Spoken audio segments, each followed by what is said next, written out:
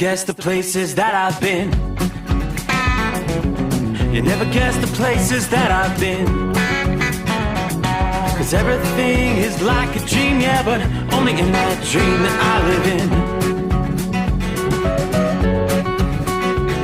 I'm never gonna let the day begin. Never gonna let the day begin. 'Cause everything is like a dream, yeah, but only in that dream that I live in. Oh, don't wake me up before you go, and I'll just make this bed my home. Oh, darling, please just let me sleep. Give me my dreams.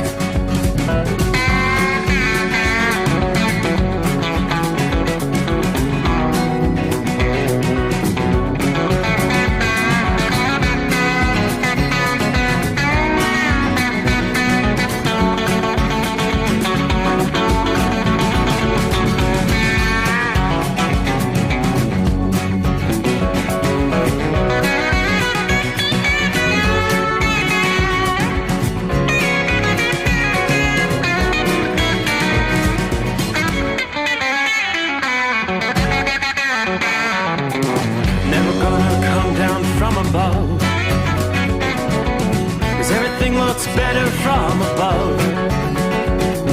Nothing's ever as it seems, yeah, except in that world that I dream of. Never gonna lose the ones I love. Never gonna lose the ones I love. 'Cause everything is like a dream, yeah, but only in that world that I dream of. Oh, don't wake me up before you go, 'cause I can't face this day alone. Oh, darling, please just let me sleep. Give me my dreams. Give me my dreams. Give me my dreams.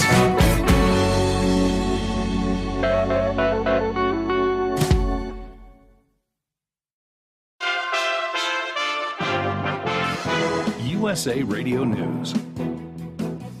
A man who hijacked a plane before threatening to crash it into a Walmart in Mississippi has died in federal custody. This comes 4 days after being transferred. Corey Wayne Patterson was found unresponsive in his cell at the Federal Detention Center in Miami, according to the Federal Bureau of Prisons. The 29-year-old man's cause of death has not yet been determined, according to the Bureau. Tim Berg has the latest on the Biden debt relief situation. The Biden administration is planning to ask the Supreme Court to review its student debt relief plan. On Thursday, the Justice Department announced its plan to ask the court to reverse an injunction which has prevented the debt relief program from moving forward.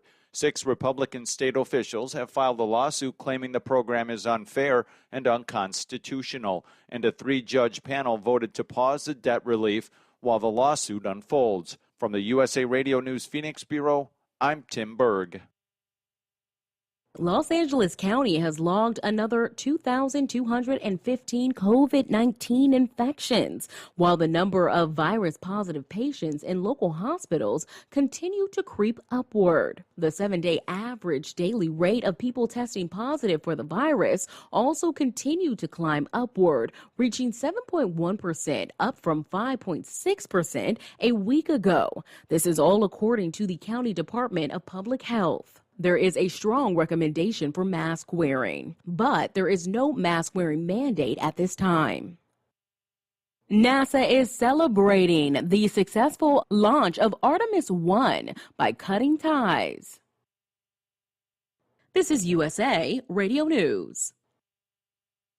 If you owe the IRS $10,000 or more in taxes, please listen to this important message. The IRS is aggressively hiring and quickly ramping up their tax collection team. Act now and protect yourself with a call to Tax Alliance. Don't let the money you owe the IRS keep you up at night and ruin your life. You may be surprised at how much having Tax Alliance on your side can protect you from the IRS collections and help you save thousands on what you owe. Here's what a customer had to say. Tax Alliance did an amazing job helping me through a quite difficult situation. saving me tens and thousands of dollars that I would have been paying for many years to come. Tax Alliance is rated A+ with a Better Business Bureau with no consumer complaints. If you owe the IRS at least $10,000 or more in back taxes, have unfiled returns, or have a payment plan and are still frustrated, call Tax Alliance now for a free consultation. 800-987-1097. 800-987-1097. That's 800-987-1097. Tax Alliance, your tax resolution solution.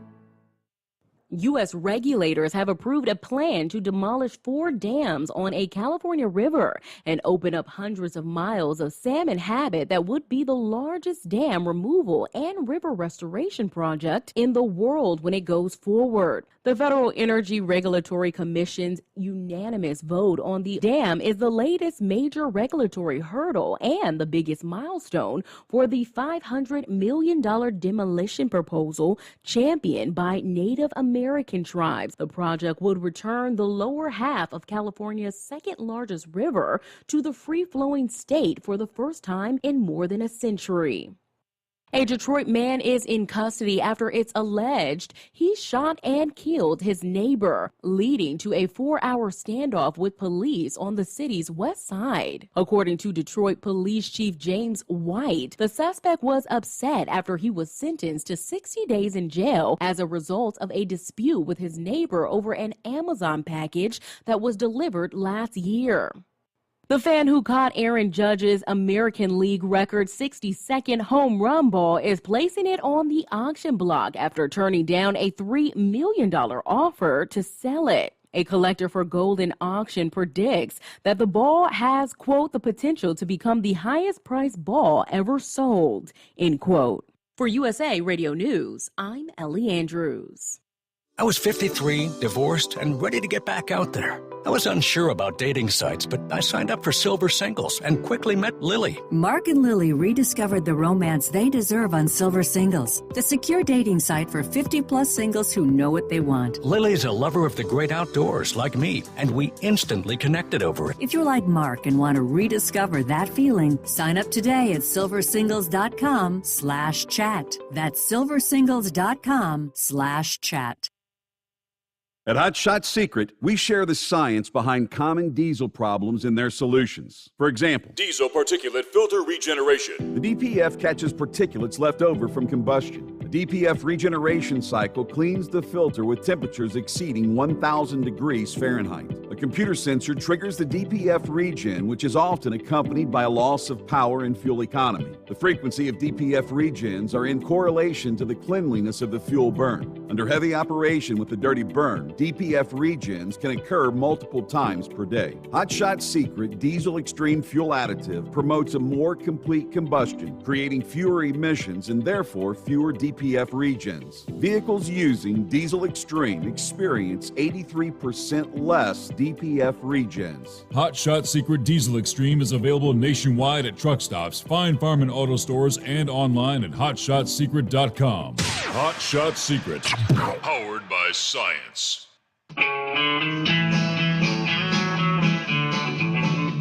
that midnight hour is upon us, and we really got a long, long way to go. How will we stay awake? Thanks to Chris, for goodness sake. We got Steve Sommers on the radio. We got that Hot Shot Secret in the diesel. You know, it really makes that Detroit come to life. We're gonna hear from all our friends. We're gonna do it all again on this overnight drive. How about you, Big Ed? Are you with me? Break 1-9 for that Carolina monkey gouger. Negatory there, hillbilly. You clean clear to Flagtown. Let it roll.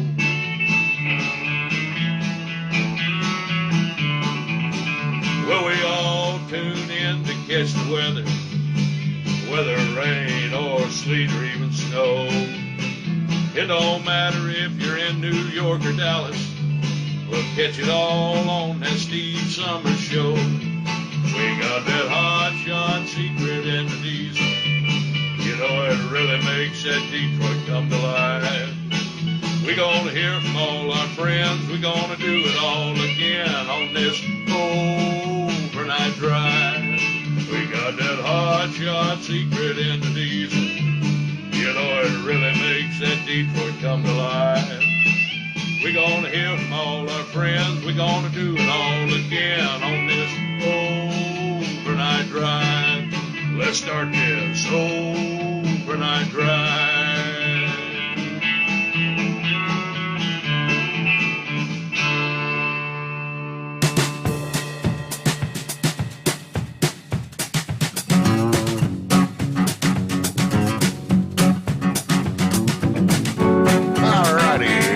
My friends, is the way we get things underway on a Friday morning. All right, Friday morning or Thursday evening, depending on where you're located around the country. 9:08 on the West Coast, and we cross over the midnight hour in the Eastern Time Zone, 12:08 a.m. Yeah, chilly night, burr. 26 degrees. And just kind of gearing up for even colder temperatures. I mean, it's amazing. The entire country. Kind of crazy how the jet stream dips down way out west, all the way down along the Gulf Coast and then swings up in the east. And that's just allowing cold air to dump well into the deep south. Matter of fact, let me kind of click down here. I mean, we got hard freeze warnings all the way to the Gulf Coast tonight. How often do you have a hard freeze warning, say, in Gulf Shores or Pensacola, Mobile, Alabama? Yes, hard freeze warnings overnight. Temperatures all the way to the Gulf Coast going to drop between 28 and 32 degrees. That freeze warning actually went into effect here a few minutes ago, midnight till 8 a.m. You have Mobile and Baldwin counties, the western Florida panhandle. All throughout the deep south, much of Georgia, all the way to the coastal areas of South Carolina and North Carolina tonight. It's crazy. All right, as we've been talking throughout the week, gearing up for a blockbuster lake effect snow event. It has begun. Have all the latest there. Already power outages beginning to crank up. But we've got a lot to update on. Just so happened to flip over to Fox News. It was almost time to head off for some Betty Bye.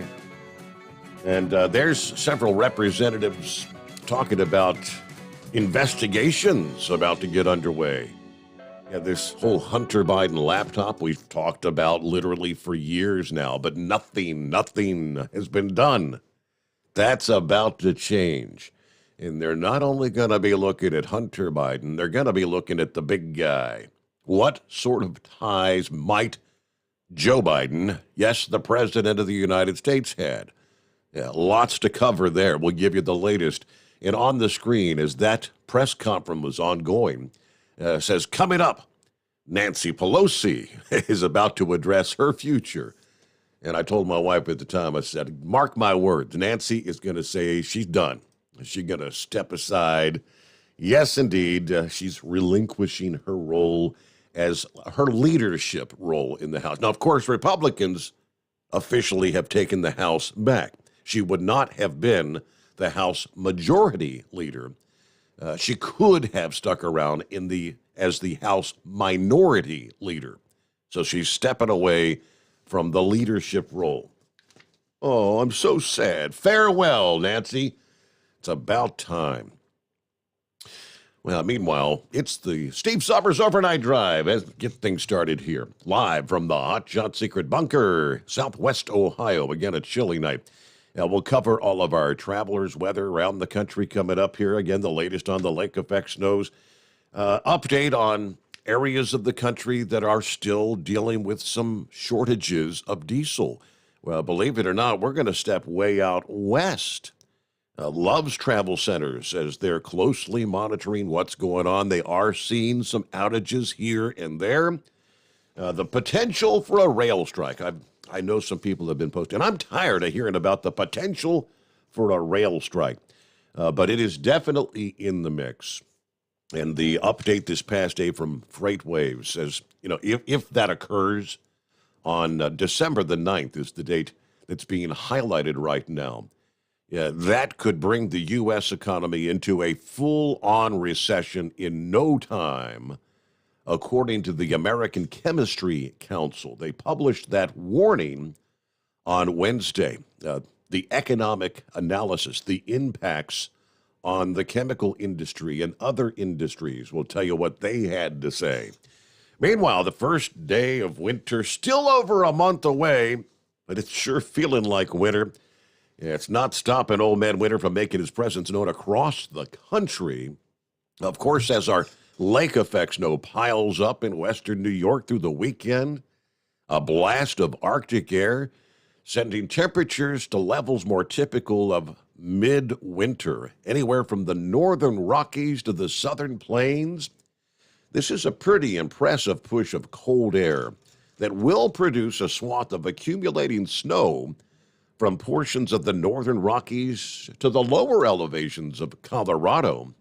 Yeah, that's been underway, and that's going to continue on into Friday night. Forecasters say waves of cold air reaching as far as southern Texas. You may need to dust off your winter jackets for this weekend there.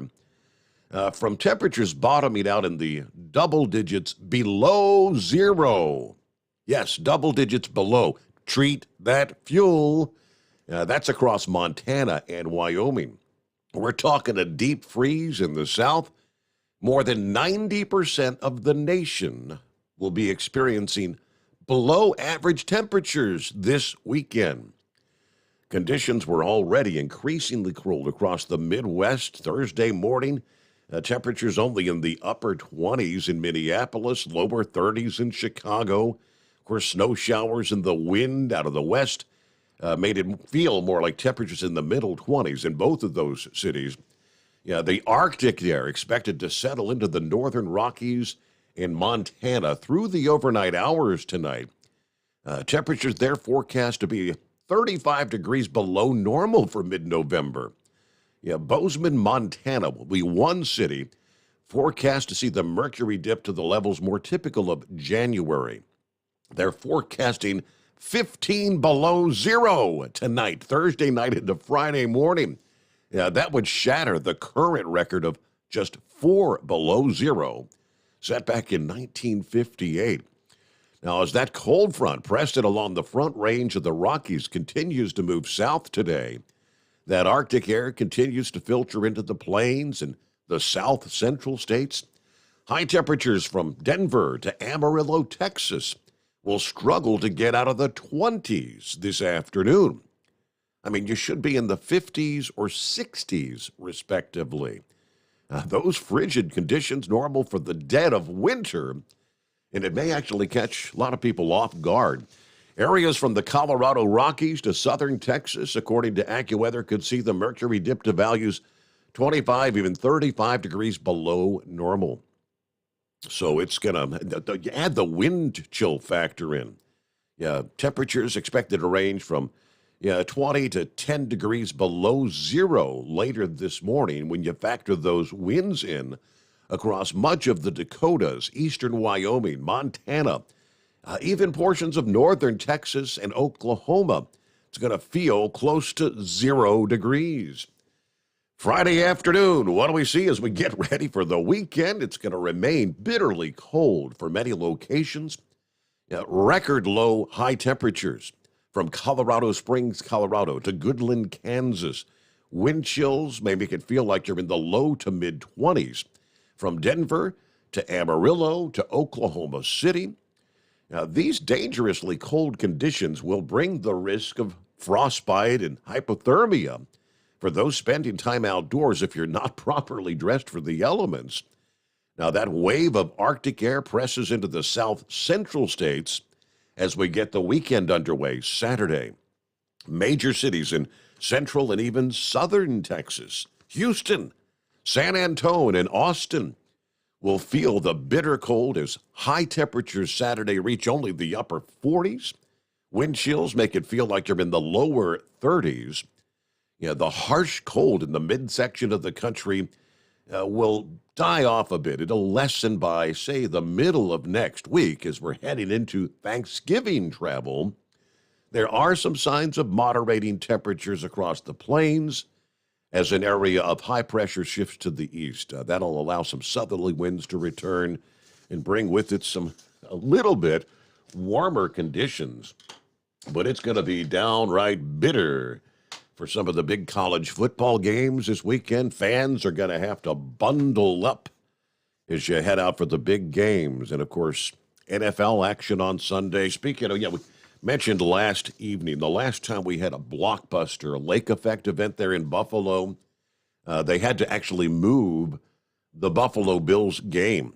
That is the case again for this weekend with the epic snowstorm slamming Buffalo Sunday's Bills versus Browns game.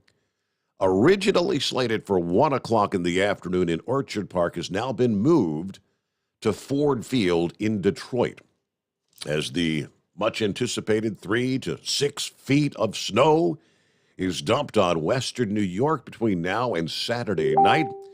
Thunder, winds, 35 miles per hour, travel in some areas already almost impossible. The team said the decision to move the game was done in consultation with the Bills as well as local and state authorities across the region. I mean, people won't be able to get to the stadium, first of all, even if they could have things cleared out for the game. Resources are available for other needs in the area. And, of course, consideration of the safety of the fans. The Lions play the Giants on Sunday at MetLife Stadium, making their field available there. So the Bills are also playing the Lions in Detroit on Thanksgiving, just 4 days later. They've been through this before. We've seen it, and we've handled it well. So full confidence in the team that's working behind the scenes. And then, of course, the football team has to get ready to play a game and execute. So it's a good football team coming in here. Last time the NFL moved a regular season game was November of 2014. The other big lake effect snow event, the Bills were scheduled to host the Jets that Sunday afternoon, but deja vu, more than 6 feet of snow fell in that area ahead of the game. So they faced off in Detroit. And that was a Monday night game that year, which the Bills won handily, 38-3. All right, with this week's game relocated, it looks like Buffalo's next home game won't be until December the 11th when they'll take on the New York Jets.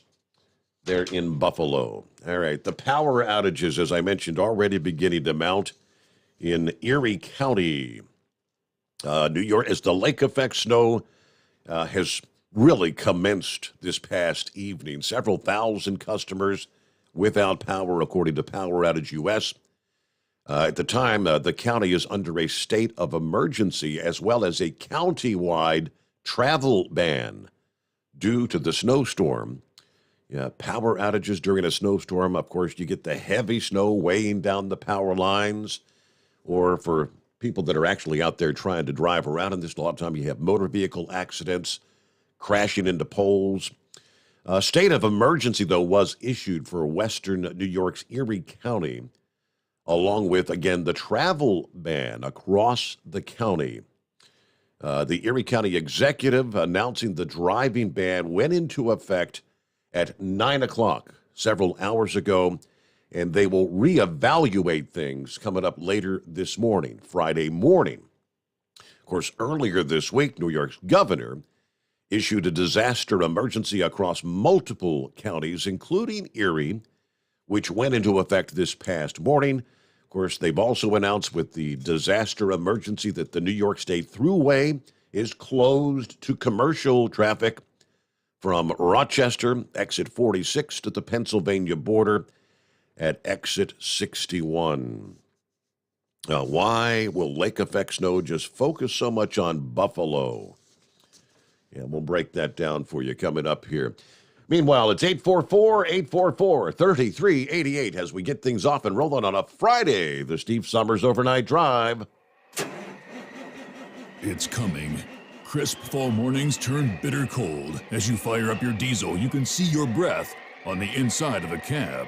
Imagine looking deep into your engine. Freezing temperatures impact your diesel's fluids, especially fuel. On a 23-degree morning, the paraffin wax in your untreated fuel starts to morph from fluid to large crystals. These crystals clump together and form a gel. At minus 10 degrees, your fuel hits the point where it no longer pours like a liquid. It's so dense that the flow through the fuel filter will slow, causing hard starts or no starts. Get prepared now for the cold that is coming. Hot Shot Secret Diesel Winter Anti-Gel is a premium fuel additive that lowers your fuel's pour point to minus 65 degrees. If it's that cold out, you shouldn't be on the road. You ought to be at home in front of the fireplace. Hot Shot Secret Diesel Winter Anti-Gel Premium Fuel Additive. Available now online at hotshotsecret.com. Hot Shot Secret. Powered by science.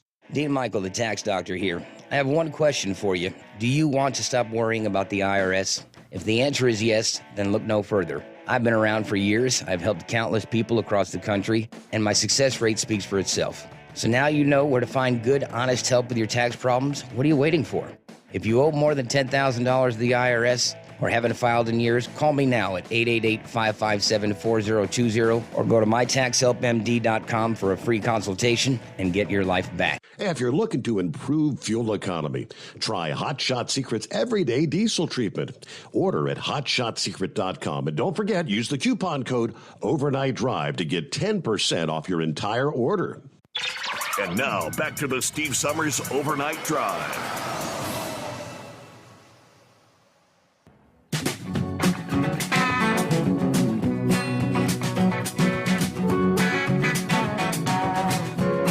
Yeah, old pal Kentucky Ken is listening in this morning.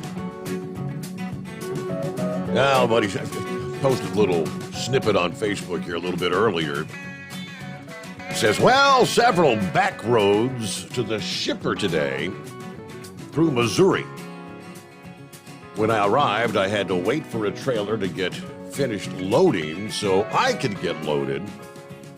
Got in the dock, and the trailer who was getting loaded actually came back to get pallets removed because he was over 83,000 pounds. So thinking, surely my load would be compliant. Well, one of the employees said, you'll be good. Well, I was good until I rolled on the scale at 85,700 plus.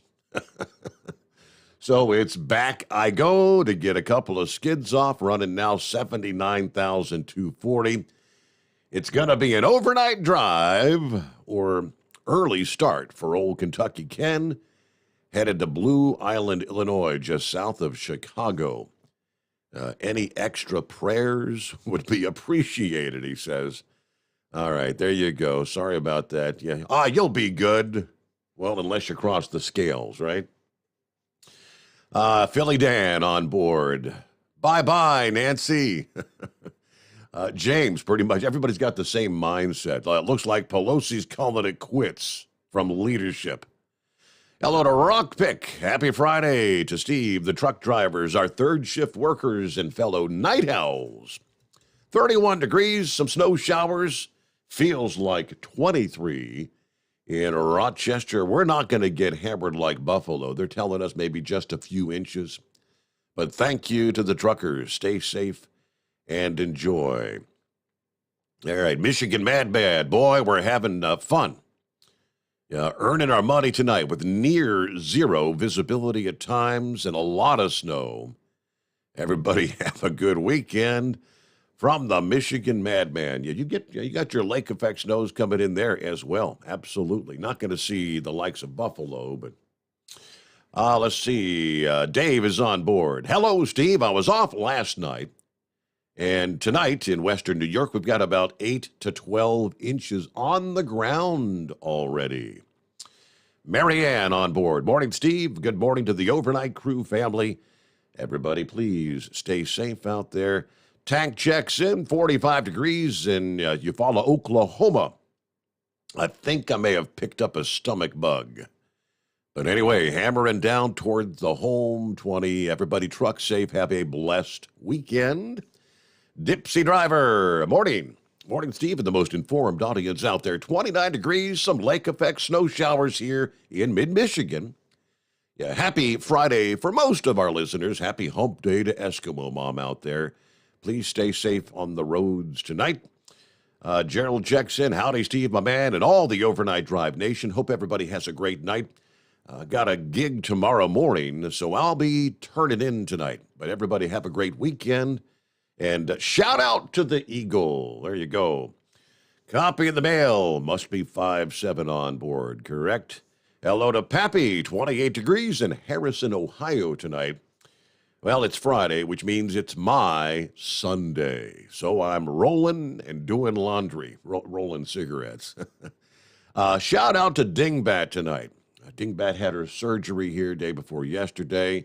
Yeah, home recuperating. Get well soon, he says. Hammer down and be safe, drivers. I shared Kentucky Ken's post there from Facebook. He's on board. Morning overnight drive crew. Mr. Sommers, working my way toward Blue Island, Illinois, to drop off this load and work on getting my way back to Kentucky. Got a couple of hours before I can roll, but Kentucky Ken is listening in. USA Radio News. A man who hijacked a plane before threatening to crash it into a Walmart in Mississippi has died in federal custody. This comes 4 days after being transferred.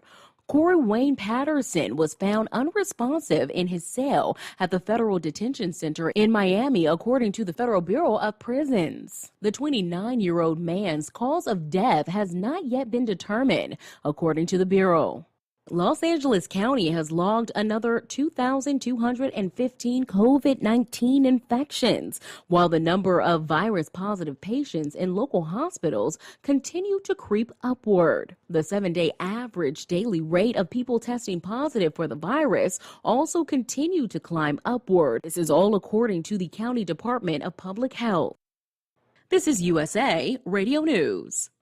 Paid for by government.com. The 1878 to 1921 Morgan Silver Dollar, a true American classic and one of the most iconic silver dollar coins in history. It's been 100 years since the last Morgan Silver Dollar coin was struck for circulation. And now, for a limited time only, full-pound bags of original U.S. government-struck Morgan dollars are being released to the public. That's right. You can own a full pound of 1878 to 1921 classic American Morgan Silver Dollar coins, all in very good collector condition with fully visible dates and mint marks. Guaranteed. Call 1-800-473-1745 now to secure collector-grade U.S. Morgan silver dollars by the pound, struck during the Wild West and the Gilded Age. Plus, receive a bonus American Collector's Pack valued at over $25, free with every order. Call 1-800-473-1745 now to secure your full-pound bag of Morgan silver dollar coins before they are gone. 1-800-473-1745. That's 1-800-473-1745.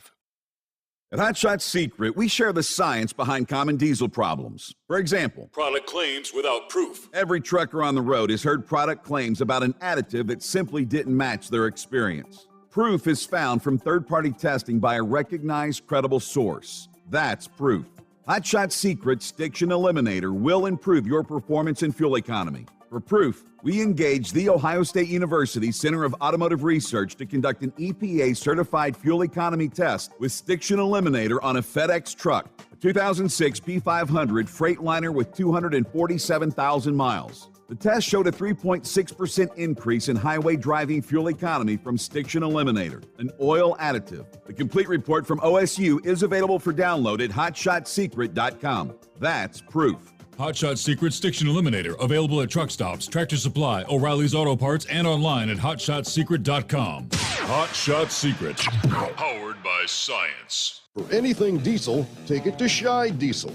They provide a wide variety of services and diagnostics to determine what the problem is with the latest technology. From simple oil changes and preventative maintenance to fuel system diagnostics and repairs, engine rebuilds and cylinder head repairs, and rebuilds with our in-house machine shop. They also have on-site DPF cleaning for exhaust issues and DOT inspections. If your diesel is asking for some attention, Shine Diesel has the specialist you need for anything diesel. Located in Terre Haute and Lafayette, Indiana, and Effingham, Illinois, Shine Diesel has you covered. Hey, don't forget, as a listener to this program, you get 10% off your entire order at hotshotsecret.com by using the coupon code Overnight Drive. Attention all truckers, Dean Michael, the tax doctor here. I want to talk to you about those dreaded tax problems. I know you want to keep on trucking and not even think about them. Well, let's face it, they're not going away all on their own. You need professional help. I've been helping truckers put their tax problems in the rearview mirror for years. I can help you too. Call me for a free consultation at 888-632-4506 or go to mytaxhelpmd.com. It's like I always say, keep your eyes on the road, I'll keep mine on the IRS. 888-632-4506. How do you sleep on the road? After downtime, do you wake up well-rested and invigorated or tired, achy, and sore? Well, if it's the latter, you're not sleeping on the Big Rig Mattress. The Big Rig Mattress is a hybrid with an individually pocketed spring core that's engineered to deliver the best restorative sleep for your time on the road. Many drivers have said they sleep better over the road on the Big Rig Mattress than they do at home. Learn more about the Big Rig Mattress at thebigrigmattress.com or call 877-736-4233.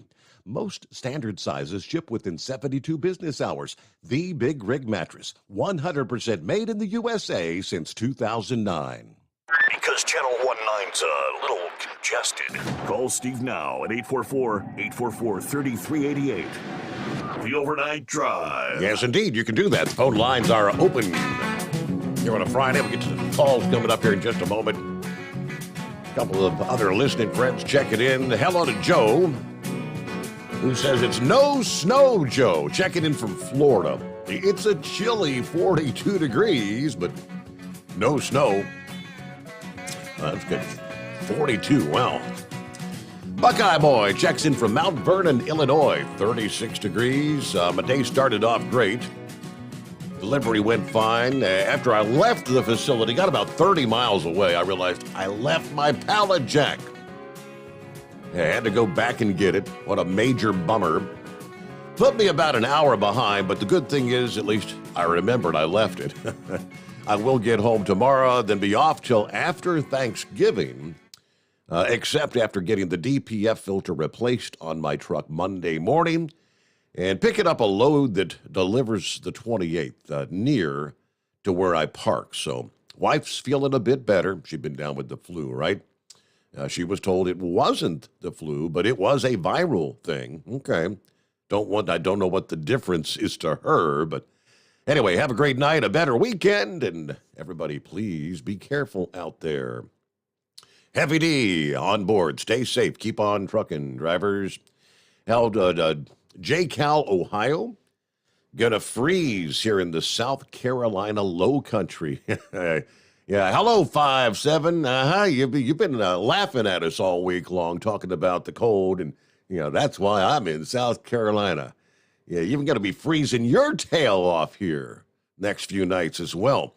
Deborah checks in from Indiana. Morning, Steve. A cold 28 degrees. Some flurries here in Indiana. Hoping everybody stays safe out there driving, especially my special driver. Have a fabulous Friday and a wonderful weekend. Hello to Carol, who says, I'm off till Saturday morning. I'm kind of letting my 3 million miles sink in. Has it really been that long? Almost 23 years. How about that? Well, that's quite the feat, hitting that 3. Congratulations, Carol, on your 3 million miles. Jake Cal says, hey, Steve, are the Buffalo Bills so dumb as to wait till Saturday to go to Detroit? I guess they don't think they can get snowed in there in Buffalo. I don't know, one way or the other. I guess they'll find a way to get there. Good afternoon. Hammer down, everybody. Be safe. Larry is on board. Let's see. What do you want to bet? The Dems don't do anything to stop the railroad strike so that by the time the new Republican Congress takes office, the entire country will be in chaos. I don't know what's going to come of that, but yeah, like I said, got the story here where they're saying if they do indeed strike, it would not take any time to put this country in a full-fledged recession. Scott says, good morning from Northwest Ohio. Bolt checks in, 34 degrees at the State Police Barracks, Romney, West Virginia. It's been flurrying a little bit here past couple days. Not really sticking to anything, but everybody have a wonderful night out there. Hello from Ramblin' Jack. Thanks for all you do for the trucking business. All right, good to have you on board, Ramblin' Jack. Let's see. Lynn says, awesome show, Steve. Thanks for being with us. Dingbat is on board. How you feeling, Dingbat? She said, everything went really well during the surgery. Still in pain, but I'm making it. Brain dead, enjoying his last night off. He might call in this morning. But happy Friday, everybody, and thanks for the prayers and all the concern. Yes, indeed. Had a lot of people thinking about you there, Dingbat. Billy on board. Morning, Steve. 31 degrees in Beulahville, North Carolina. 31. Yeah, you're at the freezing mark in North Carolina this morning. 25 degrees over here by Ellensburg, Washington. Almost done with my 34-hour reset. There's Daniel on board. All right, lastly, who we got? Bruce. Morning, Steve. 13 degrees in Brookings, South Dakota. Done with my 10-hour break. So I'm heading back to Wisconsin. Keep on trucking. Everybody be safe out there. Yeah, you notice those chilly temperatures everywhere you look around the country from one side to the other. All right, who we got on board? Stephen, I believe, is what it says on the screen. Morning. Good morning. How you doing today?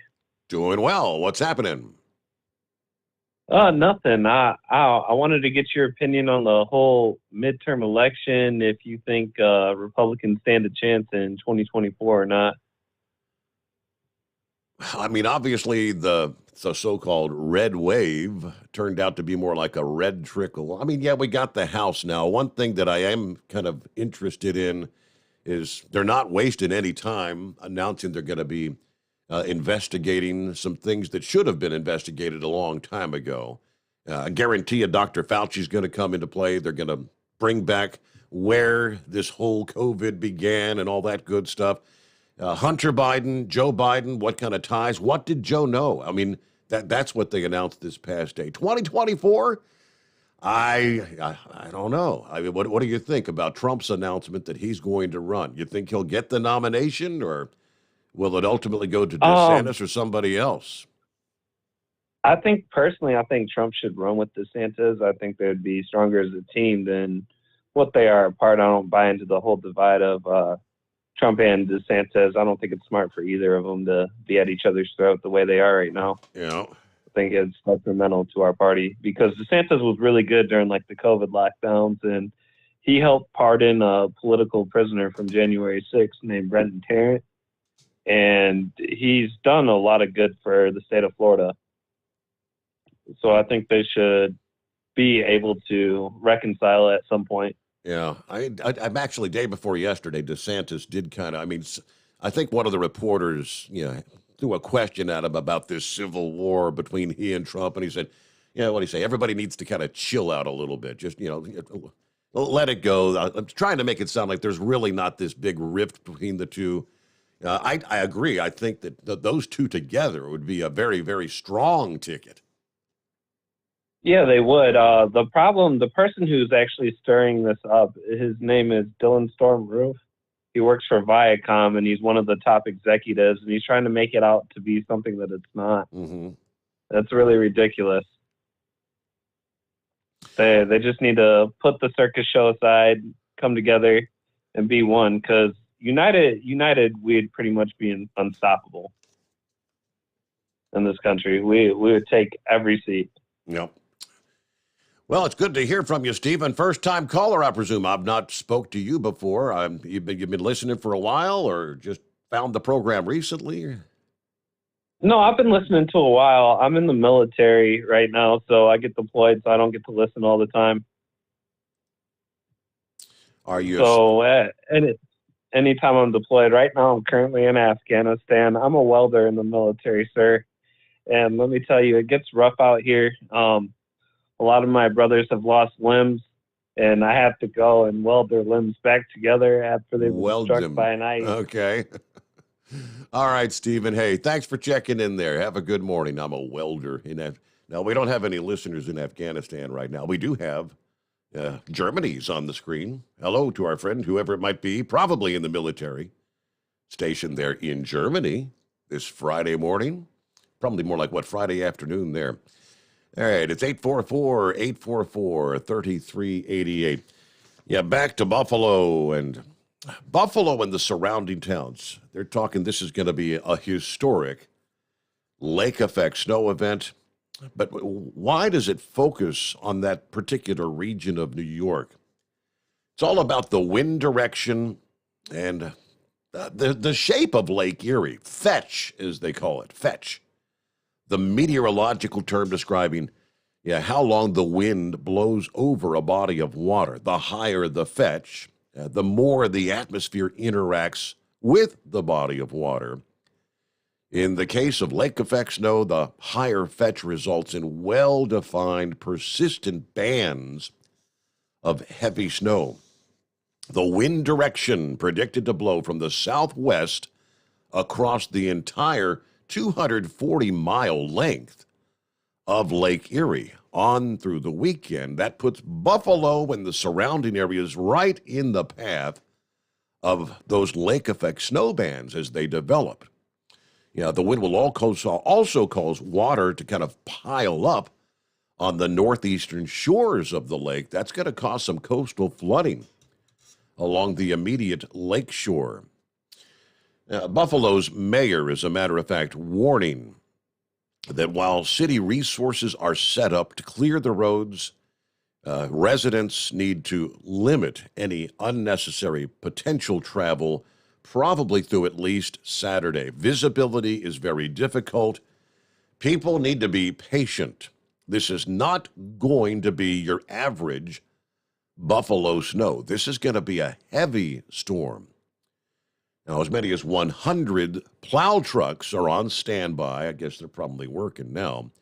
GPS on the vehicles will allow the public to track the plows to where they've been. Now, he added the city's been coordinating with the state, the county, Buffalo Public Schools. But while we feel prepared, this, again, will not be a normal snow event for Buffalo. This is heavier than the average snow. So the public's going to have to understand, pack your patience. This is going to be a dangerous storm.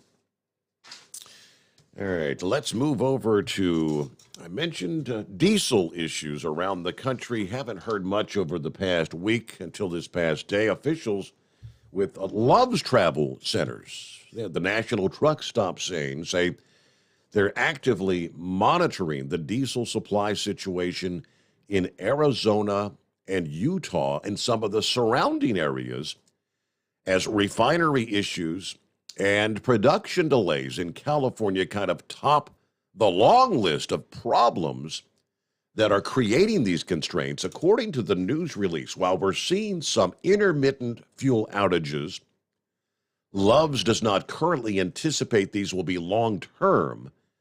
If the supply situation deteriorates to a larger scale and a longer durations, outages will become unavoidable. We will communicate alternative locations where fuel will be available. Love's officials say they're committed to utilizing all available resources to secure and deliver product to prevent or try to minimize the impacts to customers. Meanwhile, average price for a gallon of diesel across the country right now is at $5.31 per gallon, according to the Energy Information Administration. Prices highest in New England and California, where on average, a gallon in New England is costing you $6 plus per gallon, $6.06.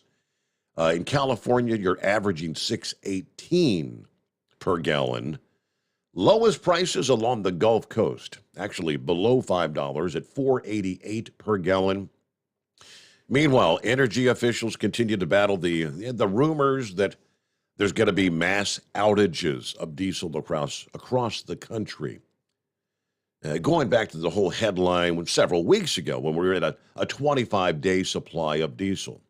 Yeah, we're not actually going to run out of fuel. The figure does not account for ongoing diesel production. And we've tried to reiterate that for the past several weeks. 25-day supply. Now that you'd run out in 25 days if nothing else, nothing more was coming into play. Patrick DeHaan, the fuel analyst for GasBuddy.com, did say some regions, such as the Northeast and Mid-Atlantic, could be extremely tight, but outages in individual stations are not indicative of the broader picture or broader shortages. So there you go, from Love's Travel Centers, Arizona, Utah. I haven't heard anybody mentioning pulling into a station that says we're out of diesel. If you've seen anything like that, feel free to dial us up at 844-3388. It's a Friday, the Steve Sommers Overnight Drive. It's coming. Crisp fall mornings turn bitter cold. You climb into your diesel and it feels like you're sitting on an ice cube. Imagine how your engine feels after a frosty night. Freezing temperatures impact your diesel's fluids, especially fuel. As the temperatures drop, water that is emulsified within your fuel is released, adding more water into your system. Frozen water in your fuel lines, filter, or bowl will simply slow the flow, or worse, stop the flow of fuel in your system. No fuel flow, no start. Get prepared now for the cold that is coming. Hot Shot Secret Diesel Winter Anti-Gel is a premium fuel additive that lowers your fuel's pour point to minus 65 degrees. If it's that cold out, you shouldn't be on the road. You ought to be at home in front of the fireplace. Hot Shot Secret Diesel Winter Anti-Gel Premium Fuel Additive. Available now online at hotshotsecret.com. Hot Shot Secret. Powered by science. Whether you're a diesel pickup performance enthusiast or just looking for a small upgrade, when selecting common rail fuel system components, look no further than Exergy Performance. At Exergy, you'll find injectors, pumps, and more, engineered like no others on the market using state-of-the-art equipment run by people that have been in the business for decades. So if you're in the market for common rail components at any power level, contact Exergy Performance or one of the many dealers listed on our website at exergyperformance.com. Hey, don't forget, as a listener to this program, you get 10% off your entire order at hotshotsecret.com by using the coupon code Overnight Drive. Plus, CDL drivers, military, and first responders get an additional 10% off. The Overnight Drive with Steve Sommers, live from the Hot Shot Secret Studios. Call Steve now, 844-844-3388. That's 844-844-3388.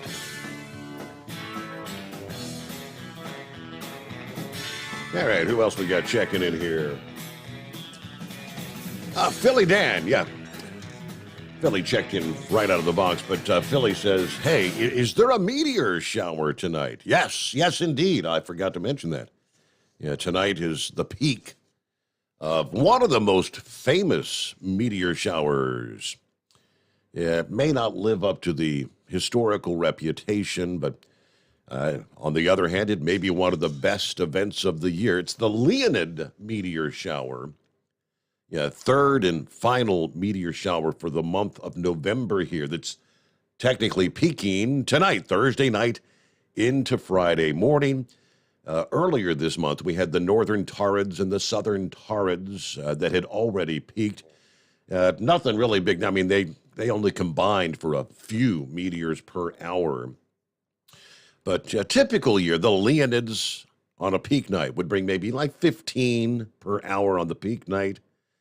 But the Leonids kind of famous for, on occasion, certain years, they've actually produced meteor storms, thousands of meteors per minute many years ago. Yeah, going way back to the 1800s, 1833 and 66, then, a full 100 years later, 1966. Then we had 1999 and 2001. Yeah, when the Earth encounters a fresh trail of debris from the comet known as 55P Temple-Tuttle. Yeah, it's a celestial light show more akin to something out of a science fiction movie. Now, they're not really anticipating a full-blown meteor storm this morning, but there is, I think we mentioned earlier this week, a small outburst possibility. You can see anywhere from 50 to maybe 200 meteors per hour if the calculations are correct.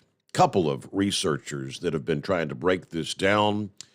Now, that's not actually tonight. This brief outburst they anticipate would actually be Saturday night. Yeah, let's see. Saturday morning, I guess. Friday night into Saturday morning. Between like 1 and 1:30 a.m. It may be worth actually getting up to gander toward the heavens for your Saturday morning. It's going to be a bit chilly out there. We ain't going to see much here. We've got off and on clouds. Every once in a while, a little break in the clouds, but I don't think I'm going to be able to see much as far as the meteors this morning. Email from one of our longtime listening friends, Scott in northern Indiana, says, "Hey there, Steve. Love the show. For the last 20 years with you and your dad, I actually jumped out of the truck when the whole ELD thing came in, and I jumped into a dump truck. So listening in on the podcast works out great for me. Only thing is, when you talk about stuff, I wish I could call in, but obviously can't do that on the podcast. Well, anyway, here goes. In Indiana, we have a concrete shortage. So the price is going up rapidly, if you can even get it. Yeah, I work a lot with the state, and they have even said it's tough to get the concrete. We're currently working in Kokomo on a new battery factory for cars. It's 88 across under roof, and we have a concrete shortage, so figure this one out. Then there's one going up this spring up by South Bend. The big talk is they're pushing these buildings while this administration is in, because when Trump gets in, there'll be Amazon warehouses. So that's the rumor out there. Well, good to have you with us there, Scott, in Indiana. Thank you for checking in. Coming up in a bit, we'll get to, next week. Next week at this time, Thanksgiving will be over. We'll be rolling into Black Friday, technically. Yeah, the big shopping day, right? But travelers, lots of folks. Some folks will be heading out. Many actually get an early start, maybe traveling this weekend, spending the entire week with friends and relatives around the country. Others, of course, the biggest travel day, historically, Wednesday of next week, the day before Thanksgiving, the busiest travel day of the Thanksgiving holiday. But they say in recent years, Tuesday has actually become an even busier travel day. People trying to get there and try to, I guess, maybe get out ahead of the big rush, only to find themselves packed in traffic anyway. All right, we'll check in with Knucklebuster. Morning, Knucklebuster, what's happening? Morning, Mr. Steve Summers. Well, I guess you're going to have to face it all by yourself tonight there. I was out there dropping and hooking at a customer to make a run to Dallas, and got run over by another truck out there. So I wasn't even in the truck. They just pulled out, made a left turn, and their trailer tore the hood off my truck there. So. What the? That's what I said. Anyway, I sent you an email over a stubby Ford F-250. Have you seen the picture of that thing yet? When did? You just sent it here a few minutes ago. No, I can pull that up. Yeah, that's a cool-looking truck, man. I could do something like that.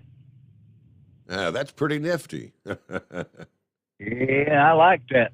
Well, I read the day that a Virginia man tried to slip a knife into the airplane by hiding it in his laptop.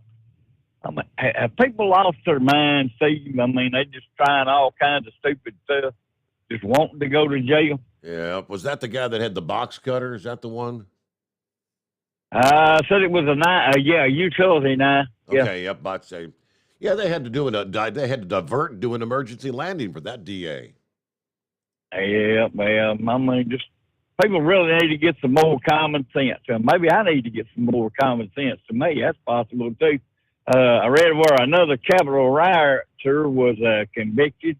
Dude, he was looking to cause some trouble because he had cable ties for putting people in handcuffs and all kinds of stuff there.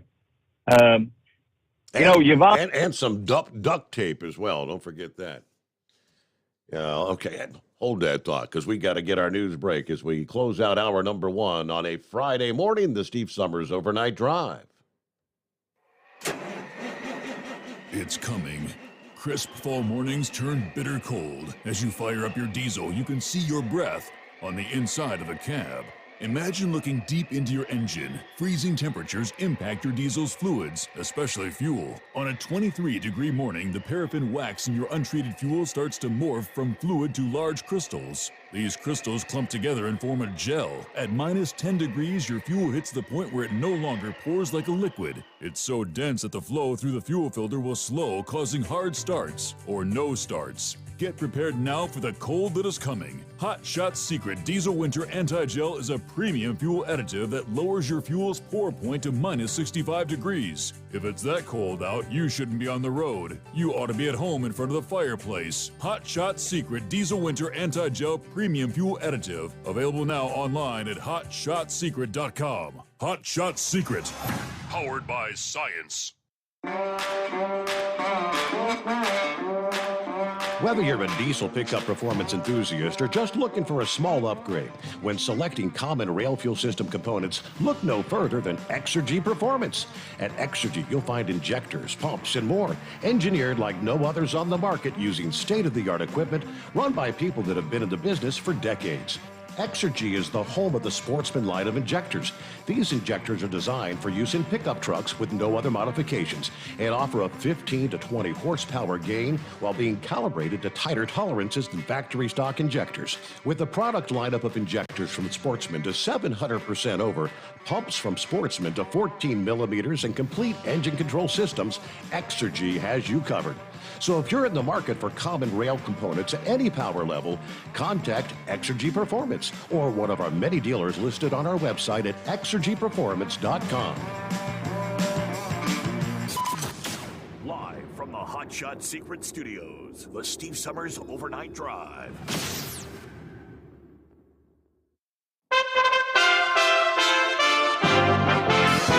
USA Radio News. A man who hijacked a plane before threatening to crash it into a Walmart in Mississippi has died in federal custody. This comes 4 days after being transferred.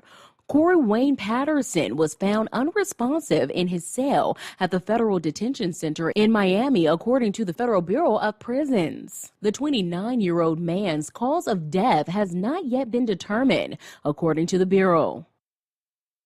Tim Berg has the latest on the Biden debt relief situation. The Biden administration is planning to ask the Supreme Court to review its student debt relief plan. On Thursday, the Justice Department announced its plan to ask the court to reverse an injunction which has prevented the debt relief program from moving forward. 6 Republican state officials have filed a lawsuit claiming the program is unfair and unconstitutional, and a 3-judge panel voted to pause the debt relief while the lawsuit unfolds. From the USA Radio News Phoenix Bureau, I'm Tim Berg. Los Angeles County has logged another 2,215 COVID-19 infections, while the number of virus-positive patients in local hospitals continue to creep upward. The 7-day average daily rate of people testing positive for the virus also continued to climb upward, reaching 7.1%, up from 5.6% a week ago. This is all according to the County Department of Public Health. There is a strong recommendation for mask wearing, but there is no mask wearing mandate at this time. NASA is celebrating the successful launch of Artemis 1 by cutting ties. This is USA Radio News. If you owe the IRS $10,000 or more in taxes, please listen to this important message. The IRS is aggressively hiring and quickly ramping up their tax collection team. Act now and protect yourself with a call to Tax Alliance. Don't let the money you owe the IRS keep you up at night and ruin your life. You may be surprised at how much having Tax Alliance on your side can protect you from the IRS collections and help you save thousands on what you owe. Here's what a customer had to say. Tax Alliance did an amazing job helping me through a quite difficult situation, saving me tens and thousands of dollars that I would have been paying for many years to come. Tax Alliance is rated A+ with a Better Business Bureau with no consumer complaints. If you owe the IRS at least $10,000 or more in back taxes, have unfiled returns, or have a payment plan and are still frustrated, call Tax Alliance now for a free consultation. 800-987-1097. 800-987-1097. That's 800-987-1097. Tax Alliance, your tax resolution solution. U.S. regulators have approved a plan to demolish 4 dams on a California river and open up hundreds of miles of salmon habitat that would be the largest dam removal and river restoration project in the world when it goes forward. The Federal Energy Regulatory Commission's unanimous vote on the dam is the latest major regulatory hurdle and the biggest milestone for the $500 million demolition proposal championed by Native American tribes. The project would return the lower half of California's second largest river to the free-flowing state for the first time in more than a century. A Detroit man is in custody after it's alleged he shot and killed his neighbor, leading to a 4-hour standoff with police on the city's west side. According to Detroit Police Chief James White, the suspect was upset after he was sentenced to 60 days in jail as a result of a dispute with his neighbor over an Amazon package that was delivered last year. The fan who caught Aaron Judge's American League record 62nd home run ball is placing it on the auction block after turning down a $3 million offer to sell it. A collector for Golden Auction predicts that the ball has, quote, the potential to become the highest priced ball ever sold, end quote. For USA Radio News, I'm Ellie Andrews. I was 53, divorced, and ready to get back out there. I was unsure about dating sites, but I signed up for Silver Singles and quickly met Lily. Mark and Lily rediscovered the romance they deserve on Silver Singles, the secure dating site for 50-plus singles who know what they want. Lily's a lover of the great outdoors like me, and we instantly connected over it. If you're like Mark and want to rediscover that feeling, sign up today at silversingles.com/chat. That's silversingles.com/chat. We know you'd like to be cuddled up real tight with a sweet little thing all night. But instead, you've got Steve Summers. It's the Overnight Drive. EDT Plus Winter Defense is scientifically proven to prevent fuel gelling and icing, reduce the fuel line freeze-ups down to minus 40 degrees Fahrenheit, improve cold starts, increase diesel fuel lubricity, and increase cetane for more power and better fuel economy. Improve performance and protect your truck from failure in cold temperatures with Hot Shot Secret EDT Plus Winter Defense. Available now online at hotshotsecret.com. Hot Shot Secret, powered by science.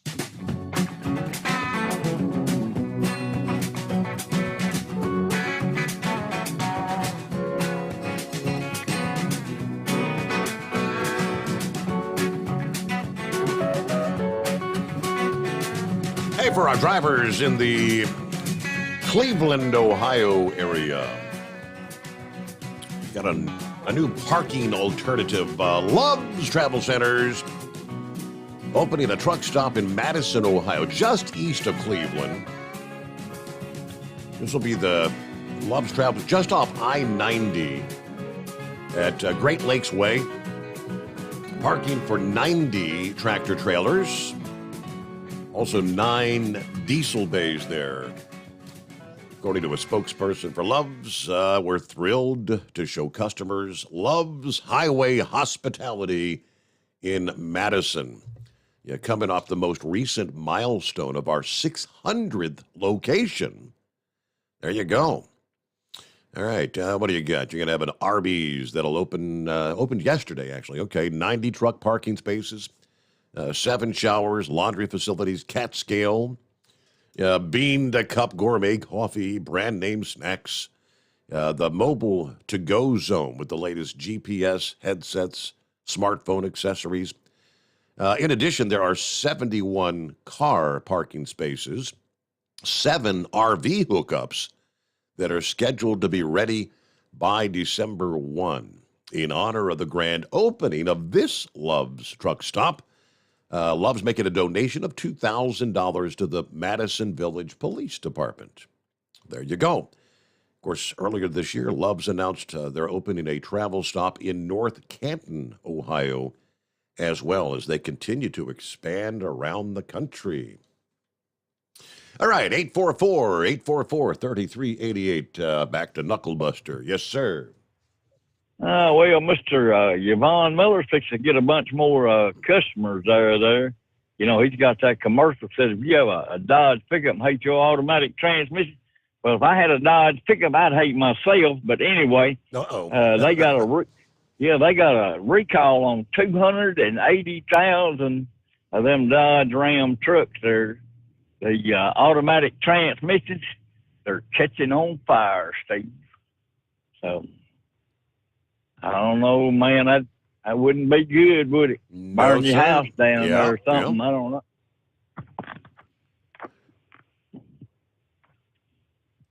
Well, I had the story about it. I had another Tesla burn up this week there in Pennsylvania. Oh, man, that's not good. But this was off of the drive.com with the 280,000 Ram heavy-duty truck recalled for the automatic transmission that might start a fire. So I think it was a pretty legit story there. But anyway, I'm almost to the house. I'm fixing to jump in the bed with Tennessee there, or a sleeping bag, and get warm there, right? So would you have to? Did they have to tow your truck or what after he ripped the hood off? No, I strapped it all down and drove the 5 miles back around there to the yard and parked it. And they'll look at it in the morning, and I'll probably get a new truck out of it. So that's fine. I wasn't even in the truck when they hit my truck, so I know I couldn't be responsible for anything, right? Correct. I wasn't there. Yeah, that's right. Well, anyway, that's all my bull on it for this morning. We're going to sign off with Houston. This is Knucklebuster over and out. Have a great weekend. All right. You do the same. Have a good weekend. I guess that was what he mentioned, the recall there. I didn't see that in any of the industry headline. I guess that's something hot off the press. Updated 5 o'clock this past afternoon. Yeah, it's correct. Stellantis, right, is now Dodge, right? Stellantis recalling nearly 250,000 heavy-duty diesel Ram pickup trucks because transmission fluid can leak and cause an engine fire. The recall covers certain 2020 to 2023 Ram 2500 and some 2020 through 2022 Ram 3500 trucks.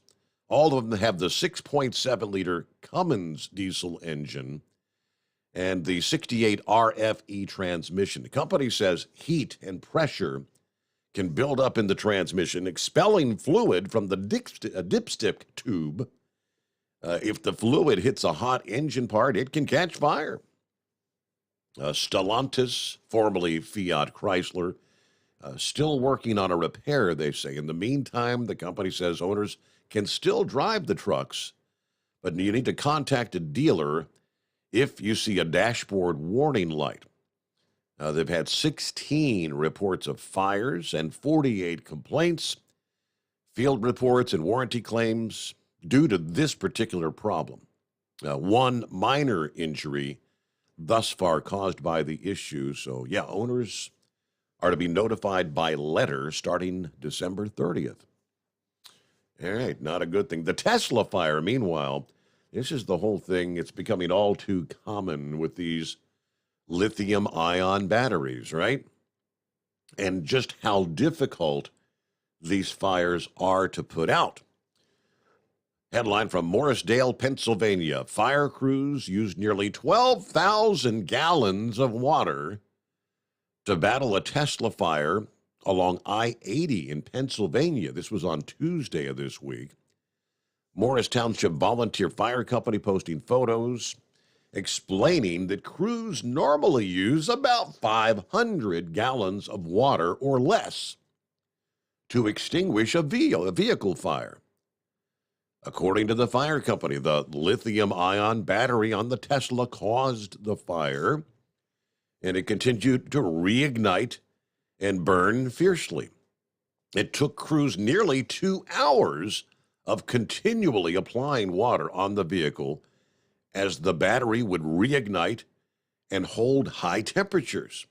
This vehicle burnt so hot and so long, they said if it weren't for the rims, which was about the only thing left, you wouldn't even know it was an automobile. That's what was left. I mean, it's disintegrated. But 12,000 gallons of water in hours of time. All right, farewell, Nancy. The big announcement, Nancy Pelosi. Yes, she will not seek re-election as leader of the Democrat conference, but she will continue to serve as a member of the House. Elected Democrat leader back in 2003, she served 2 4-year terms as the first female speaker. You had 2007 to 2011, and then, of course, 2019 to this day. During her announcement this past day, she said that I'll continue to serve in Congress and represent the people in my San Francisco district. With great confidence in our caucus, I will not seek re-election to Democrat leadership in the next Congress. For me, the hour has come for a new generation to lead the Democrat caucus that I so deeply respect. I'm grateful that so many are ready and willing to shoulder this awesome responsibility. There's no greater special honor for me than to stand on this floor to speak for the people of San Francisco as we uphold the Constitution. She actually said that. The Constitution, really, Nancy? Now, interestingly, how Breitbart says, they're all throwing accolades to Nancy Pelosi, the greatest Speaker of the House ever. Yeah, she's earned a spot, breaking barriers, succeeding in what was formerly a man's world, advancing a left-wing agenda more effectively than nearly anyone in American politics. That's for sure, left-wing agenda. But Breitbart's Business Digest says, her career should be defined in a different way. She is the most infamous and one of the most successful stock traders of all time. Her personal wealth, as we know, has soared to 9 figures and beyond since the financial collapse back in 2008. This largely attributed to stock trades made by her husband, Paul. And those trades, of course, were often concentrated in businesses and industries propped up by Nancy's political policies. As famously documented by Peter Schweitzer, Nancy Pelosi's stances shifted constantly as her family made more money. Currently, and thanks in part to the Speaker herself, most, if not all, of this appears to be legal. She has been slow-walking an utterly reasonable and necessary ban on congressional stock trading. Something like that, it's almost guaranteed to become a part of the platform for any Republican seeking the White House in 2024, unless Joe Biden signs something into law along those lines first. Although she will remain in Congress, at least for now, her tenure in leadership has come to an end. What does the future have in store for the soon-to-be former Speaker?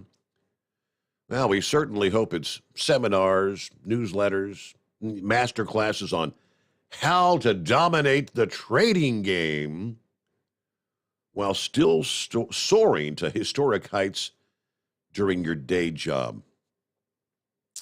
All right. Although his retirement is not confirmed, Brian Deese, Biden's top economic advisor and a BlackRock alumnus, is reportedly looking for an off-ramp from his post as National Economic Council Director in 2023. He's largely responsible for the Bidenflation and our reluctance to tap our own natural resources despite the soaring cost of energy. So good riddance to him as well. But he'll probably just end up being replaced by someone equally as bad. But there you go, Nancy Pelosi. Exit stage left. Don't let the door hit you, right? It is 844-844-3388. Plenty of room for you on a Friday morning, the Steve Sommers Overnight Drive. It's coming. Crisp fall mornings turn bitter cold. As you fire up your diesel, you can see your breath on the inside of a cab.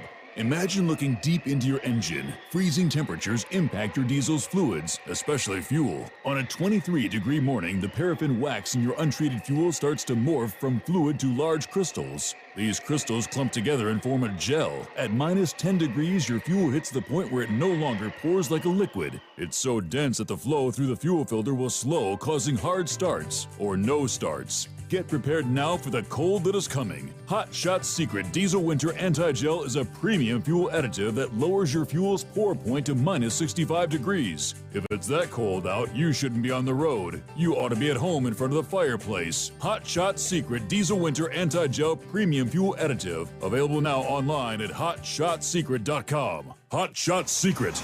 Powered by science.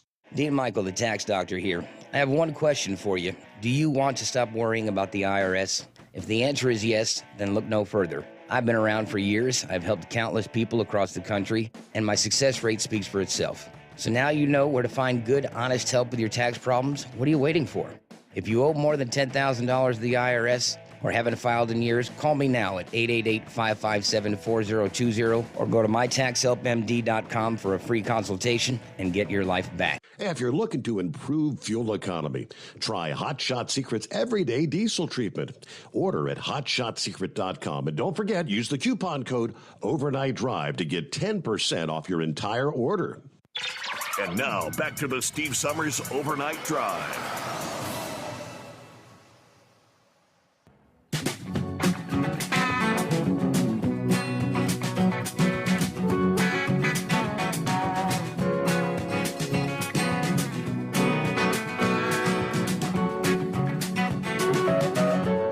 Let's get the latest on the rail strike.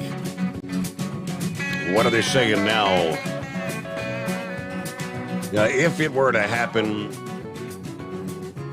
very well could bring the U.S. economy into a full-on recession in short order.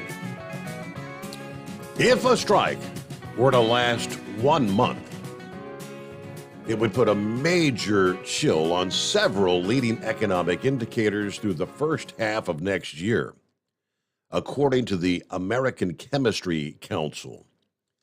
They issued a release on that report. This represents chemical shippers. They determined that a strike could result in 700,000 jobs lost across multiple industries, a 4% spike in the PPI, Producer Price Index, a 1% contraction of the U.S. gross domestic product, and a pullout of almost $160 billion from the economy. According to the Bureau of Labor Statistics, the PPI measures the average change over time of the selling prices received by domestic producers for their output. If a strike continues for another month, 2 months combined could result in the PPI increasing by 12%. GDP would contract by 2%. I can't see a strike lasting anywhere close to that length of time. That would be totally unprecedented. But a rail strike, they said, could shove the economy out of recovery and into recession. A prolonged strike would have an exponential effect for each additional month and drag the country into potential recession a whole lot faster. Now, a rail strike would curtail production at American Chemistry Council facilities because they typically don't have more than 4 to 5 days worth of empty cars or raw materials on hand. If facilities aren't able to receive the supplies they need after, say, roughly 1 week, they would actually be forced to shut down. So we and other shippers are urging Congress to prevent a rail strike. I sent a letter recently to the majority and minority leaders in the House and the Senate. Should a strike appear imminent, Congress needs to pass legislation that would enact the labor contract terms that the unions and railroads agreed to in September. But, it's not supposed to be about the government intervening here. That's what unions are about, right? Now, the shipping groups are also concerned a strike could occur should members of the two largest unions, that's the locomotive engineers and the train conductors, decide against ratifying their agreements with the railroads. I believe those two are supposed to be announced. I guess that would be early next week, Monday of next week, the 21st, if memory serves. Now, 3 other railroads have already voted against ratifying their agreements. Sick leave policies, one of the sticking points for those unions. Although the railroads have indicated publicly a reluctance to budge. They're not moving. All right, if members of the locomotive engineers and train conductors unions vote against ratification, members could opt to engage in a strike, but only after a cooling off period per federal law. That stretch for some of the 5 remaining unions ends on December 4th. That timetable could be extended to December the 9th if they all kind of align their ending dates. So there you go. It's 844-844-3388 on a Friday. Eagle, good morning. Yeah, okay. Yeah, how you doing, Steve? I want to ask you a question before I get started on my phone call. Are you gonna be working next week? You gonna be you gonna be on the air next week, or what day are you gonna be on? Well, we'll be here like a typical Monday, Tuesday, and Wednesday morning. So when I get off Wednesday morning, then I'll be off Thanksgiving morning and Friday morning. So just 3 days. Oh, okay, yeah, that's a good deal. I definitely call in next week because I probably won't get home until Wednesday back to Texas. I'm gonna go home for Thanksgiving, but I will be on the road for the rest of the weekend. So, I definitely wanted to check and see if you were still gonna be on the radio. So I had something to listen to while I was driving. Okay, now, Steve, here's how I go. I've been waiting, like I told you a couple of nights ago, Steve. I've been waiting, I was waiting a long time to make that phone call about the other loser that I had talked to you about going out of business. Finally, we got some changes coming. And now one of the biggest changes that I love, I've definitely been waiting for this for a long time, Steve, and that's Nancy Pelosi being out of work. Nancy Pelosi out of business now. You know what they say, Steve, what goes around come around. Nancy Pelosi screwed over Donald Trump. She made his life a living hell while he was in the White House. Mm-hmm. And now she got what was coming to her. And guess what? You think I got any tears coming down my eyes right now? I doubt it. Like I said before, Nancy, like you said before the break, Steve, Nancy, you can walk out the door and you know what? Don't let that door hit you in the you know what as your way out. And I don't want to see her ugly face ever again in Washington, D.C., as far as I'm concerned, Steve. She has been nothing but a thorn in the back of Donald Trump in the progress of him trying to do his job for 4 years. She's part of the reason why the border is unsecure right now, Steve, because she was one of the persons that was denying him money and funds to build a wall. Every time Donald Trump took one step, she kicked him back 3 or 4 steps. So, like I said, Nancy Pelosi, good riddance. Go back to that miserable cesspool that you call your home in San Francisco, and continue running that state down the drain with the rest of those Democrats. You see what I'm saying, Steve? Absolutely. What'd you say? Absolutely, yes. Yeah, don't stay in California. Don't come back to Washington, D.C. We don't need you, nor do we want you, the way I see it, because I'm about fed up with her. I don't never want to see her ugly face on my television again. Now, let's talk about another individual that I'm fed up with, Steve. You know, it's not an individual, but it's Twitter. I understand that Twitter is having some serious problems. I don't know if you've been over this yet, because I tuned in a little bit late, but they're saying that people at Twitter are walking out because Elon Musk was telling the people that he expects more out of these people than what the previous person that was running the show, Elon Musk, said he's going to run the show a whole lot different. And a lot of these employees are apparently not happy with the way Elon Musk is running the show. So the way I see it is a good riddance Twitter with all the people that they don't screw, Steve, including Donald Trump and everybody else that they don't screwed over in the past. See, you have like I say, I like Elon Musk, but hey, if Twitter goes out of business, if they go under, I could care less. Like I say, that's just one less person you have to deal with. So Good riddance. Yeah, they're making it sound like a mass exodus. You are correct, a mass exodus of employees there at Twitter. But hold that thought. We've got to get a news break here, hit the bottom of the hour, the Steve Sommers Overnight Drive. USA Radio News. A man who hijacked a plane before threatening to crash it into a Walmart in Mississippi has died in federal custody. This comes 4 days after being transferred. Corey Wayne Patterson was found unresponsive in his cell at the Federal Detention Center in Miami, according to the Federal Bureau of Prisons. The 29-year-old man's cause of death has not yet been determined, according to the Bureau.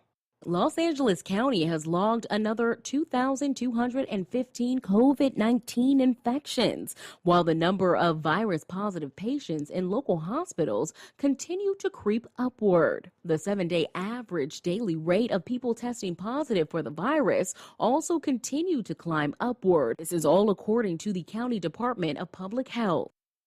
This is USA Radio News.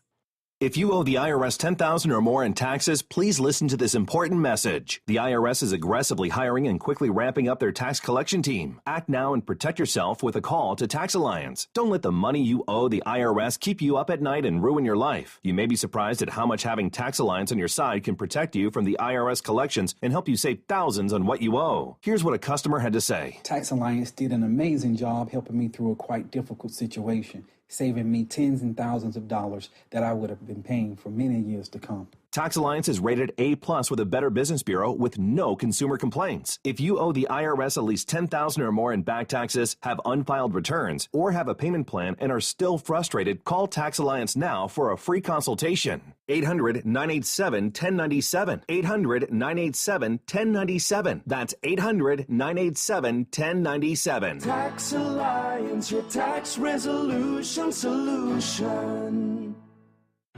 Do you have a Dodge pickup and hate your automatic transmission? Of course you do.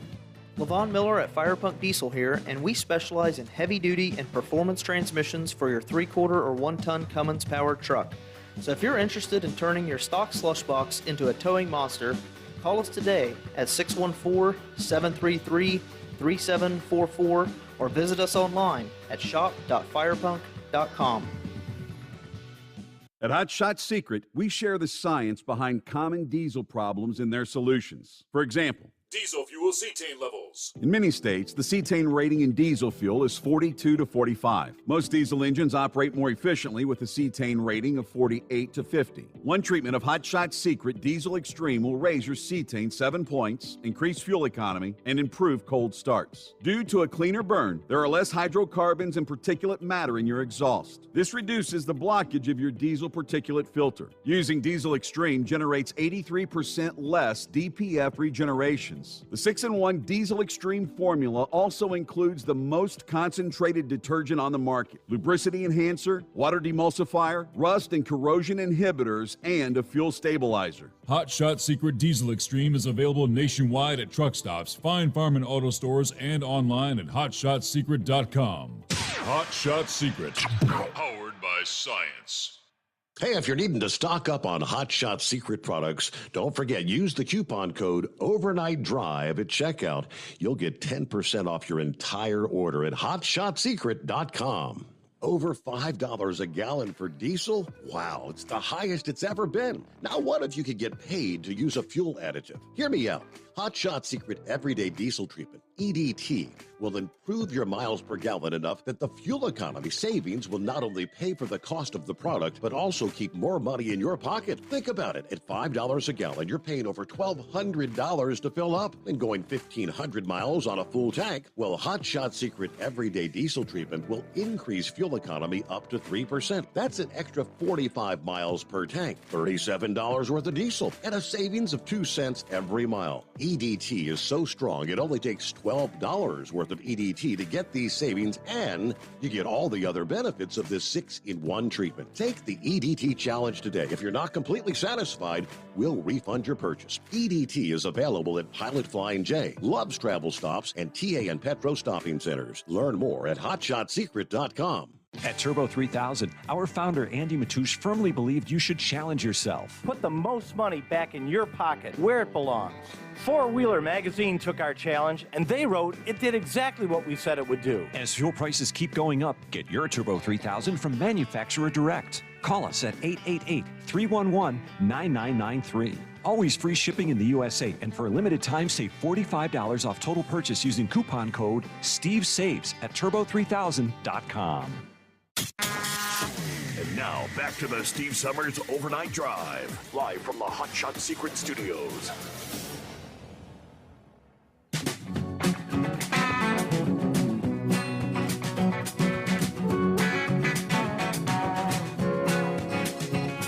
All right, welcome back. Hello to the inbred redneck. Where, oh, where is the inbred redneck? That's kind of wonder. Did you lose your ass on that deal last week? I hadn't heard from him since the whole collapse of the FTX thing. Kind of curious about what his take would be. How could a $32 billion company vaporize overnight? That's what anyone watching the sudden collapse of FTX, the cryptocurrency startup that plunged into bankruptcy last week. 1 week ago today, they filed Chapter 11. It's rather puzzling. It's going to take time, they say, and multiple federal investigations to understand what happened behind the scenes at FTX, the Bahamas-based crypto exchange. But the impact is already becoming clear. Lawmakers are calling for more oversight. Crypto diehards are trying to distance themselves. Critics of this sector of finance are crowing. And for those who had, well, until now, managed to ignore the rise and rise and rise of crypto as a phenomenon, well, first of all, they say good for you. Secondly, you may want to watch how this plays out. First, this would be the simplest explanation of what happened that I could manage. FTX let people and companies buy and sell digital currencies, holding billions of dollars worth of customers' deposits.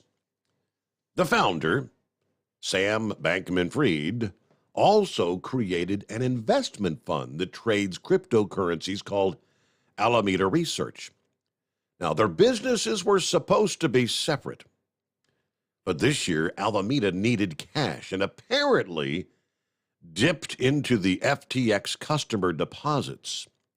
Then this month, customers started getting worried about their deposits and rushed to withdraw those deposits, essentially setting off a bank run, pushing FTX into bankruptcy.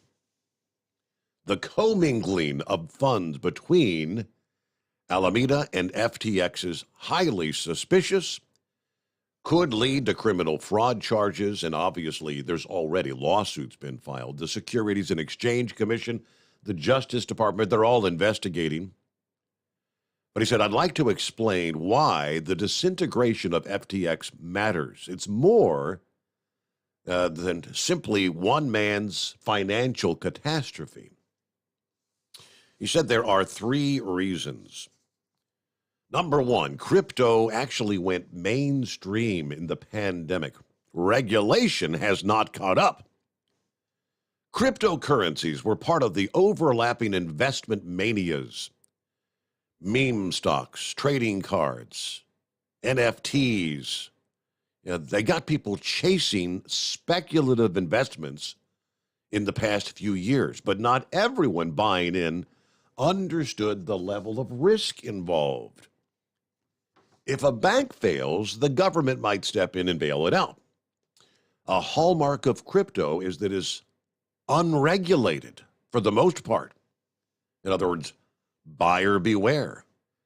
Hacks cannot be reversed. Misplaced funds cannot be retrieved by calling customer service. And a failing crypto exchange is not likely to get a government bailout. So any investor really doesn't have much of any protection. Risky bets at several crypto projects once deemed valuable have already led to death spirals this year, incinerating billions of dollars of investors' money. But this case, FTX and Bankman-Fried, really stands out. I mean, he appeared on magazine covers, schmoozed the regulators, grew his profile in philanthropy and politics, even sponsored a sports arena in Miami, made hundreds of investments in smaller crypto projects, and actually aggressively bailed out failing projects. The evangelists for cryptocurrencies and their underlying technology promote them as investment vehicles that eliminate the need for faith in people and institutions. This, Bankman-Fried, has now made a point of fostering trust from investors, journalists, politicians, charities. Now he is a pariah. And he brought all the other crypto industry under scrutiny. Number 2, FTX's collapse is connected to the broader tech industry retreat. Now, he's already drawing comparisons to Bernie Madoff. And just as Bernie Madoff's Ponzi scheme fell apart in the financial crisis in 2008, FTX's collapse arrived amid a broader pullback from the tech industry. Tech stocks have crashed. Venture capital funding is drying up. Nearly 800 tech companies have laid off more than 120,000 workers this year. I mean, from Facebook to Amazon, Twitter. Tough times in tech can be traced to interest rates for borrowing money. For more than a decade, rates were low, pushing those investors to chase the risk, pouring money into high-growth tech companies. Well, now with the rates rising, just as the pandemic-fueled growth of the last couple of years fades away, these rate increases have really hurt the tech companies, their access to capital, including those focused on cryptocurrency. Lastly, he said there is more to come. FTX's bankruptcy filings list more than 1 million creditors, in addition to people who used the platform to store their cryptocurrency investments and investors who backed the company directly. Numerous funds and crypto startups actually had assets locked up there. Investment managers that kind of dabbed in crypto should really be considering whether they should have relatively new, relatively unproven, unregulated assets in their retirement plans. Yeah, there are certain types of assets that frankly do not belong in your retirement plans. So there you go. How does that happen overnight? Many had predicted something of this nature would happen. You wake up one morning and everything's gone. All right, welcome back, Eagle. Thanks for hanging in there. I knew you had a little bit more for us there. Yeah, I'm still here. But yeah, after I hang up with you, I want you to try to go over what's going on with Twitter. Like I said before, things are not going too good for them right now. It don't look like a lot of the people don't walked out because they apparently don't want to work for Elon Musk. And I think the main reason is because he's a Republican and the main people that was running it before were Democrats, Steve. And then, like I said, they seem like they're not taking too kindly to him taking over the company. Yep. So like I said, look like they're gonna go under. And like I said, I won't shed not one tear if Twitter goes out of business. They just get exactly what's coming to them the way I see it. Now let's move on to another subject, Steve, and that's the Democratic cities around America. I'm so disappointed, Steve. I'm just really shocked. Like I told you a couple of weeks ago, I don't even try to hold a conversation with anybody who tells me that they're a Democrat. It's hard for me not to even laugh in their face when somebody tells me that they voted for Democrats. I'm here in Georgia right now, and believe it or not, these idiots are still trying to figure out who they want to vote for, Steve, between Herschel Walker and this Warnock. There is no decision to be made. Herschel Walker should be the man that come out on top in Georgia, and yet these people still support this loser Warnock, a guy that's a thief, a criminal, and a fake wannabe pastor. And this guy's as crooked as they come, and you still got people voting for him, Steve. It's just amazing. Same thing with the guy up there in Pennsylvania. The people of Pennsylvania ought to be ashamed of themselves.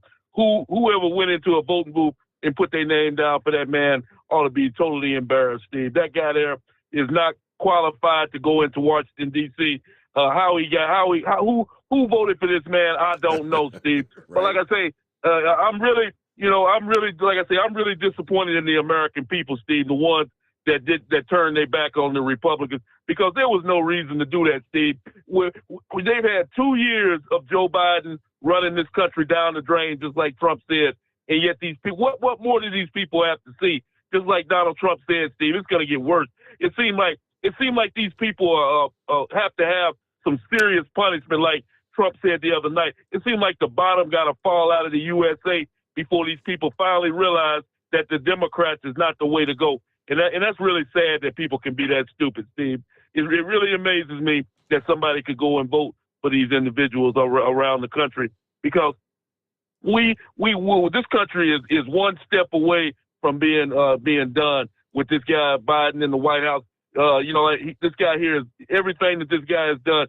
Everything that Trump did, he reversed it and turned it into a total and utter disaster. Like Trump said, Steve, all over the world.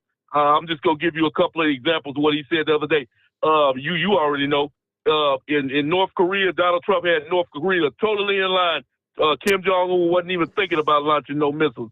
Now he's launching missiles left and right. Mm-hmm. You got China getting ready to do their deal over there in Taiwan. You got these other countries, and here's the biggest one of all, Steve. You and I know, I've told you this so many times. You and I both know that Vladimir Putin wouldn't have dared go into Ukraine if Donald Trump was in the White House. And yet we have that going on right now. And people continue to support Joe Biden and the Democrats. Like I said, I'm just so disappointed in the situation. And like I said, at first, Steve, I thought maybe 2024 was going to be a change for America. I actually thought that we might have a chance to get a Republican in the White House. But you know something? After seeing what happened last Tuesday, I'm really ashamed to say that we may be stuck with another Democrat in 2024, and that's a damn shame. And I thank you for taking my call tonight, Steve. Eagle, have a good night. Have a great weekend. And, we'll talk with you. We'll be here Monday, Tuesday, Wednesday of next week to keep you company. And hopefully you'll do the same. Return the favor, right? All right, seen unseen on board this morning. He's got a lot of things. He's got a lot of things on his mind. Let's see. About 34 here. No snow, but it did snow a couple days back, inch or so. Wintertime, no, not my favorite time of year either. But everybody try to have a great Friday and upcoming weekend.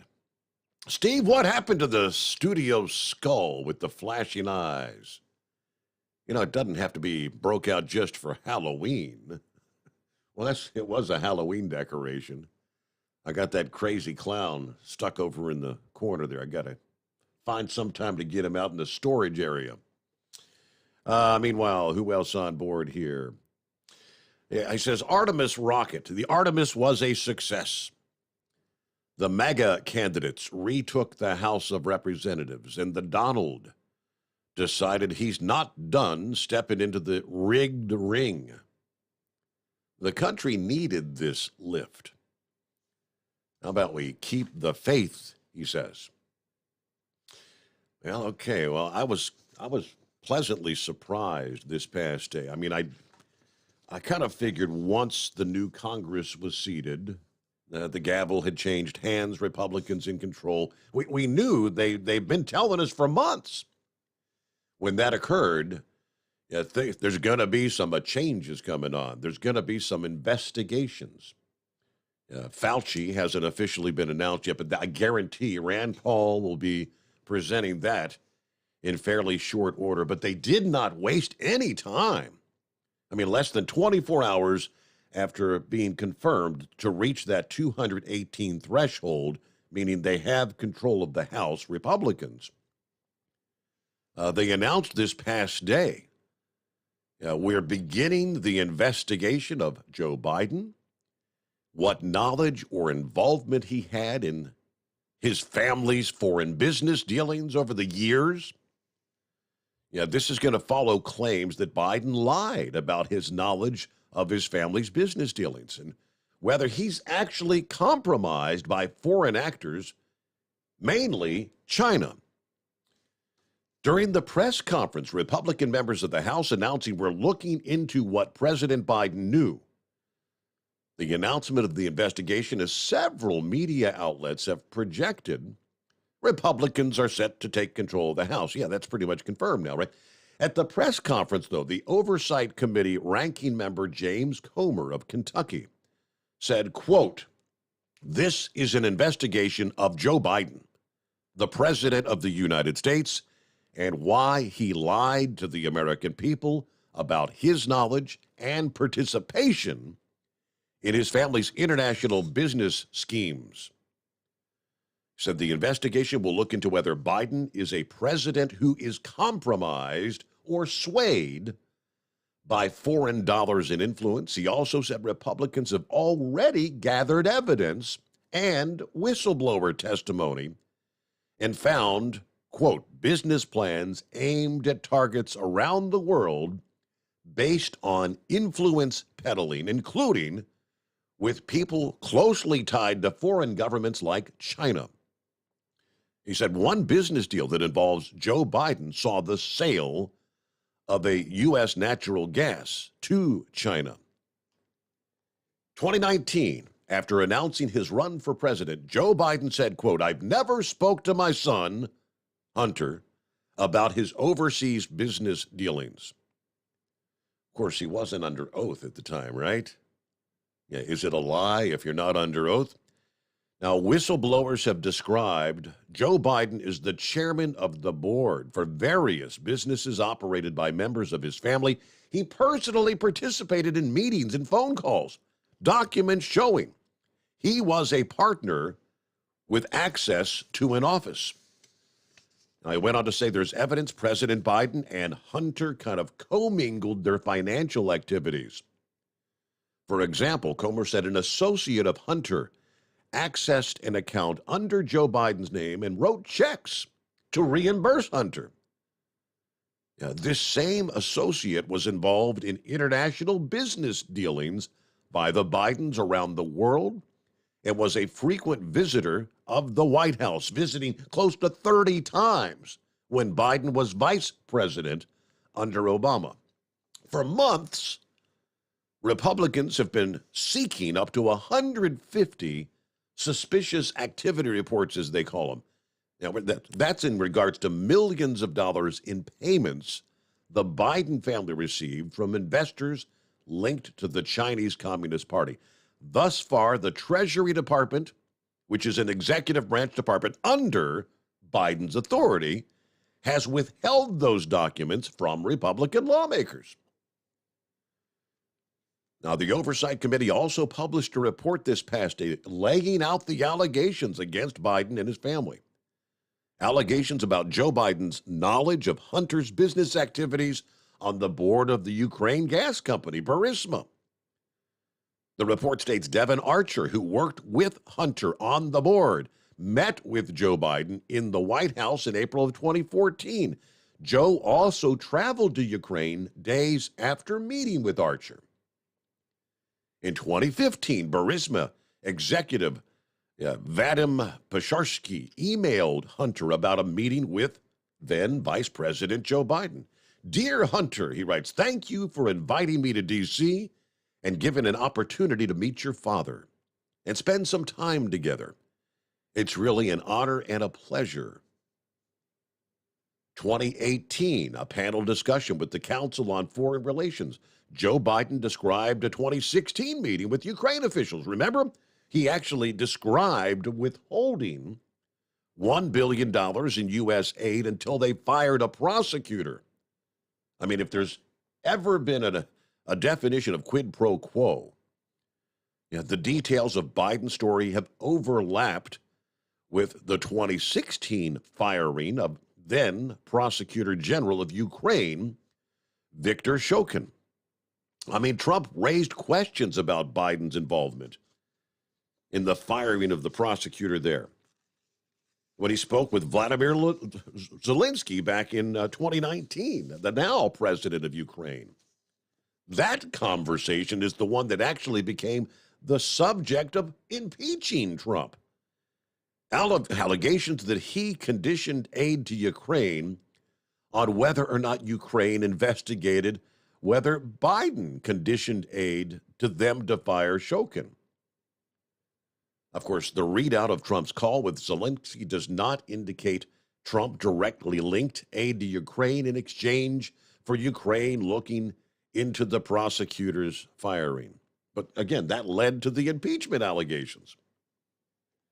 On it goes, but this really could get interesting in the coming days and the coming weeks.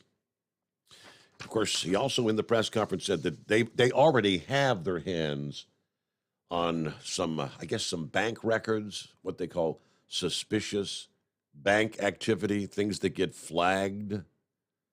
So things may really begin to unfold fast and furious now. Meanwhile, 5-7 on board here on a Friday morning. What's going on, 5-7? Oh, I'm climbing up on the ladder. How warm is it down there tonight? Nice and comfy, cozy down there in South Carolina? I'll have you know, if you're going to try to find a snow shovel in my Walmart, you ain't going to find it.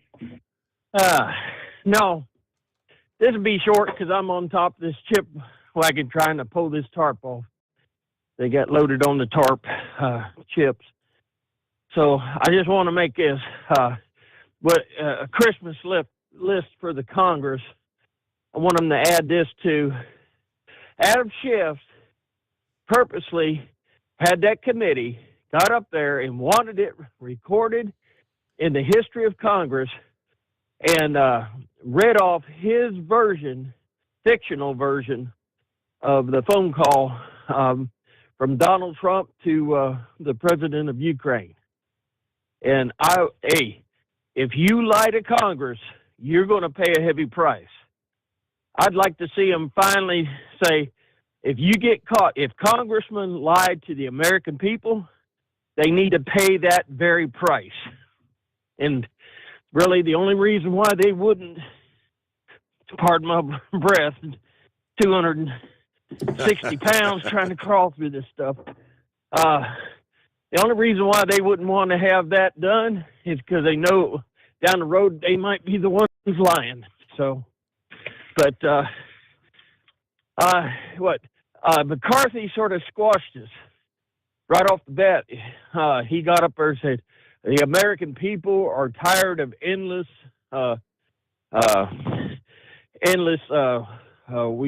impeachment proceedings. I got news for you. No, we're not. We're tired of the false and the lying. You know, we're ready for some people to pay for their crimes. And I'm serious. Lying to the American people is a crime, because look how it's cost us in our economy. It's cost us in our ability to save and set back our families.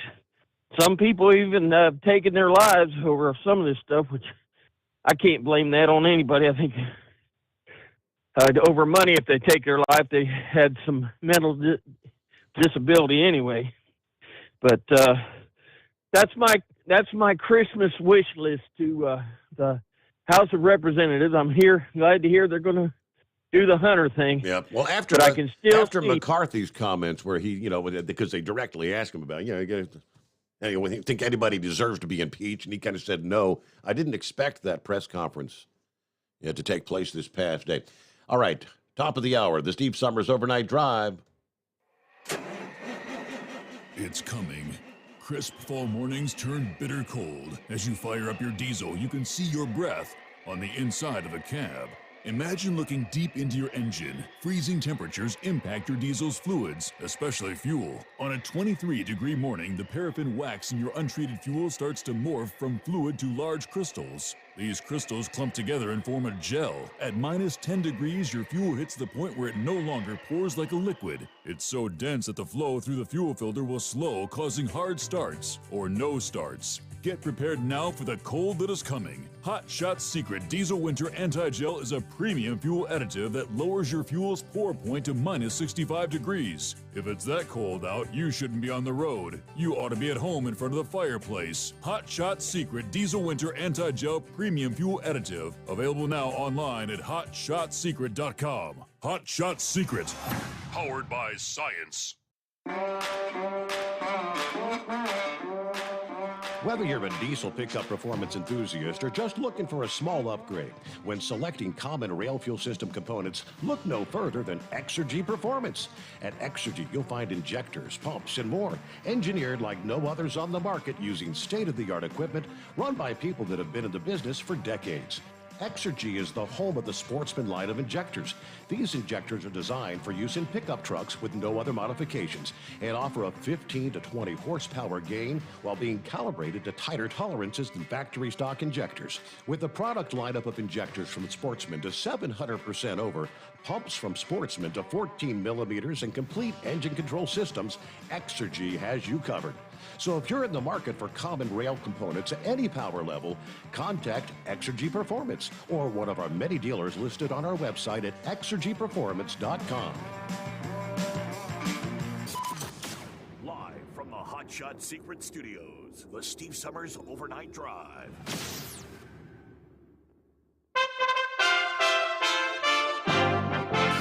USA Radio News with Tim Berg. The average 401k balance is down 23% in the last year. Fidelity Investments says it now stands at just over $97,000. Despite that, the average 401k contribution rate stands at just under 14%. The president of Workplace Investing at Fidelity said folks should contribute to their 401k consistently, no matter what happens in the stock market. The balance of power in Washington, D.C. is set to change. From the USA Radio News West Coast News Bureau, Lance Pry has the details.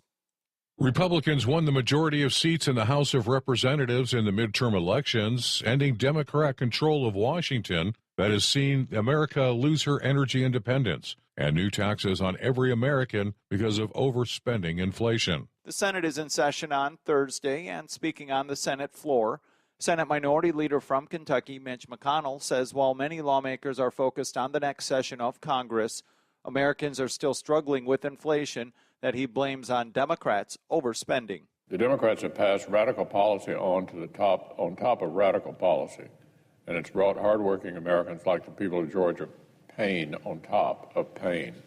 Residents in western and upstate New York are bracing for an extreme snowstorm as multiple counties are under a state of emergency. New York Democratic Governor Kathy Hochul attacked semi-drivers just trying to do their job during the storm while at a press conference in Buffalo. They literally can paralyze our highways, putting people at risk, stranding motorists for hours, if not days. Governor Hochul telling residents to make sure they have plenty of supplies both at home and in their cars, and if they must travel, to do so carefully. You're listening to USA Radio News. Mike Lindell and MyPillow offering the BOGO extravaganza right now on a whole slew of MyPillow products. Now you can find all sorts of great deals on MyPillow bed sheets, Giza Elegance MyPillow, 6-piece towel sets, Roll and Go Anywhere pillows, much more, all priced buy one, get one free. Go to mypillow.com/USA, use promo code USA, or call 1-800-951-8175 and find you some great MyPillow products. They're all available. Oh, by the way, you can also get Mike's book absolutely free with any purchase, but you have to go to mypillow.com/USA or call 1-800-951-8175 and make sure you use the promo code. The buy one, get one extravaganza going on right now at mypillow.com. Thursday, 4 prisoners were released from a prison in Burma. One American citizen was wrongfully detained for over a year. Secretary of State Anthony Blinken offered these remarks while in Bangkok at APEC 2022. The security and safety of Americans abroad is my highest priority, and we will never stop working to secure the release of any American who is being wrongfully detained. The prisoners were released as part of a mass amnesty marking the country's National Victory Day. The FDA is giving the thumbs up to lab-grown meat. The first company to receive FDA approval to sell cultivated meat in the United States is Upside Foods.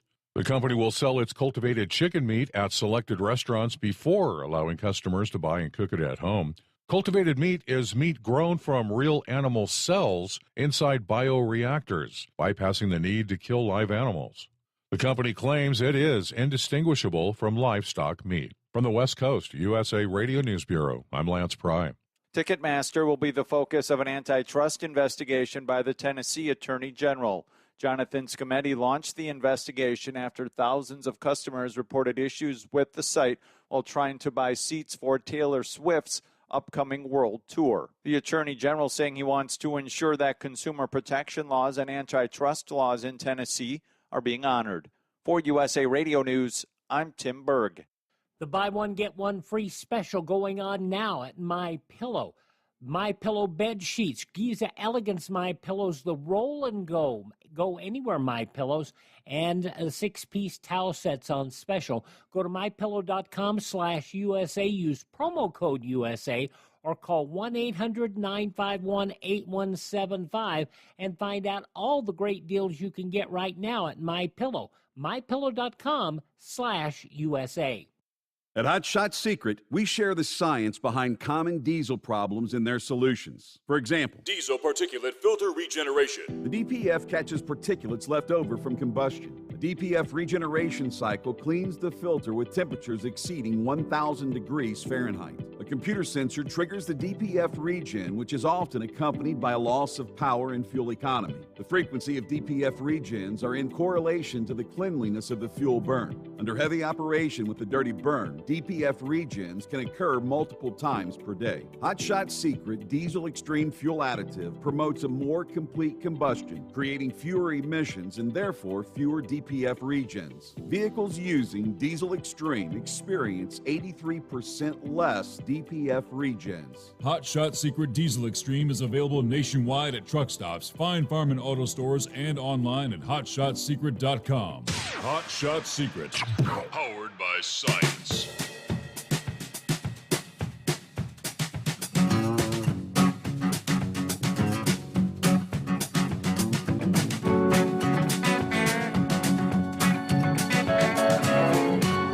And let me give you a traveler's update here out of West Virginia.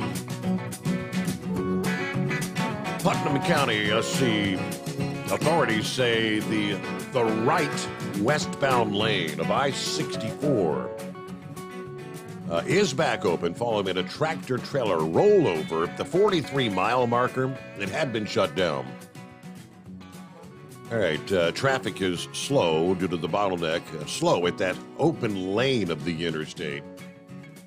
At this time, it says both eastbound lanes are closed and the westbound fast lane is closed as crews work to clear the scene. So if you're traveling eastbound on 64, you got to get off at exit 40, the Route 35 exit, to detour around the crash. Once you get off exit 40, take County Road 33 to State Route 817, then you can merge back onto 64 at the mile marker 44 entrance. That crash happened about 12:30 a.m. this morning. It only involved the one tractor trailer. They do say the driver was taken to the hospital. No word on his condition, but all right, so eastbound taking the detour, westbound you got the one lane open, so just a bit of a bottleneck, traffic backed up a bit there. So, hey, what a way to start your Friday for somebody. All right, speaking of, well, how's your Sunday starting out there, Pappy? Good morning. Okay, I guess. Steve, the big guy's in trouble. You think it's finally going to happen? Are they finally going to get to the bottom of it? Let's hope so. He's not going to end up with any bracelets on, Steve, but they are looking to impeach this man. Mm-hmm. And I don't know if McCarthy will be able to stop him or not. I watched a clip, I think it was on Tucker tonight, of that press conference. The big guy's in trouble, Steve. Yes. Because he came right out and said, this is not an investigation into Hunter Biden's drug use or Hunter Biden's lying on the form to buy a gun. This is an investigation of Joe Biden. Yes, sir. And they read off a list of the things that they are looking. I mean, Steve, I hate to keep talking about Washington, D.C. being a massive money laundering machine, but they're talking money laundering, conspiracy, FARA violations. They read off a list of stuff. And then there was a federal investigator, used to be judge, I think they interviewed. This guy said he's in trouble, and hey, if he gets impeached, he gets impeached. I don't know how we can make another 2 years with this guy, which leads us right into the whole FTX thing, Steve. This should have broke 2 weeks ago, Steve. Mm-hmm. This guy has donated millions and millions of dollars to the Democrats. They said he was the second biggest $300 million to Democrats. Yes. $10 million to Joe Biden's campaign. And the reason they don't care, Steve, they were getting all this money. They don't care where it comes from. Everybody was asking how this guy wasn't nothing but a crook, Steve. He's a drug addict, right? They showed video of him giving these interviews, and the whole time he's shaking and tapping his foot 100 miles an hour, and his arms shaking. He's down in the Bahamas, snorting coke, living the high life. Some young kid, supposedly, he somehow managed to fabricate the wealth of his crypto. Is how this all started. And which is no different than counterfeiting, Steve. But nobody wanted to look into it, Steve, because he's giving them the money. And the Democrats are doing what? He gave $10 million to the Biden's campaign, and all of a sudden the United States government has given how much money to Ukraine, Steve? We find out they got their paws in this too. And it's just a big circle. That email I sent you, that photo goes from FTX to Biden to the Democrats to massive money laundering machine. This is probably the biggest political financial scheme in history, Steve. The amount of money we're talking. This kid was worth $16 billion.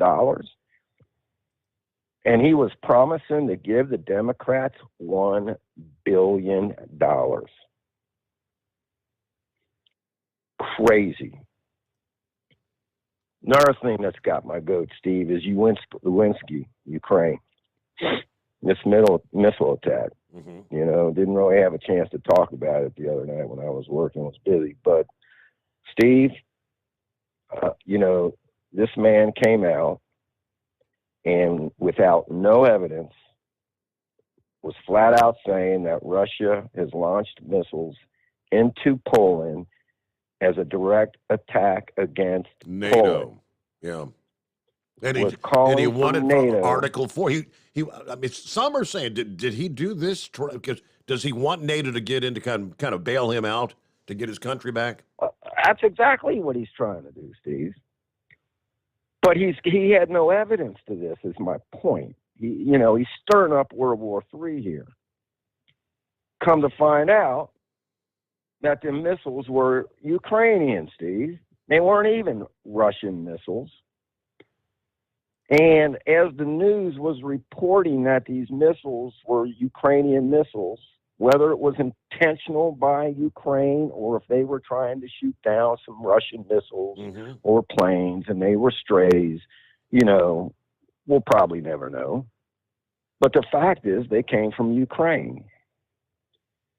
Even after that was being reported, he was still saying that this was Russia's fault. Craziness. You can't believe nothing that man, I'm telling you, we're living in an altered universe, Steve. When you can't believe nothing nobody says anymore without direct evidence. Unbelievable. They had a segment on shoplifters, Steve, talking about how the shoplifters and the shoplifting, how it has affected these retailers. Yes, I touched on that last night. I mean, how many, did they say $1 billion worth is going to be a total theft in this year? They were talking, close 93 million, I think. It was just Target alone. So, yeah. And these panelists were asking, why aren't they getting called out? These mayors in these liberal cities, calling out these people and punishing them. Because they can go in and do their smash and grab, take $850 worth. You haven't reached that threshold. It's just a misdemeanor, right? It's not even a misdemeanor, Steve. They don't even get called in California. If it's less than $1,000, the police won't even respond. Fact. Insane. And the reason they're not doing anything about it, Steve, because they're all crooks themselves. When we go back to who can straighten this country out, Steve? I don't know. I don't know if Trump can do it or not. And how many times have we said if Trump would have never got elected, right? I mean, we knew that D.C. was a swamp full of nothing but corruption, but I'll tell you what, I don't think nobody knew the extent on how bad it really is. And I don't even know if we can turn it around. It's that bad where if we don't turn this around, we're doomed. So, Bongino made a point on his podcast. The reason maybe this wasn't a big red wave was because it just didn't get bad enough for some people. Right. Right? He brought up New York, how Rudy Giuliani got elected. Prior to that, it was bad. And they reelected that one liberal, and then things got like really, really bad, and they finally woke up. So he seemed to think we need to reach that point where we're all woke up. Everybody that listens to your show is waking up and realizes what's going on. I don't know if half the country does, but we need everybody to wake up and say, man, enough of this. So sorry to vent on you, man, but I had to let loose, buddy. You're right.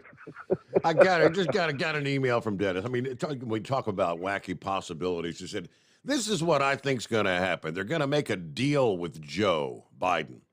He'll resign. Kamala becomes president, pardons him.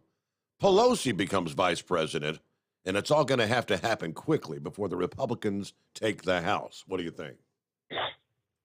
It's a possibility, Joe, because that Joe just might do that. Our Alzheimer in chief here might just resign. Steve, I'm telling you, watch this. The media is going to start turning on him. He's a puppet. And when he's used up and he serves no useful purpose anymore, they will get rid of him. So that's a very good possibility that could happen. Because we're living in an altered universe. Yep. Upside down world. Yes, sir. All right, man. Listen, it's going to be chilly this weekend. So hunker down, man. Put on the layers, you know. And Did I hear, Steve, I got me a... Did I hear right? Are we supposed to have lows down in the teens this weekend? Is that right? Yes, sir. Low 16, I think they're talking on Saturday. Man. You know, I got the wood burner going, Steve. Got some logs in there, you know. So, yes, sir. Let's hope the electric don't go out, right? Yes. Have a great weekend there, Pappy. Thank you very much. No, you say you can't make this stuff up. I've been beating this drum, and I think most of my audience understands and agrees about this whole going green, going electric cars. We can't. We don't have the grid. With the minuscule number of electric vehicles that are on the road today. All summer long when we were running the AC, remember, it wasn't just a California thing like it was several years ago. You know, every summer, California would run the risk of rolling brownouts and blackouts and all that because the grid didn't have enough juice. Now, the summer of 2022, you know, what California has been dealing with for years had spread over 2/3 of the country, the Great Lakes region, the entire Midwest. Grid operators all over the damn country telling us we may not be able to meet supply. Remember that? Now, here we are. What are we looking at? 18th day of November. Winter still a month away, technically. And they're already telling us the power grid may not be up to the task this winter. A large portion of North America at risk of insufficient electric supplies when we get to peak winter conditions. Well, we're getting a daggone early jump on those peak winter conditions with freezing temperatures all the way into southern Texas and southern Alabama, southern Georgia, the Carolinas this weekend. Yeah, how ugly might it get? We'll give you more on that just ahead. The Steve Sommers Overnight Drive. It's coming.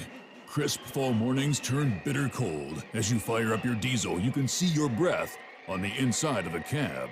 Imagine looking deep into your engine. Freezing temperatures impact your diesel's fluids, especially fuel. On a 23-degree morning, the paraffin wax in your untreated fuel starts to morph from fluid to large crystals. These crystals clump together and form a gel. At minus 10 degrees, your fuel hits the point where it no longer pours like a liquid. It's so dense that the flow through the fuel filter will slow, causing hard starts or no starts. Get prepared now for the cold that is coming. Hot Shot Secret Diesel Winter Anti-Gel is a premium fuel additive that lowers your fuel's pour point to minus 65 degrees. If it's that cold out, you shouldn't be on the road. You ought to be at home in front of the fireplace. Hot Shot Secret Diesel Winter Anti-Gel Premium Fuel Additive. Available now online at hotshotsecret.com. Hot Shot Secret. Powered by science. Dean Michael, the tax doctor here. I have one question for you. Do you want to stop worrying about the IRS? If the answer is yes, then look no further. I've been around for years, I've helped countless people across the country, and my success rate speaks for itself. So now you know where to find good, honest help with your tax problems. What are you waiting for? If you owe more than $10,000 to the IRS or haven't filed in years, call me now at 888-557-4020 or go to mytaxhelpmd.com for a free consultation and get your life back. If you're looking to improve fuel economy, try Hot Shot Secret's Everyday Diesel Treatment. Order at hotshotsecret.com. And don't forget, use the coupon code Overnight Drive to get 10% off your entire order. And now, back to the Steve Sommers Overnight Drive.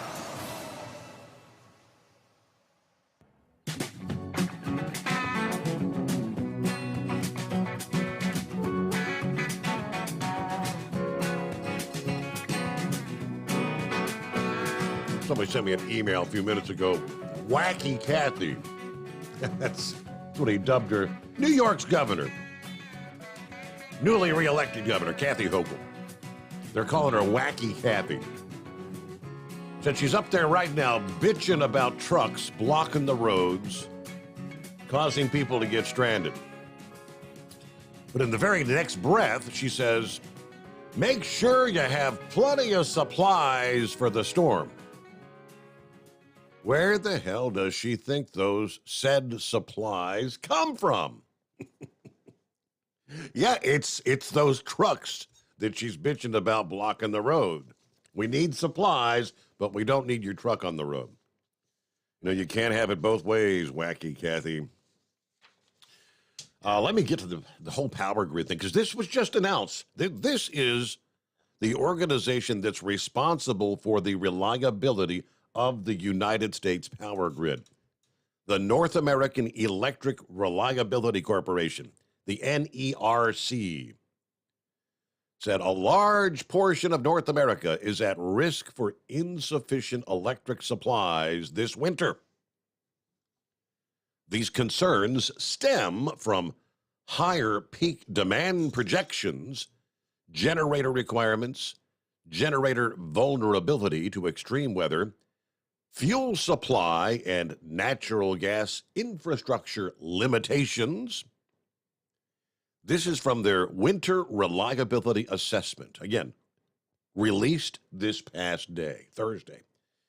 In Texas, the NERC projected power demand will rise by over 7% since last winter, causing lower reserves margins, noting that generators and fuel supplies will still be threatened by extreme and prolonged cold like the Texas freeze we saw in 2021 when the grid operator imposed rotating outages. Remember that fiasco?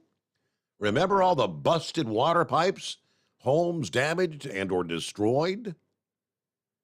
The NERC said the lack of interconnections with other regions limited Texas' ability to import power from other regions if problems arise. I don't think that has changed since then. In the Mid-Continent Independent System Operator, that's the Midwest USA, NERC said reserve margins have declined by over 5% since last winter as retired generation exceeds replacement capacity. People, are you paying attention? In other words, as we're trying to push and shove electric cars and electric trucks down the people's throats by mandating them, our electric grid is not getting stronger or better. It's actually getting weaker. A 5% reduction in the Midwest since last winter. Energy emergencies are likely, said the NERC, noting wind generator performance will be a key factor this winter. Let's head up to New England. The NERC warned the amount of oil stored at power generations is about 40% of capacity. We encourage generators to fill up those tanks. The combination of low oil stockpiles and record high global demand for liquefied natural gas following Russia's invasion, fuel availability risks in the 6-state New England region. You may be freezing to death. Shutting down power plants in recent years and other measures that have stripped away supply as we attempt to transition to lower carbon energy sources is coming at the cost of grid reliability. That is a quote from the CEO of the National Rural Electric Cooperative Association. They're warning us. They're telling us. But is this administration listening? All those people that voted for Democrats last week with their Green Deal, you think you're doing something good for the country? You may end up putting yourself in the grave, froze to death. Now, he goes on to say, quote, we need to be very careful as a country, and in particular regions, maybe more than others. Now, this organization represents about 900 private electric cooperatives that serve 42 million people in all but 3 states. I think this concern exists everywhere about taking capacity offline when it's not being replaced in a reasonable and reliable way. Less than 2 weeks ago, what did our beloved president himself say when the topic of coal came up? You know, because we're going green. Yeah, what coal still exists, what coal generation capacity we still have, he vowed we're going to take it offline. We're getting rid of coal. No more coal. No more drilling. Biden comes right out and says it. But what's the plan to keep people cool in the summer and warm in the winter when you don't have the power? Like I said, things you can't make up. And there's your facts. It's 844-844-3388, the Steve Sommers Overnight Drive.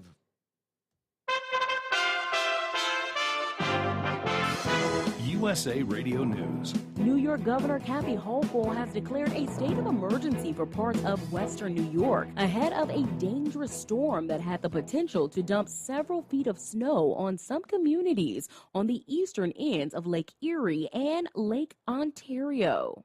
According to the National Weather Service, the worst snowfall is expected in Buffalo and might fall in some spots through Sunday.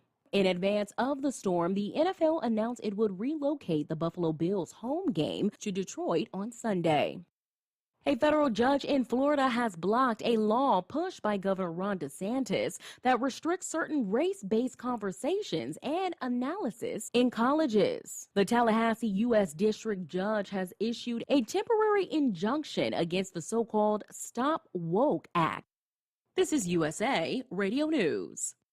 Paid for by government.com. The 1878 to 1921 Morgan Silver Dollar, a true American classic and one of the most iconic silver dollar coins in history. It's been 100 years since the last Morgan Silver Dollar coin was struck for circulation. And now, for a limited time only, full pound bags of original U.S. government struck Morgan dollars are being released to the public. That's right, you can own a full pound of 1878 to 1921 classic American Morgan Silver Dollar coins, all in very good collector condition with fully visible dates and mint marks. Guaranteed. Call 1-800-473-1745 now to secure collector-grade U.S. Morgan Silver Dollars by the pound, struck during the Wild West and the Gilded Age. Plus, receive a bonus American Collector's Pack valued at over $25, free with every order. Call 1-800-473-1745 now to secure your full pound bag of Morgan Silver Dollar coins before they are gone. 1-800-473-1745. That's 1-800-473-1745. At Hot Shot Secret, we share the science behind common diesel problems. For example, Product claims without proof. every trucker on the road has heard product claims about an additive that simply didn't match their experience. Proof is found from third-party testing by a recognized, credible source. That's proof. Hot Shot Secret's Stiction Eliminator will improve your performance and fuel economy. For proof, we engaged the Ohio State University Center of Automotive Research to conduct an EPA-certified fuel economy test with Stiction Eliminator on a FedEx truck, a 2006 P500 Freightliner with 247,000 miles. The test showed a 3.6% increase in highway driving fuel economy from Stiction Eliminator, an oil additive. The complete report from OSU is available for download at hotshotsecret.com. That's proof. Hot Shot Secret Stiction Eliminator, available at truck stops, Tractor Supply, O'Reilly's Auto Parts, and online at hotshotsecret.com. Hot Shot Secret, powered by science. For anything diesel, take it to Shy Diesel. They provide a wide variety of services and diagnostics to determine what the problem is with the latest technology. From simple oil changes and preventative maintenance to fuel system diagnostics and repairs, engine rebuilds and cylinder head repairs, and rebuilds with our in-house machine shop. They also have on-site DPF cleaning for exhaust issues and DOT inspections. If your diesel is asking for some attention, Shy Diesel has the specialist you need for anything diesel. Located in Terre Haute and Lafayette, Indiana, and Effingham, Illinois, Shy Diesel has you covered. Hey, don't forget, as a listener to this program, you get 10% off your entire order at hotshotsecret.com by using the coupon code Overnight Drive. Attention all truckers, Dean Michael, the tax doctor here. I want to talk to you about those dreaded tax problems. I know you want to keep on trucking and not even think about them. Let's face it, they're not going away all on their own. You need professional help. I've been helping truckers put their tax problems in the rearview mirror for years. I can help you too. Call me for a free consultation at 888-632-4506 or go to mytaxhelpmd.com. It's like I always say, keep your eyes on the road, I'll keep mine on the IRS. 888-632-4506. How do you sleep on the road? After downtime, do you wake up well-rested and invigorated or tired, achy, and sore? Well, if it's the latter, you're not sleeping on the Big Rig Mattress. The Big Rig Mattress is a hybrid with an individually pocketed spring core that's engineered to deliver the best restorative sleep for your time on the road. Many drivers have said they sleep better over the road on the Big Rig Mattress than they do at home. Learn more about the Big Rig Mattress at thebigrigmattress.com or call 877-736-4233. Most standard sizes ship within 72 business hours. The Big Rig Mattress, 100% made in the USA since 2009. Because Channel 19's a little congested. Call Steve now at 844-844-3388. The Overnight Drive.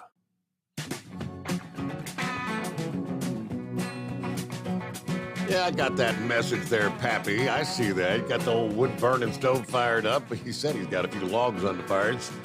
It's glowing bright orange. Looks like he's got the thermostat in his house set at like 72, but it's a toasty 80 degrees with that wood-burning stove. Obviously, your electric ain't having to come on right now, is it? How about that? You know, several years ago, I used to have a good-sized kerosene heater as a backup because we're in a location that's all electric. There's not even gas lines in the neighborhood I live in. I've mentioned that many times over the years.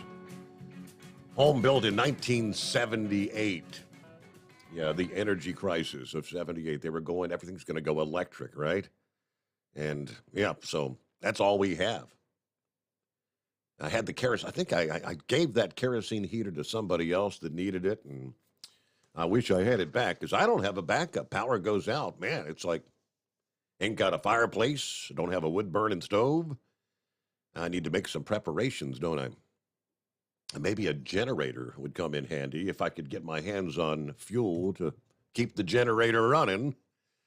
Ben Klein, the representative out of Virginia. I saved this from last week. I've got it going right in line with they're telling us the grid is going to be strained this winter. He said many Americans are in for a rough winter due to the soaring prices of heating oil, electricity, and gas. About a week ago, news came that the consumer price increases eased a bit to 7.7% in October compared to 8.2% in September. That's the inflationary numbers. Now, Klein's a member of the House Budget Committee. He said, quote, the worst inflation we're seeing right now is energy prices, gasoline, electricity, and home heating oil. We're going to see a 17% spike in prices there. That's coming at a time when the president is just about to end his raid on the gas reserve. And that's going to be a huge hit for gas prices and the home heating bills, especially in the Northeast. It's about to go through the roof, he said. Now, ask about the role inflation played on the midterm elections. He said, well, it was on the minds of voters in my district when they went to the polls. They were concerned not only that prices were going up, but that their wages weren't keeping up. When you're losing the equivalent of a month of salary because wages are not keeping up with the price hikes, that's a problem for working families. So putting food on the table, eggs, and the price of bacon is going through the roof. It's very difficult on families, and they have to put gas in their cars. I did say Americans' concern about the economy was responsible for Republicans' success in the midterms, but he warned it's going to be a rough winter for a lot of people, and they're hoping Congress can take some action when we can come in maybe in January and present this president with a bill that would open domestic drilling to increase the supply of energy in our country to bring prices down, not just sit on a steady increase that we're seeing right now. I don't know that the president would go along with that, though. They could present it to him, but he probably won't sign it because he is hell-bent and determined, stuck on this green agenda. It's all about the climate, right? He continues to double down and double down. So just because it's not spiking any more than it has doesn't mean that prices are coming down. That's what we need to address when Republicans take office in January. He did take aim at Democrats whose sole focus is all green answers. We're going to not only stop the flow of dollars that are flowing out of the Green New Deal and all the other programs that these Democrats have been funding for the past 2 years, but we're going to follow those dollars and hold this administration accountable because these hardworking taxpayer dollars are going to programs that the average taxpayer does not support. Pure and simple. All right, back at it here. Let's see. Is that Gilligan? Good morning. Good morning, Steve. That was quick. I just called you just a few minutes ago. I'm a little shocked. Yeah, you kind of caught me off guard. Yeah, well, it's the same old, same old. I mean, we keep on hearing that they're going after Biden. They're going after Biden. I'll believe it when I see it. I mean, they said McCarthy is against going after him with an impeachment. Well, McCarthy is becoming the Speaker of the House. Am I correct on that? He's been nominated, and they're saying he will not. I mean, the full House has to vote, when they come back in January. But I think there's no doubt that he'll get it. Right, exactly. He really has no opposition. Yeah, I don't get this. I'll never get why we can't get new leadership in Congress. I mean, it's just the same old people over and over and over. I know. I'm speaking to the choir because most of your listeners are on the same page on this stuff. Yeah. I tell you what, this cold snap is even hitting down here in North Carolina. I'm here in Greensboro, and it's down in the 20s even down here. I mean, it's just it's definitely hit. When I come through up there at the Speedway a little while ago, where I normally check in out there at Martinsville, it was 26. I tell you what, the wind's getting up. Yeah, but, well, at least we're not in Buffalo. I'll tell you, I used to deliver up there at a grocery warehouse there in Lancaster. If I remember right, last night you reported they're supposed to get 63 inches of snow out of this storm. Yes, sir. That's a lot, huh?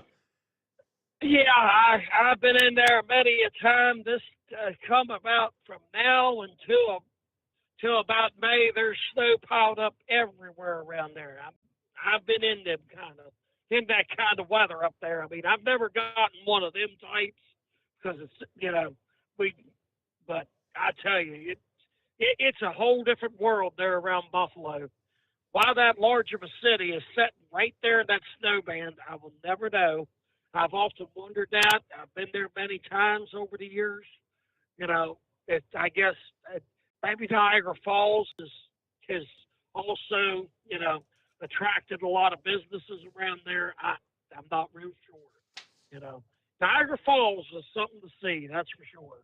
I went up there when I was a teenager. It's a beautiful sight. If you've never been there, I'd encourage you to go, but I would go up there this weekend. You may not quite make it. You know what I mean? Yeah. Well, that's about all I got for now, Steve. And I appreciate you taking my call. All right. Just check in. There you go. Thanks for checking in. Yeah, Friday morning, TGIF. It is 844-3388. Looking at some of the updates via AccuWeather. Kind of got the live blog thing going, updates on the lake effect snow. The National Guard on standby as Western New York prepares for record-setting snow. Plenty of snow removal equipment will be used to deal with the excessive snowfall, including truck-mounted snow blowers and dump trucks, according to the New York State Thruway Authority. We have experienced drivers. We face the heaviest snowfalls for the amount of traffic where we're located here. So I believe the drivers of our plows are the best in the country. Of course, Buffalo's mayor, Byron Brown, warning those in the city, prepare for what is not your typical Buffalo snow. Yeah, the normal snow plan, that's out the window with an event like this. Exercise patience, and the idea is, hunker down, stay home. Now, we talk about the warm waters of the Great Lakes as this very, very cold air for this time of year is what sets up this scenario for the incredible snowfall numbers. Just how warm is the water on Lake Erie? For lake effect snow to occur, cold air has to travel above the relatively warm water surface. Surface water temperatures at Lake Erie from the end of October till today has been hovering in the low to mid 50s, according to NOAA. Now, that's a far cry from the 70s, the high 70s that the surface water gets during the summer months. But the average for mid-November should be closer to the mid to upper 40s.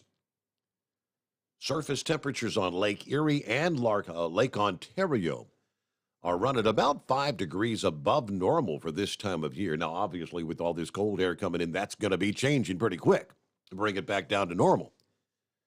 But forecasters typically look for a temperature differential of 23 degrees or more between the lake water temperature and the air at about 5,000 feet above the surface of the lake for this lake effect snow to develop. So that's what you've got. You got a big, big differential. What are the temperatures that are moving over those lakes? 50-plus degree water temperatures and some bitterly cold air. So that's why it's just all that moisture just jumps up into the atmosphere and comes back down in the form of snow. Let's get back to the calls here. Lines available at 844-844-3388. I think Eagle actually wanted to talk a little bit about the weather. Are you ready for some cold in Texas, Eagle? Yeah, I talked to my girlfriend. Yeah, it's cold in Texas. Well, it's not as bad as Buffalo, but yeah, that's why I was calling. Yeah, Steve, that it goes back to what I was saying earlier about these Democrats. They elected that loser up there in New York, and now I just read on my phone while you had me on hold. She's telling you said the same thing, and they talking about it during the break. They telling truck drivers in New York State, up Buffalo area and other interstates that you are not allowed on the road. She's trying to say that these trucks jackknife and they shut down the interstate. But like you said before, how are they gonna get the supplies that they need there with the trucks not being able to operate? So she's like I say, that's a typical Democrat. They they're nothing but hypocrites, Steve. They don't want trucks on the road, but they don't seem to understand that these warehouses and grocery facilities are shut down without trucks. Like I said, that's why I was saying earlier, why do these people continue electing these people? The same people that say that we don't need the police force, Steve, those are the same losers out there. And now look what happened. The crime is out of control all over the United States.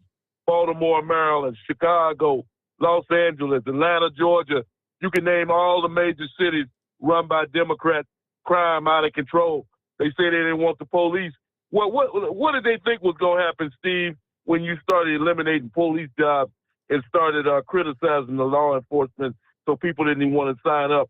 So now you got the streets out of control, and now they don't know what to do. And they did it to themselves. Like I said, the stupidity of these people is just unbelievable, Steve. The stupidity of these people. But like I said, never, like I say, I grew up in the North, Steve. I've driven in snowstorms and blizzards across that interstate in Erie, Pennsylvania, going across there. There's no reason to shut the interstate down until the storm actually hits. If it hits, then you shut the road down. You don't shut the road down before the storm hits. But like I say, that just shows you how much she knows about truck driving and the truck driving profession. So, like I said before, anybody that lives in New York City, I'm gonna tell you what that guy Sean Hannity says on his radio show every day. He's just counting down the time when he can get the hell out of New York City. That's all he talks about on his show. He said he's moving to Florida soon as he gets out of his contract with Fox.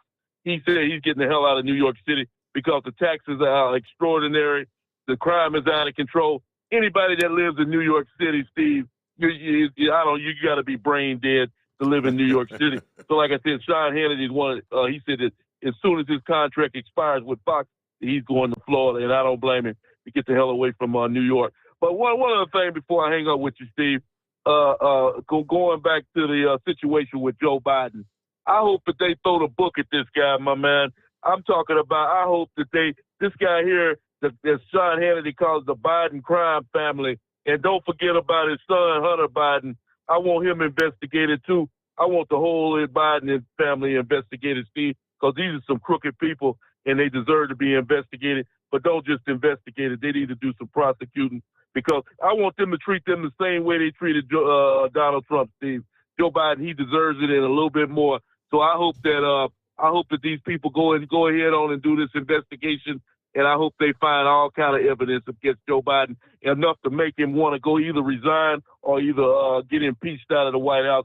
So that's another, like I told you about Nancy Pelosi, I'm tired of looking at Joe Biden's ugly face too. So hopefully they'll get rid of him and we can get rid of both of them losers, Pelosi and Biden. And I thank you for taking my call tonight. All right. Thanks again there, Eagle. I guess up in Northwest Ohio, you've seen these little critters running across the road, because there's thousands of them on the loose, apparently. Somebody sent me I hadn't heard about that, up in Van Wert, Ohio. Vandals freed thousands of mink at a rural farm in Northwest Ohio, leaving an estimated 10,000 unaccounted for. According to the local sheriff, so many minks were killed crossing a nearby road that they had to bring a plow out to clear the carcasses away, says the Van Wert County Sheriff. The property owner initially estimated between 25 and 40,000 mink were released from their cages at Lion Farms. Employees at the farm were able to corral many of those that were still on the property, about 15 miles from the Indiana state line. Now, he declined to discuss any potential motive or whether any suspect has been identified as they investigate. But one of the farm managers tells WANE-TV that someone left a spray-painted message of the letters ALF and the phrase, "We'll be back." Well, there's a group known as the Animal Liberation Front, ALF, that had previously claimed credit for releasing a much smaller number of mink at the same farm in incidents years ago.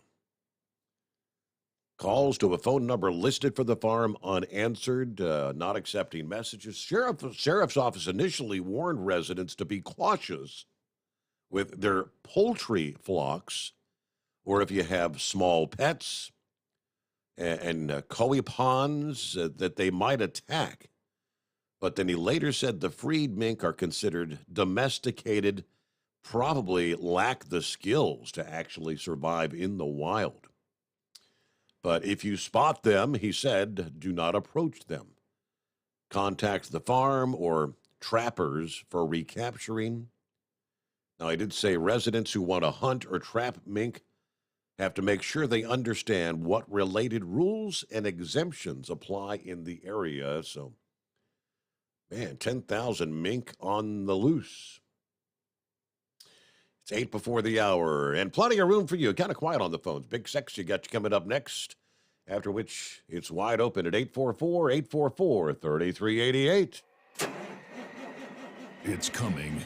Crisp fall mornings turn bitter cold. As you fire up your diesel, you can see your breath on the inside of the cab.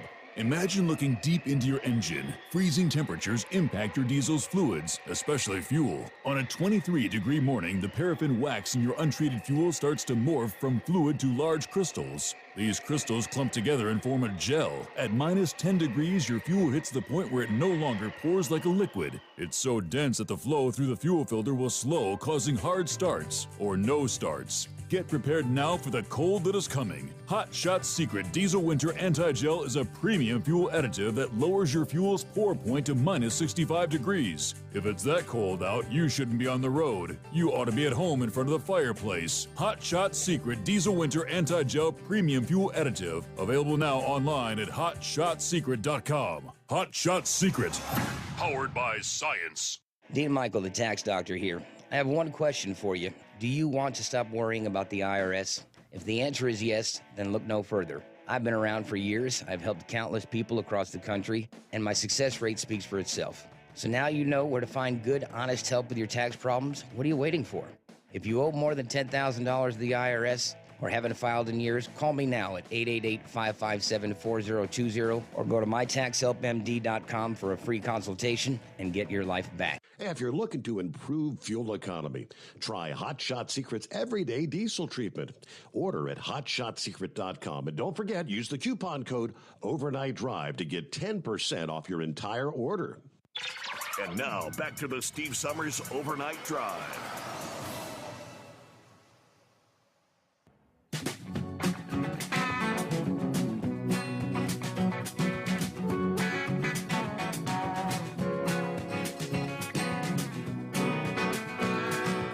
Yeah, we continue to hear that narrative from, I don't know, do you call them rhinos? Maybe not necessarily.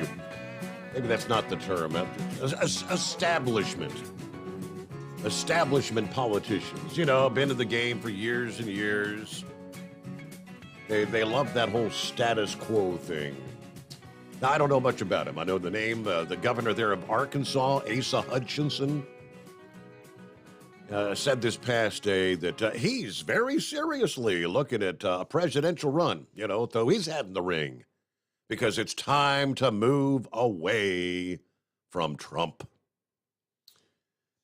I guess it was a CNN interview, right? If that means anything. What does a successful Republican candidate in 24 look like? Hutchinson says, well, a successful candidate is someone who addresses the problems that faces America. I was in Iowa yesterday. People are concerned about the rising cost, excessive government spending. They want their lives back, their freedoms back, and that's the Republican message. This last midterm election was not a rejection of ideas. It was the ideas. It was a rejection of specific candidates that weren't focused on the problems. So that's the candidates. Those are the ones that can win. I agree with, he said, the vice president, meaning Mike Pence. There's going to be a growing number of alternatives in 24 to Trump. To which he said, are you potentially one of those? And he said, absolutely.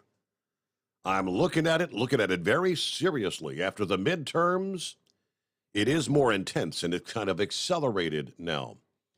And after going to Iowa, I'm kind of encouraged that a governor who actually solves problems, who has a conservative, common sense approach, can draw support and be a good alternative. So I am encouraged by that. I'm probably looking at January as a decision point. Asa Hutchinson. You're an Arkansas guy. What's Asa all about? Is he an establishment guy? Is he a good one? What do you think, Big Sexy? I wouldn't really call him establishment, but he's not that great either. He needs to just keep his nose out of it. He don't stand a chance. Snowball and hell would stand a better chance than him. Really? Okay. Yeah, I don't agree. I mean, he done all right as governor, but there's several things that he kind of went along with the other side on, and the state legislature had to override him on several things. So, you know, he's been around for a long time. He was part of Homeland Security under Bush and all that. We don't need him. Okay, I wondered. Well, that's why. I'd rather vote for the one that's coming in for president. You know, our governor-elect for president than him. You know, that's why I shared that story before coming to you, because, like I said, I recognize the name, but I don't know much anything about the guy. So. Yeah, no. I mean, no. We'd be better off with somebody like DeSantis or even Cruz and all that if it's not going to be, you know, if everybody's going to, you know, Trump ain't going to have support to do it. Of course, the primary is going to decide who the nominee is going to be anyway. But the reason I called you is that lake effect snow. Yeah. Did you see that tweet that I sent you the screenshot of? Buffalo, New York, National Weather Service in 1 hour recorded 3.1 inches. I sure did. So it's coming down big time. Yeah. Coming down. But yeah, that was the main reason I called. And last night, I missed part of the show. I've had a bunch of people tell me that there was somebody else from my neck of the woods up here called, and even mentioned me. He said he was in a neighboring county. Yeah, I'm trying to remember who that was. Yeah, somebody else down there in your area. Yes, sir. I think they said he was up around Paragould, which wouldn't be the county over for me, because I'm actually in Poinsett County. The Jonesboro Sun out of Jonesboro, the Jonesboro is in Craighead County, but I'm in Truman, that's Poinsett County, which would be 2 counties below where Paragould, that's Greene County. Mm-hmm. But I didn't hear that, and I didn't know what part of the show it was to go back and try to hear who it was. I mean, if memory serves, it seems like it was somewhere like between 3 and 4, maybe, I think. Mm. I may try. I was going to do it today, and I had a bunch of doctor's appointments and stuff. I may, you know, maybe on Friday, I don't have much going on. I may listen to the podcast today and see if I can catch it. But that snow, that lake effect snow was the main reason I called. It looks like they're going to get snowed in pretty good. And that governor up there is out of her mind, talking about the truckers. Yep, wanting to moan and complain about it. Yeah. Well, I'll let you get on to your next call. All right, well, thanks for checking in, Big Sexy. You actually got to get to our news break here.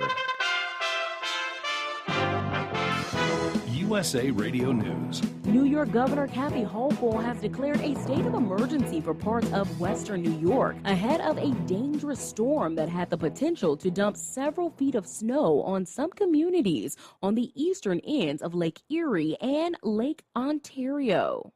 According to the National Weather Service, the worst snowfall is expected in Buffalo and might fall in some spots through Sunday. In advance of the storm, the NFL announced it would relocate the Buffalo Bills' home game against the Cleveland Browns to Detroit on Sunday. A federal judge in Florida has blocked a law pushed by Governor Ron DeSantis that restricts certain race-based conversations and analysis in colleges. The Tallahassee U.S. District Judge has issued a temporary injunction against the so-called Stop Woke Act in a ruling that called the legislation, quote, positively dystopian. The law prohibits teaching or business practices that contend members of one ethnic group are inherently racist and should feel guilt for past actions committed by others. Gabby Petito's parents have been rewarded $3 million in their wrongful death lawsuit against the parents of her fiancé and confessed killer, Brian Laundrie. Patrick Neely, who is the attorney for the Petito family. Their beautiful daughter was taken from them. Not only that, they were denied the right to face the person who murdered their daughter. This just brings to a conclusion one chapter of what is going on. Gabby's parents filed the civil lawsuit against the Laundries, according to court documents, which claimed that Chris and Roberta Laundrie were aware that their son murdered Petito and planned to help him evacuate the country. This is USA Radio News. Mike Lindell and MyPillow offering the BOGO extravaganza right now on a whole slew of MyPillow products. Now you can find all sorts of great deals on MyPillow bed sheets, Giza Elegance MyPillow, 6-piece towel sets, Roll and Go Anywhere pillows, much more, all priced buy one, get one free. Go to mypillow.com/USA, use promo code USA, or call 1-800-951-8175 and find you some great MyPillow products. They're all available. Oh, by the way, you can also get Mike's book absolutely free with any purchase, but you have to go to mypillow.com/USA or call 1-800-951-8175 and make sure you use the promo code. The buy one, get one extravaganza going on right now at mypillow.com. The judge who presided over Casey Anthony's murder trial does not believe her recent claims that her father, George, was responsible for the death of her 2-year-old daughter, Kaylee. Anthony was acquitted on charges that she killed Kaylee, but was convicted and spent time for lying to investigators. Anthony is featured in a new 3-part limited series, Casey Anthony, Where the Truth Lies, that will be available to stream on Peacock on November 29th. According to authorities, a mother has been arrested for allegedly allowing her son to get a tattoo at the age of 10. Police found out when the boy asked his school nurse for Vaseline to put on it. The 33-year-old mother from New York was arrested in October, according to a report from the New York Times. Since her arrest, she has been charged with endangering the welfare of a child. Ticketmaster is canceling Friday's public sale of concert tickets for Taylor Swift's upcoming tour. The company cites an extraordinarily high demand on ticketing systems. It also says a cancellation is caused by an insufficient remaining ticket inventory to meet the demand the sale will generate. This comes as investigations have been launched into Ticketmaster for its handling of the sale of tickets for Swift's The Eras tour. From the USA Radio News Phoenix Bureau, I'm Tim Berg. At Hot Shot Secret, we share the science behind common diesel problems and their solutions. For example, the DPF catches particulates left over from combustion. The DPF regeneration cycle cleans the filter with temperatures exceeding 1,000 degrees Fahrenheit. A A computer sensor triggers the DPF regen, which is often accompanied by a loss of power and fuel economy. The frequency of DPF regens are in correlation to the cleanliness of the fuel burn. Under heavy operation with the dirty burn, DPF regens can occur multiple times per day. Hot Shot Secret Diesel Extreme Fuel Additive promotes a more complete combustion, creating fewer emissions and therefore fewer DPF regens. Vehicles using Diesel Extreme experience 83% less DPF regens. Hot Shot Secret Diesel Extreme is available nationwide at truck stops, Fine Farm and auto stores, and online at hotshotsecret.com. Hot Shot Secret, powered by science. Well, that midnight hour is upon us, and we really got a long, long way to go. How will we stay awake? Thanks to Chris, for goodness sake. We got Steve Summers on the radio. We got that hot shot secret in the diesel. You know, it really makes that Detroit come to life. We're gonna hear from all our friends. We're gonna do it all again on this overnight drive. How about you, Big Ed? Are you with me? Break 1-9 for that Carolina monkey gouger. Negatory there, hillbilly. You clean clear to Flagtown. Let it roll.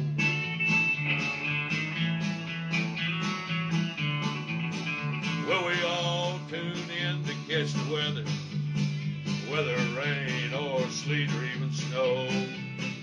It don't matter if you're in New York or Dallas. We'll catch it all on that Steve Summers show. We got that hot shot secret in the diesel. You know, it really makes that Detroit come to life. We're gonna hear from all our friends. We're gonna do it all again on this overnight drive. We got that hot shot secret in the diesel. You know, it really makes that Detroit come to life. We're gonna hear from all our friends. We're gonna do it all again on this overnight drive. Let's start this overnight drive.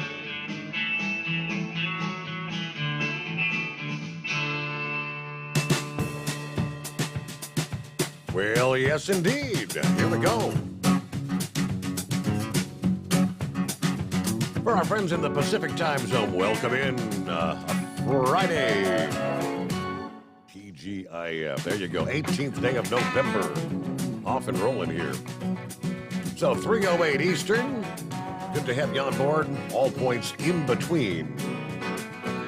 As we head into a Friday, someone earlier brought up Twitter. Yeah, looking at the update from the New York Post, hundreds of Twitter employees apparently quit yesterday after Elon Musk gave them their ultimatum. Either you will commit to a hardcore work environment or you're out of here, fired. The reported exodus through Twitter into more turmoil as staffers and the social media giant were given till 5 o'clock this past day. The deadline to either sign Musk's workplace pledge.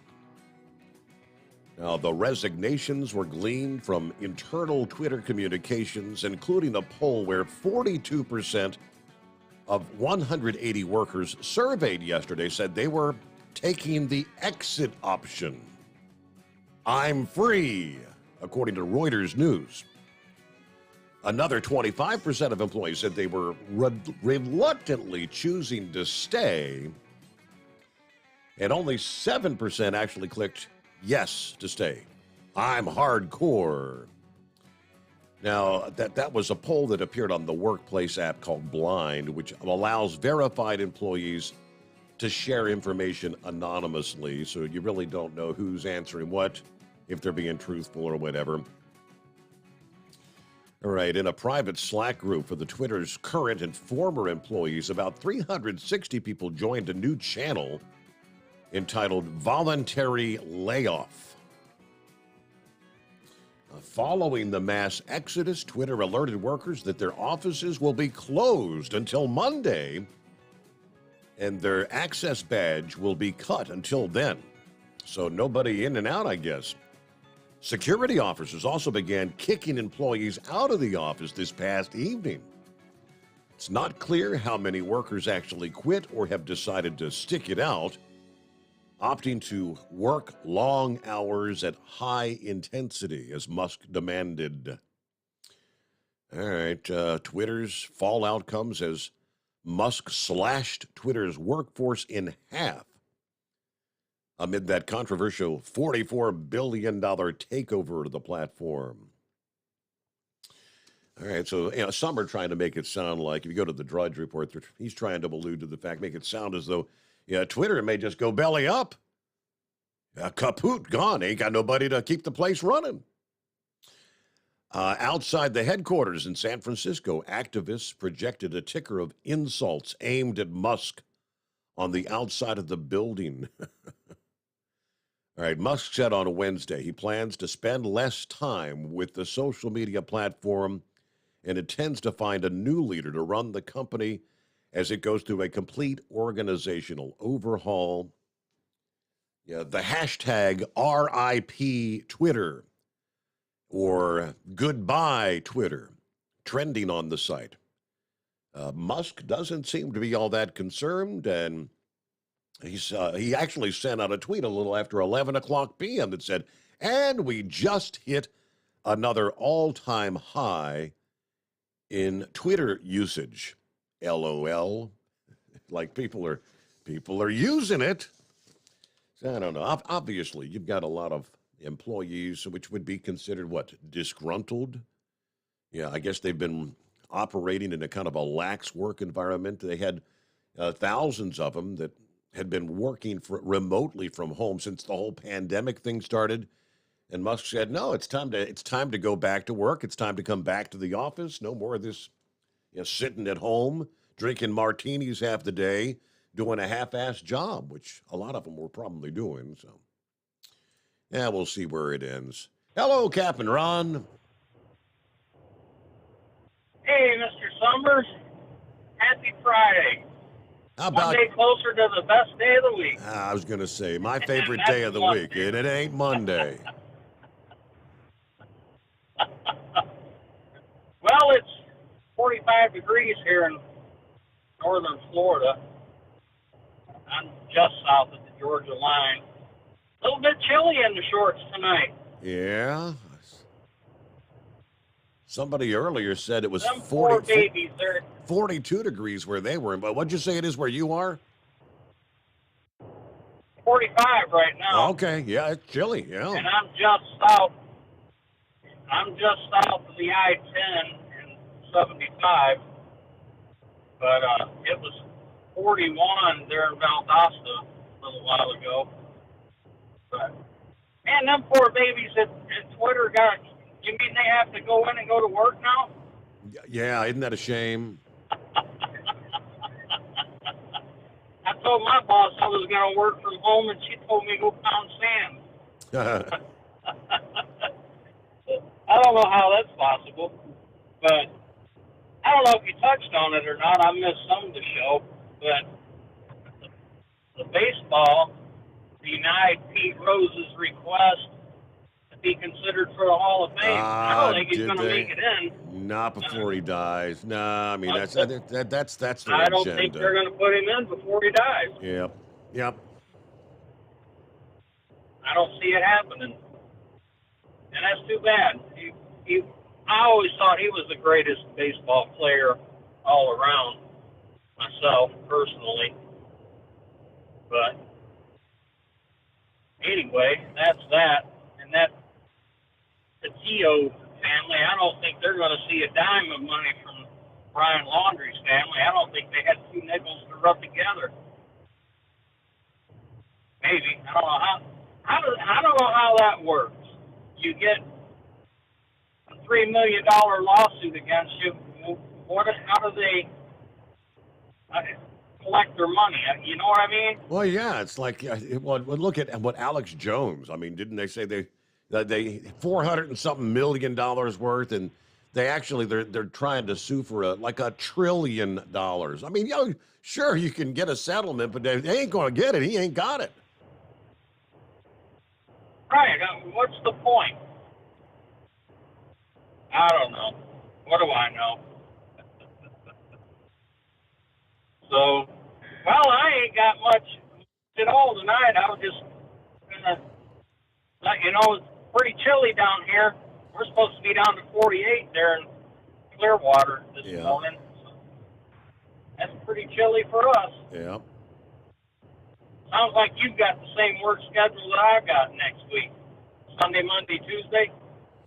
Well, Sunday night. So yeah, Monday, Tuesday, Wednesday morning. So each night. Right. So yep. Right. Yeah, same. We work the same schedule, you and I. Off Friday night, Saturday night. So you do a big turkey day blowout with the family and whatnot, or just? Kind of low key. We go over to the daughters. My wife turned the cooking duties over to her for Thanksgiving, but I don't like it because I don't have any leftovers to eat. Right. That's the fun part. You got some big plans? You probably got the whole family coming together. It's all going to be at the Sommers residence. I think we're going to have one of my wife's sisters and her husband from Georgia's coming up next Wednesday. And, of course, it'll be my mom and the kids, the grandkids. I think we're going to have like 16 in the house. Wow. Well, I can't think of anything else that I've got tonight, so have a good weekend, and maybe I'll give you a call on the best day of the week. There you go. We need that, Mondays especially. All right, well, thanks for checking in, Captain Ron. Have a great weekend. There you go. Well, speaking of Turkey Day, it's less than a week away, and AAA said 54 million Americans planning to travel this Thanksgiving. And when they say travel, if you're not going more than like 50 miles away from your home, that's not considering traveling. So, yeah. AccuWeather monitoring the potential for a pretty significant storm, bringing a slew of hazards, especially across the eastern USA. Heavy rain, snow, gusty winds next week. Yeah, the potential for holiday travel disruptions leading up to Thanksgiving. And those impacts may continue beyond the holiday as well. Now, the adverse weather, they tell us, will initially develop as two smaller storms form and travel thousands of miles, impacting millions of people around the holiday for the nation's midsection all the way to the East Coast. Travelers in parts of the Midwest and Northeast may need to factor in the potential for some wintry weather in their travel plans later next week. Now, for those getting a head start to the holiday travel coming up, say, between now and Monday, much of the country is going to be pretty quiet this weekend. Of course, not in the Northeast there. Yeah, few weather-related travel issues. But one of the ingredients for this significant storm is an area of low pressure beginning to impact travelers starting next Tuesday. Heavy rain and mountain snow moving into the northwest and western Canada. Yeah, this part of the storm is going to pack most of the energy needed for the bigger storm to form later in the week. Wednesday, that is the big travel day. The second ingredient, that's moisture from the Gulf of Mexico, will begin to spark showers and thunderstorms across eastern Texas and the lower Mississippi Valley. That's going to slow down your pre-Thanksgiving travel there from Houston to Dallas.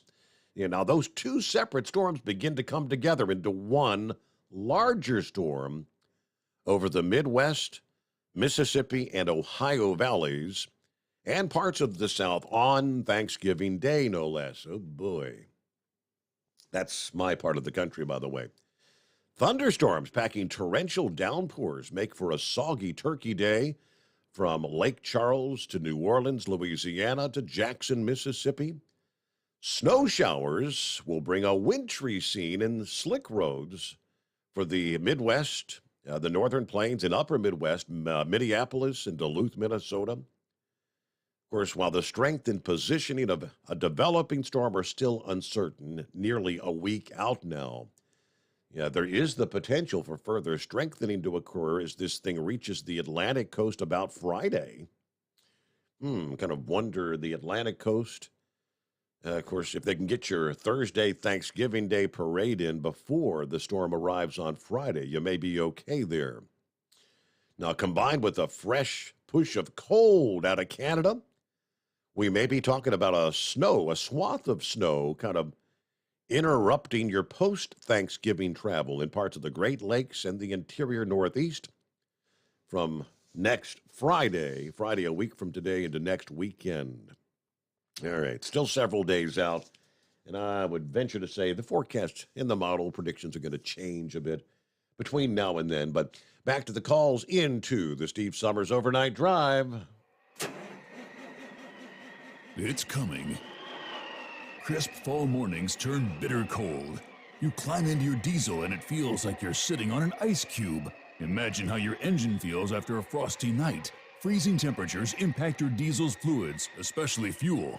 As the temperatures drop, water that is emulsified within your fuel is released, adding more water into your system. Frozen water in your fuel lines, filter, or bowl will simply slow the flow, or worse, stop the flow of fuel in your system. No fuel flow, no start. Get prepared now for the cold that is coming. Hot Shot Secret Diesel Winter Anti-Gel is a premium fuel additive that lowers your fuel's pour point to minus 65 degrees. If it's that cold out, you shouldn't be on the road. You ought to be at home in front of the fireplace. Hot Shot Secret Diesel Winter Anti-Gel Premium Fuel Additive. Available now online at hotshotsecret.com. Hot Shot Secret. Powered by science. Whether you're a diesel pickup performance enthusiast or just looking for a small upgrade, when selecting common rail fuel system components, look no further than Exergy Performance. At Exergy, you'll find injectors, pumps, and more, engineered like no others on the market using state-of-the-art equipment run by people that have been in the business for decades. So if you're in the market for common rail components at any power level, contact Exergy Performance or one of the many dealers listed on our website at exergyperformance.com. Hey, don't forget, as a listener to this program, you get 10% off your entire order at hotshotsecret.com by using the coupon code Overnight Drive. Plus, CDL drivers, military, and first responders get an additional 10% off. The Overnight Drive with Steve Sommers. Live from the Hot Shot Secret Studios. Call Steve now. 844-844-3388. That's 844-844-3388. There you go. That's our number. Who was it there? Captain Ron brought up Pete Rose. I did not hear that he was that they rejected that request. I knew that he had sent the letter about a week ago, kind of pleading with them, hey, I'm 81 years old. I've said I'm sorry, time after time after time. You don't know how sorry I am, but I'd really like the opportunity to be alive. I'd like to be inducted into the Hall of Fame. So, they're not going to give him the satisfaction. It's just, now Seen Unseen kind of chimed in regards to that. Said, Babe Ruth, he said, was the greatest player ever. Pete Rose is also one of the all-time greats, but you've got feminized, jealous men that deny him out of spite. I don't support these leagues any longer. All right, there you go. Yeah, undoubtedly one of the best. But all right, who we got up next here? Not seeing a name on the line. Who's on board? Happy Friday. Hello? Hey there, who we got? Oh, this is Buckshot. Well, good morning, Buckshot. Happy Friday. What's happening? Hey, I wish everybody quit saying Happy Friday. It's only Tuesday for me. Oh, sorry about that. we got to go until at least Monday night, but that's all right. We're going to be off until the following Tuesday once we get done. Get a little Thanksgiving break in. Yeah, I'm going to leave town for a few days, get away from everything. Uh-huh. But anyway, I was sitting down at the computer yesterday on the website getting ready to order my stuff. I got that shopping cart full, and they must have been reading my mind, because about the time I go to check out, I got that damn coupon code come across. So it come across right at the right time. Well, that's a good thing, right? Yeah, I actually went back and looked it over again and picked up a few more things on top of that. There you go. After I got that. Uh-huh. But it all worked. So I just want to call and say appreciate it. It was well worth it for me. That's so good. That's good to hear, yeah. I will give it a try and see how it works. Going to pass some of it along to a couple other people. See if I can get them on board with it. I'm sure they'll appreciate it. Absolutely. Use yeah. it. That's some of that word of mouth and sharing. That's some of the best advertising you get. If people have confidence that you'll give good advice, they'll try it and they'll say, "Hey, I'll be darned, this stuff really works." Yeah, that's the plan anyway. But that's all I really had for you tonight. Just calling in to say appreciate it. We got it. We're good to go. All right. Well, I'm glad to hear it, and thank you for checking in. And, of course, you got to give us a follow-up somewhere down the line. Let us know how things worked out for you. Well, I plan on it. Good deal. All right. All right. Well, enjoy your weekend, and I'll be out here working. So. Yeah. Okay. All right. Well, have a great Thanksgiving when you get around to your time off there for your little Thanksgiving break. All right, it's 844-3388. Yeah, I got a couple calls online. This call screener thing ain't doing the best job of picking up voices this morning, apparently. Real quick like those, we head towards the news break. Bottom of the hour, just about a minute away. Remember Carrie Lake, she's technically not conceded. Carrie Lake. She may indeed lose her race for governor of Arizona. But several people, I'm trying to recall, I think Pappy was the first one that suggested to me that, Carrie Lake, especially if she were to become governor of Arizona, he said, you can about mark my word, she's going to be the pick for vice president by Donald Trump. And I thought, well, I don't know. I don't know much about Carrie Lake, but since the midterm, been kind of following, and I've seen more of her interviews and whatnot. But I thought, how about this past day? They said she traveled yesterday to Mar-a-Lago. Yes, to Trump's Mar-a-Lago club in Florida, according to several people familiar with the activity. One said she received a standing ovation when she entered the luncheon hosted at the club by the America First Policy Institute. All right. USA Radio News. The Uvalde officer who was leading the city's police department during the hesitant law enforcement response to an elementary school shooting that killed 19 children and 2 teachers has stepped down.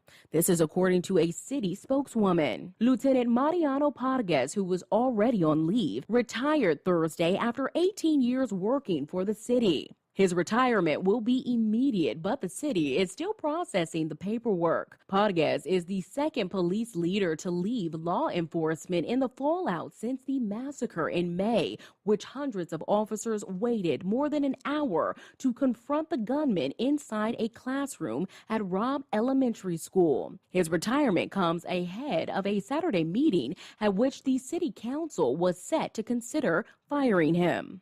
This is USA Radio News.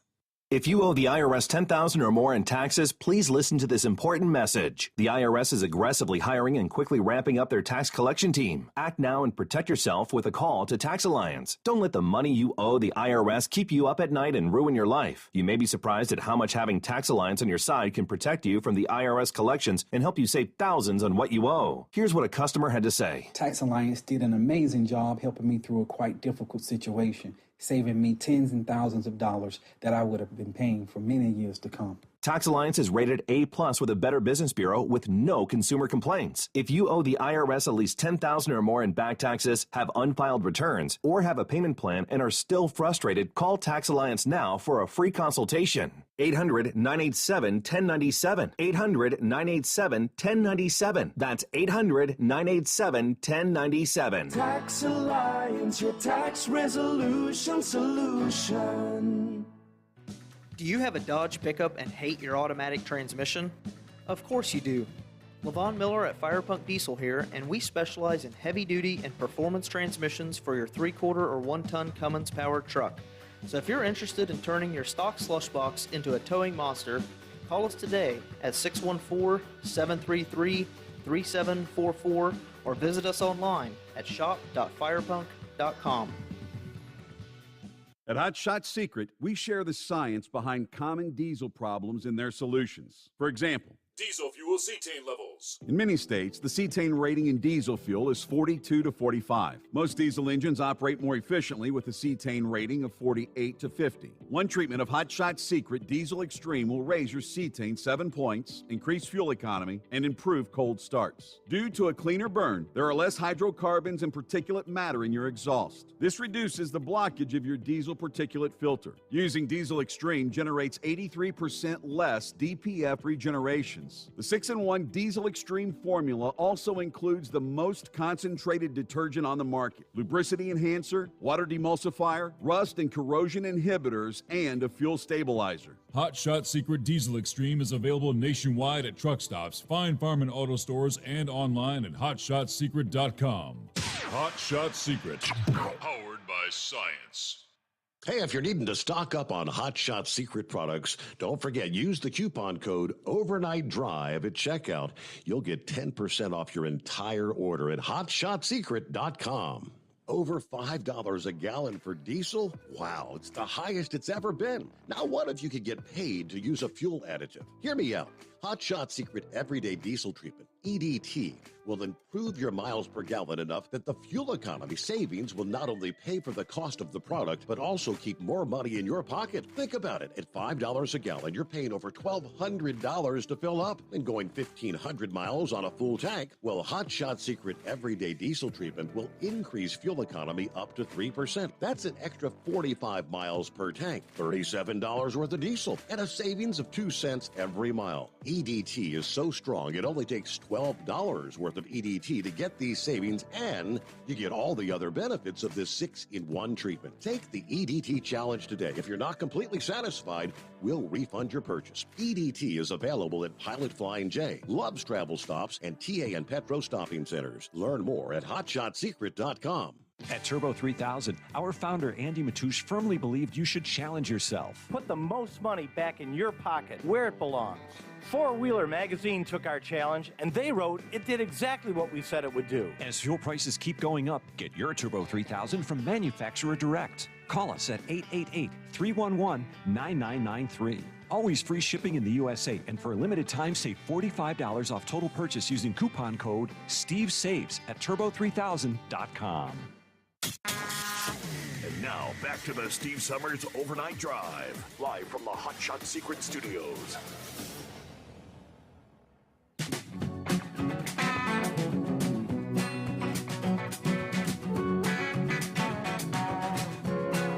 All right, get back to the calls here momentarily. Miss Carrie Lake, so she shows up at Mar-a-Lago. Any significance there? They were holding something called Gala and Experience at Trump's Club yesterday and today as well, Friday. The agenda says the event's aim is to ensure that policies are prepared and finalized for new sessions of Congress. and the State House.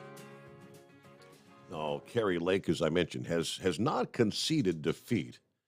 But the visit to Mar-a-Lago while counting continues signals that she's already taking steps to maintain her profile in the former president's orbit.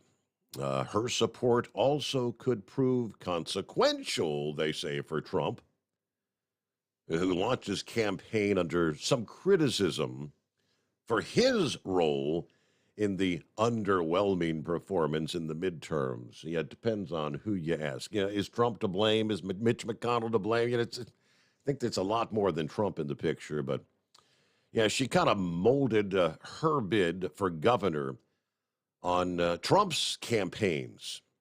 She speaks to the former president regularly, according to the current and former campaign advisors. Trump supposedly called her campaign's war room last weekend, expressing his disbelief that Republicans were trailing in the vote count there, and expressed his support for her and other GOP candidates. But maybe Pappy was on to something. We'll see about that. All right, back to the phones here. Who we got on board this time around? Good morning. Hello, hello. All right, whoever it was, maybe they gave up. Let's see if Horse Feathers is on board. Let's try that. Hello, Horse Feathers. Yeah, morning, Your Honor. Oh, I guess I got to call Buckshot tomorrow and do the Mike thing for him, huh? Yeah, right? Because that'll be his Wednesday, yeah. Yeah. So anyways, So the governor in New York there doesn't think that there ought to be trucks on the highway there when there's winter weather. Inclement weather, yes. So what are we going to do? We're going to close New York for the winter? I mean, they're just going to put the close sign out there, or just say we don't need any trucks now, so everybody stay home? I don't know how all the grocery stores are going to deliver all their stuff, but maybe they can go back to, maybe the Amish can go up there and save them with their horse and buggies there. They can go out and do all the deliveries with horse and wagon. Right. So it's the way they used to do it in the old days there. So, but they'll have a little they drain the Erie Canal in the wintertime. They take it down. There's only like 2 foot of water in the bottom of the Erie Canal through the wintertime. So they aren't going to be able to be towing the barges across there with the mules to get all the goods and supplies from Albany there at the Hudson River back out to Buffalo. See, there's where Buffalo's at, Your Honor. That's at the other end of the Erie Canal. You're right. That's one of the reasons. Exactly. You get down there through Lockport and Niagara Falls and that, and Buffalo's right down there at the other end of the Erie Canal. So there's a lot of east-west traffic that went, between the New York Thruway and the rail lines and US 20 and New York State Route 5 runs from east to west all the way across there. Yeah. So yeah, there's a lot of reason for Buffalo to be where it's at. But you're thinking about your kerosene heater there now. Now I don't know what the deal is with kerosene here, but I got my little fuel stop I go to, and for quite a while, kerosene price has been at $7.99.9 a gallon, $8 a gallon. So in the last month, it seems like every time I go in there, which is usually about twice a week, the kerosene price jumps from $7.99 down to $6.99, and the next time I go in there, it's $7.99, and it keeps bouncing back and forth between the two. But either way, I think that would be a pretty salty bill for you to be running the kerosene heater there, trying to burn kerosene at either $7 or $8 a gallon, wouldn't it? Yeah, back when I used that kerosene heater, I think I was paying $3 a gallon. That's what I was thinking, somewhere $2, $3 a gallon, for that number one fuel oil. So anyways there, but I don't know, I'm kind of like everybody else here, everything's just kind of riding along here. I did see that Facebook posting there from that fire department that talked about that car fire for the Tesla up there on on Interstate 80 there that I forget they had 4 or 5 tanker trucks out there, 2,000 gallon or 2,500 gallon tanker trucks, hauling water to it for I don't know how many hours, trying to at least keep it maintained and contained and whatever they could do to try to extinguish it, but pretty much without taking those things and pushing them into a pond or into a river or something, or digging a hole and submersing them, there isn't a whole lot of way to put them out. Yep. And just pretty much let it burn until about the only thing recognizable might be the wheels left on it. But yeah, I did see that. I was gonna try to get back to it there and send it to you. And as I found with Facebook there, if you don't do something with Facebook when you first initially see it and you want to go back to it, 9 times out of 10 you can't go back and find what you wanted to go back for. So I don't know what their algorithm does, but somehow or another it puts it in the non-available category or delete or something. I don't know where it goes, but it goes in the unable to find category. I know that. So what do you think there, Twitter? You think it's a good thing to have the people come back in, or this remote working, is this gonna be a thing of the past now? So well, anyways, I didn't get a chance for Twitter. For Twitter, it's gonna be. I mean, he said, we got the office space. Here's your cubicle. Come back to work. Yeah, you remember when all this work from home stuff first got started? I remember sharing some stories. They were doing like polls and surveys.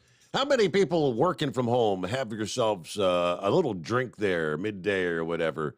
And it was, not surprising. A lot of people, drinking cocktails and whatnot while they're working.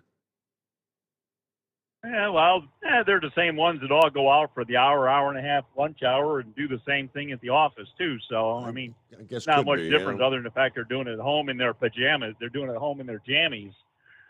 So, but anyways, so Thursdays. Sorry about not getting a chance to give you a call yesterday, but I was already snoozing by the time you gave me an email there. But we've been running up to Philly there. We got appointment we got to take care of a couple times. A couple of weeks in a row and get a week off, and then go back another couple of weeks in a row up there in Philly. So we're out in the suburbs there, the outskirts of Philadelphia, probably 30 miles out of Philly, and they are building houses and townhouses and row houses and single-family homes all stacked one on top of another. And if somebody's in one and sneezes, their neighbor wipes their nose because they don't know who it was that sneezed. And right now, these homes are still being constructed, not even being lived in yet. And there's just, hundreds of them, thousands of them being built all in this area up here. It's it's right off of US 1, where Wawa is based, Media, Pennsylvania. So anyways, it's about 25, 30 miles, maybe 30 miles west of Philadelphia, but it's a pretty good part of town. I mean, as far as financial wise, they're going to be $500,000, $750,000 homes, and there's just all kinds of them being built. But when you're on US 1 in that area, at rush hour, you're in from there. It takes you at least an hour to get to downtown Philly. That 30 miles, it takes you at least an hour, maybe an hour and a half, and God forbid there's an accident, you'll be half the day getting into Philly, because the only way to go in is through on the surface streets from that point, because the expressways are just completely just jam packed. You can't be on 476 or 76 or 95 because they're already jam packed, and pretty much all the other side roads and everything are. So my wife's like, what are all these people going to do when they buy these houses? How are they going to go to work? And I said, well, you just keep getting ready for the rest of the Green New Deal. It's going to be mass transportation. Everybody's supposed to ride a bus or ride a train, drive their flying car until they fill the skies up. But they aren't worried about the infrastructure of how to actually get people to move. And I don't know what they're planning on doing on the weekends and all that, because I'll tell you what, that area up there, along with a lot of other areas I've seen, has not slowed down one bit. I mean, people are still out, shopping every day, going out to buy food every day, going to the convenience stores, going to the fast food places every day to get their meals, and nothing is slowing down. And you wonder why the inflation's still going up. If spending doesn't slow down, inflation is going to just keep ramping up until the Fed is going to increase another 0.75% or 1% here next time they convene and decide to do that, and then interest rates will be up more, and then houses will cost more, and cars will cost more, and people with credit card debt won't be able to pay off their credit card debt, and I don't know. You don't know where it's all going to go or where it's all going to end up, but I don't know. Maybe we'll just give the reins over to the other side there, Your Honor, and just let them nosedive it right into the ground. Just take it full speed, nosedive right into the ground, and crash it all, and just start again. Maybe that's what we need to do, is just start all over again from nothing. Let it nosedive right in. What do you think? Yeah, when the crash occurs, though, they're not going to take responsibility. It's going to be somebody else's fault. It's Trump's fault. Guaranteed. And if it's not Trump, they definitely will have somebody else to be blaming it on. There's always another fault. But I don't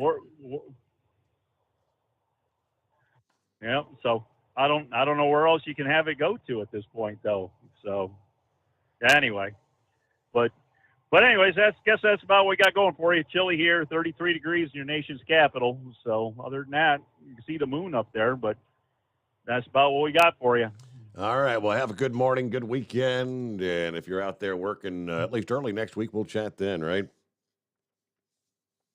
Now, he did not win the big jackpot, but there was a truck driver that won $1 million in the lottery after he bought some tickets on a whim in Oregon this month. Going back on November 7th, 82-year-old Brooks Keeby bought $10 worth of Powerball tickets on a whim. The jackpot was going up, right? The following day, one of his tickets turned out to be a match for all 5 numbers, but he missed the Powerball. You know what? $1 million bucks. I'll take it. Said he's going to use the money to pay his property taxes, buy his wife a used Cadillac, and fund the rest of his retirement. They asked if he was disappointed that he didn't win the big jackpot. He said, "I'm not greedy. What the hell? I'll take $1 million, right?" At 82 years old, that'll go a long, long way in funding that retirement there.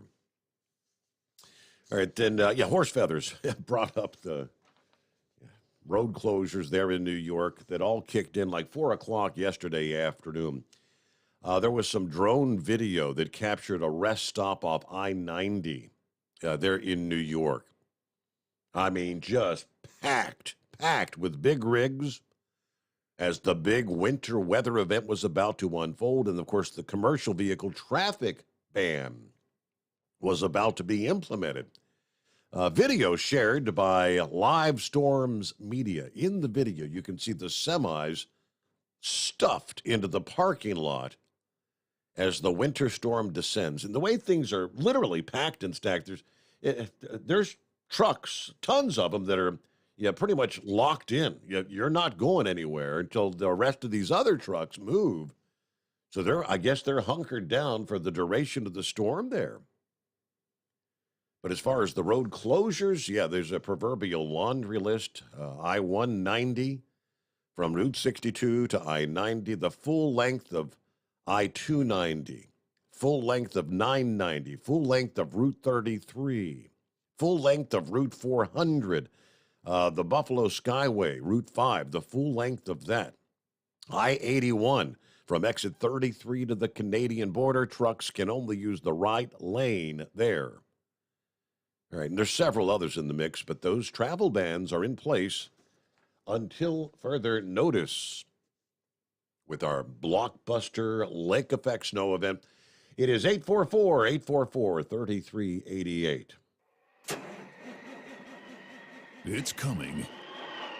Crisp fall mornings turn bitter cold. You climb into your diesel and it feels like you're sitting on an ice cube. Imagine how your engine feels after a frosty night. Freezing temperatures impact your diesel's fluids, especially fuel. As the temperatures drop, water that is emulsified within your fuel is released, adding more water into your system. Frozen water in your fuel lines, filter, or bowl will simply slow the flow, or worse, stop the flow of fuel in your system. No fuel flow, no start. Get prepared now for the cold that is coming. Hot Shot Secret Diesel Winter Anti-Gel is a premium fuel additive that lowers your fuel's pour point to minus 65 degrees. If it's that cold out, you shouldn't be on the road. You ought to be at home in front of the fireplace. Hot Shot Secret Diesel Winter Anti-Gel Premium Fuel Additive. Available now online at hotshotsecret.com. Hot Shot Secret. Powered by science. Whether you're a diesel pickup performance enthusiast or just looking for a small upgrade, when selecting common rail fuel system components, look no further than Exergy Performance. At Exergy, you'll find injectors, pumps, and more, engineered like no others on the market using state-of-the-art equipment run by people that have been in the business for decades. So if you're in the market for common rail components at any power level, contact Exergy Performance or one of the many dealers listed on our website at exergyperformance.com. Hey, don't forget, as a listener to this program, you get 10% off your entire order at hotshotsecret.com by using the coupon code Overnight Drive. Plus, CDL drivers, military, and first responders get an additional 10% off. The Overnight Drive with Steve Summers. Live from the Hot Shot Secret Studios. Call Steve now. 844-844-3388. That's 844-844-3388.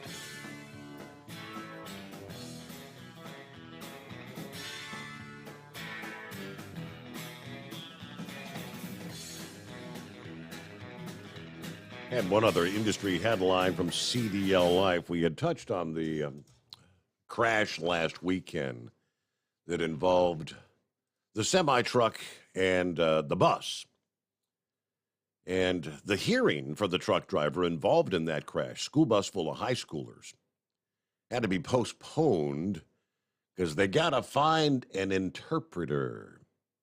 No speaking the English. Truck driver Victor Santos was scheduled for his initial hearing this past day for the crash that took place in Indiana last weekend. That hearing is now postponed until Monday, the 21st, due to the need for an interpreter so that Santos can understand the charges that are being brought against him. Santos is facing 26 felony counts, 22 of which are for criminal recklessness while armed with a deadly weapon, along with 4 counts of causing serious bodily injury while operating a vehicle. Officers were on their way to intercept the semi-truck after receiving multiple reports of a rig driving recklessly. Before they caught up with him, the accident occurred. 16 were hurt in that incident. Police said they could smell alcohol on Santos at the time of the wreck, that his eyes looked red and glossy, and his speech was slurred and slow. Blood alcohol content was 0.13 that evening after having blood drawn at the hospital. So several hours, I would presume, had probably passed. He was well above the 0.13 when that crash had occurred. All right, is that Jaybird? Happy Friday, Jaybird. What's happening? Sounds like you're ready for the weekend. Yeah, I'm always ready for the weekend. I got a little suggestion for you for some alternative heat. Okay. Have you ever heard of the My Buddy? Have you ever heard of a My Buddy heater? I have not, no. It's a propane heater, and when I took my little trip in my rowboat down to Florida from North Carolina, we left in the winter time, so that's kind of how I discovered this thing. But they've got a smaller version called the Little Buddy, and then they've got the regular version. It's called the regular My Buddy. But they're kind of like a space heater, but they sit on the floor. Yeah. And you can take the green, like the Coleman stoves that you use for camping, the 1 pound cans. That's what they generally run on. But you can also hook them straight up to a propane tank. And what I do is I bought one for the house too now, and I actually refill. I bought me about 8 of those green cans, the propane cans for heating. And then once they ran empty, I just take and refill them now with a propane. I take like a 20 pound propane like you would use for your grill. Yeah. And I just refill those canisters up.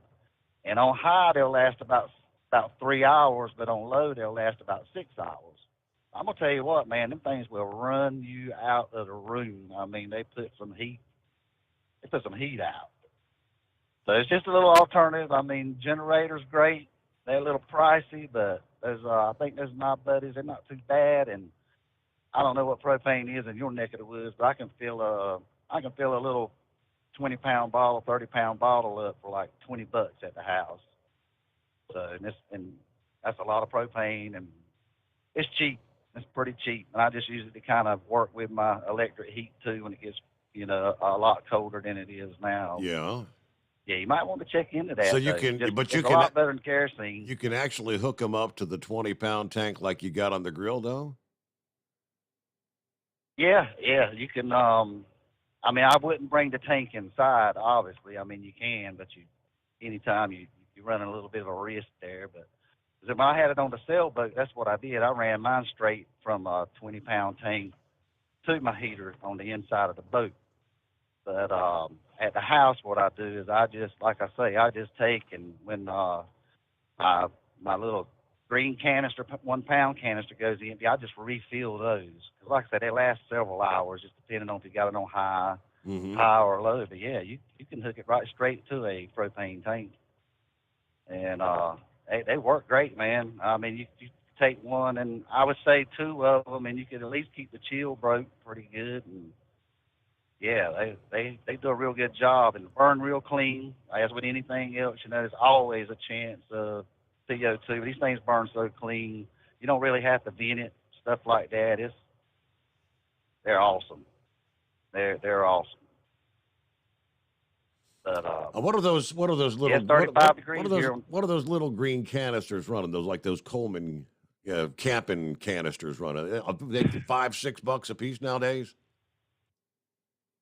Yeah, I'm not sure how much they are now. I'm sure they've gone up, but yeah, they probably. Yeah, I would say that. But after you get you a few of them, though, you can just. That's what I read, and you'll hear all kinds of stories, but you can go on YouTube and check it out. Yeah, they're fine. I mean, okay, all right. I pulled it up on the website here, but yeah, hold that thought. It's coming. Crisp fall mornings turn bitter cold. As you fire up your diesel, you can see your breath on the inside of the cab. Imagine looking deep into your engine. Freezing temperatures impact your diesel's fluids, especially fuel. On a 23-degree morning, the paraffin wax in your untreated fuel starts to morph from fluid to large crystals. These crystals clump together and form a gel. At minus 10 degrees, your fuel hits the point where it no longer pours like a liquid. It's so dense that the flow through the fuel filter will slow, causing hard starts or no starts. Get prepared now for the cold that is coming. Hot Shot's Secret Diesel Winter Anti-Gel is a premium fuel additive that lowers your fuel's pour point to minus 65 degrees. If it's that cold out, you shouldn't be on the road. You ought to be at home in front of the fireplace. Hot Shot's Secret Diesel Winter Anti-Gel Premium Fuel Additive. Available now online at hotshotsecret.com. Hot Shot Secret. Powered by science. Whether you're a diesel pickup performance enthusiast or just looking for a small upgrade, when selecting common rail fuel system components, look no further than Exergy Performance. At Exergy, you'll find injectors, pumps, and more, engineered like no others on the market using state-of-the-art equipment run by people that have been in the business for decades. Exergy is the home of the Sportsman line of injectors. These injectors are designed for use in pickup trucks with no other modifications and offer a 15 to 20 horsepower gain while being calibrated to tighter tolerances than factory stock injectors. With a product lineup of injectors from Sportsman to 700% over, pumps from Sportsman to 14 millimeters, and complete engine control systems, Exergy has you covered. So if you're in the market for common rail components at any power level, contact Exergy Performance or one of our many dealers listed on our website at exergyperformance.com. Live from the Hot Shot Secret Studios, the Steve Summers Overnight Drive.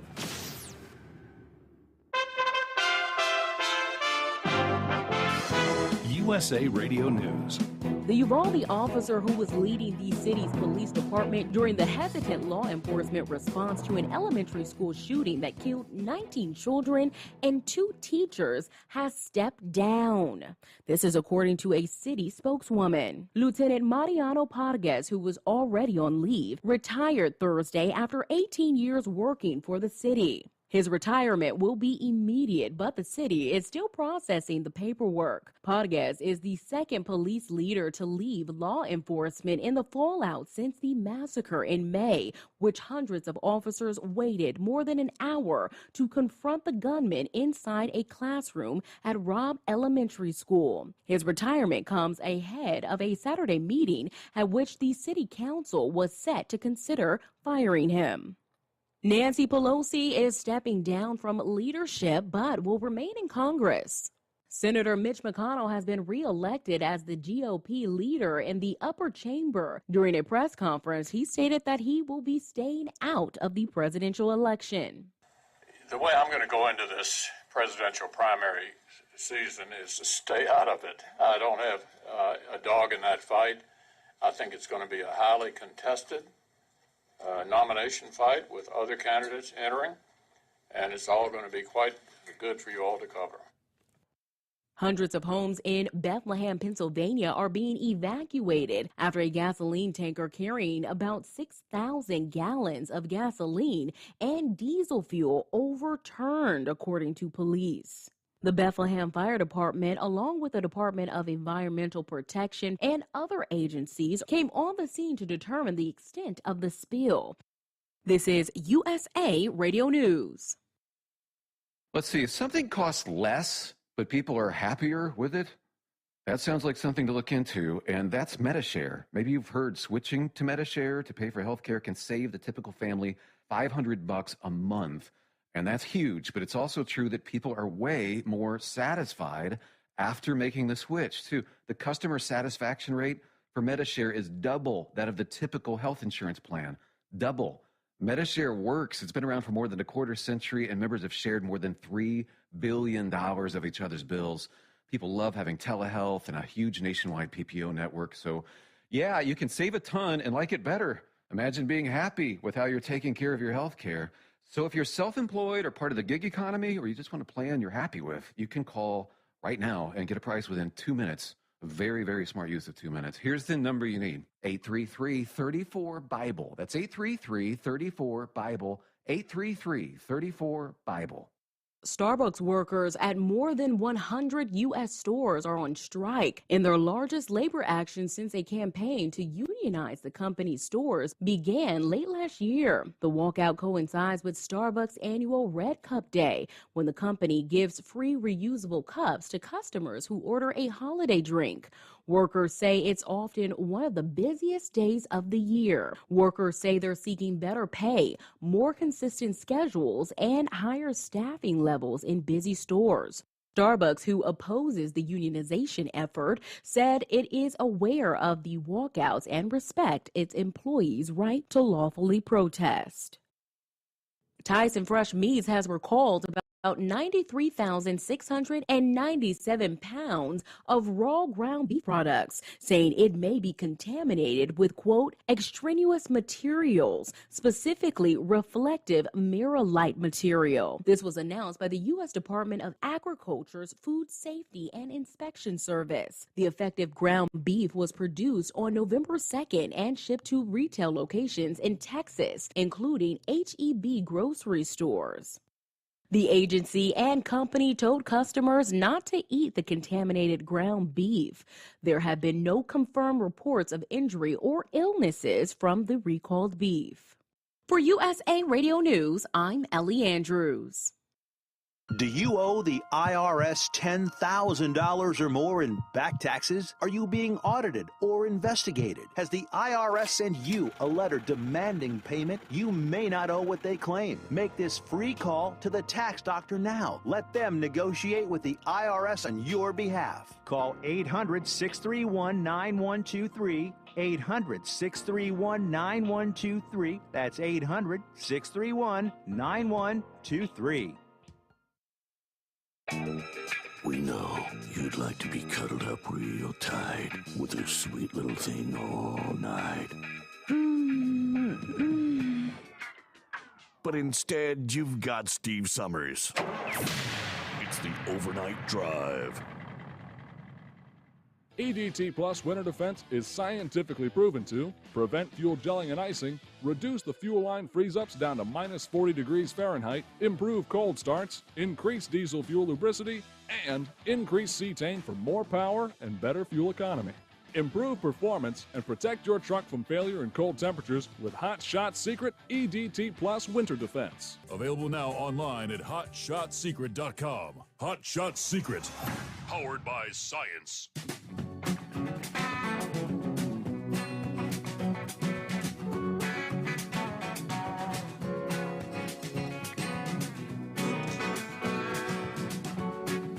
There you go, back for our final hour here on a Friday. Doughboy, thank you. Doughboy sent me an email talking about the My Buddy or the portable heater, the Big Buddy. Got a Big Buddy and a Little Buddy. And yeah, those little propane tanks I asked about. You know, the 1 pound canisters. Send me a link via Amazon. It's like $5.47 for 1 can, $9.87 for a 2-pack. If you're going to use that heater on a pretty regular basis, you'll be burning through a lot of cans, those little cans of propane. That could get kind of expensive, couldn't it?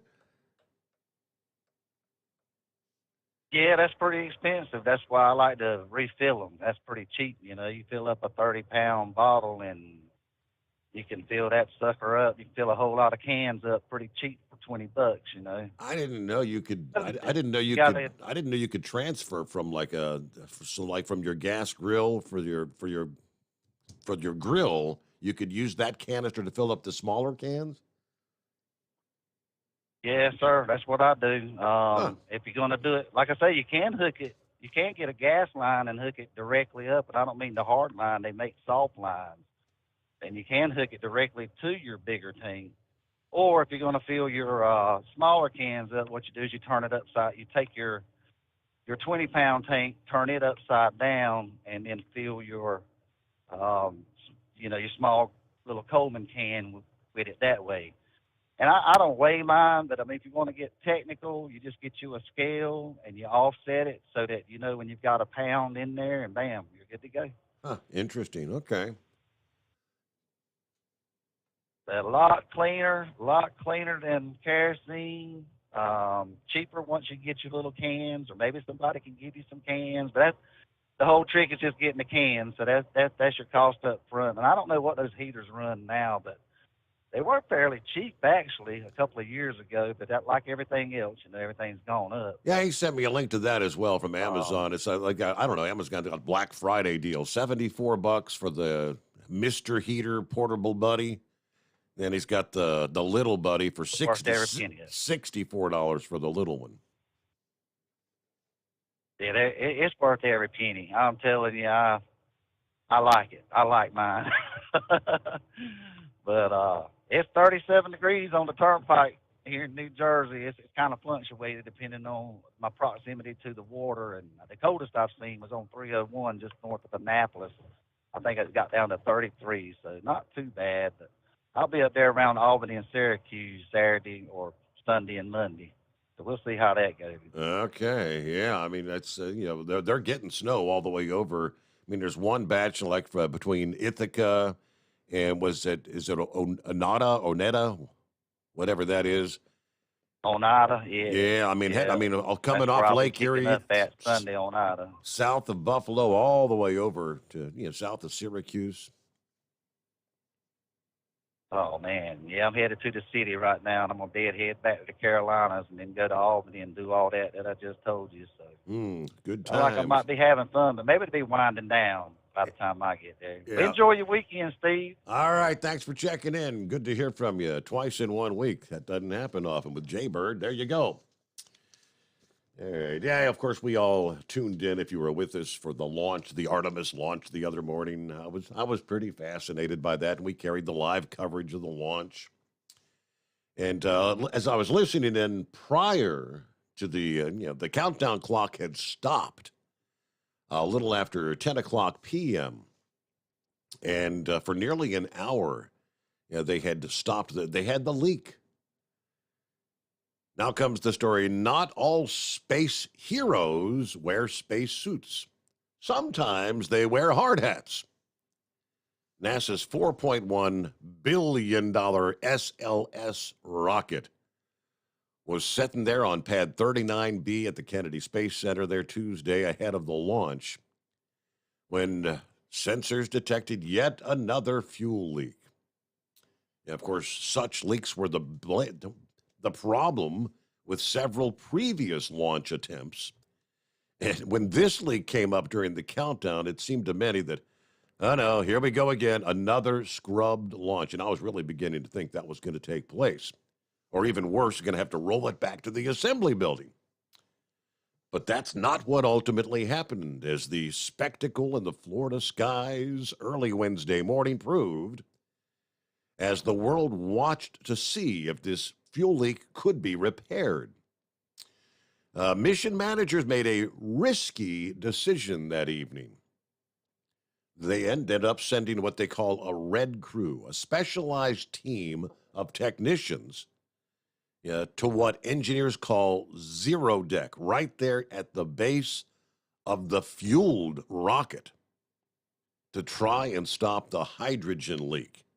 Now, when you've got the leak of liquid hydrogen, the concern is, any sort of spark could have just, sent this thing up into a ball of flames. The unsung heroes were able to pull off the daring repair, and just hours later, Artemis 1 was on its way to the moon.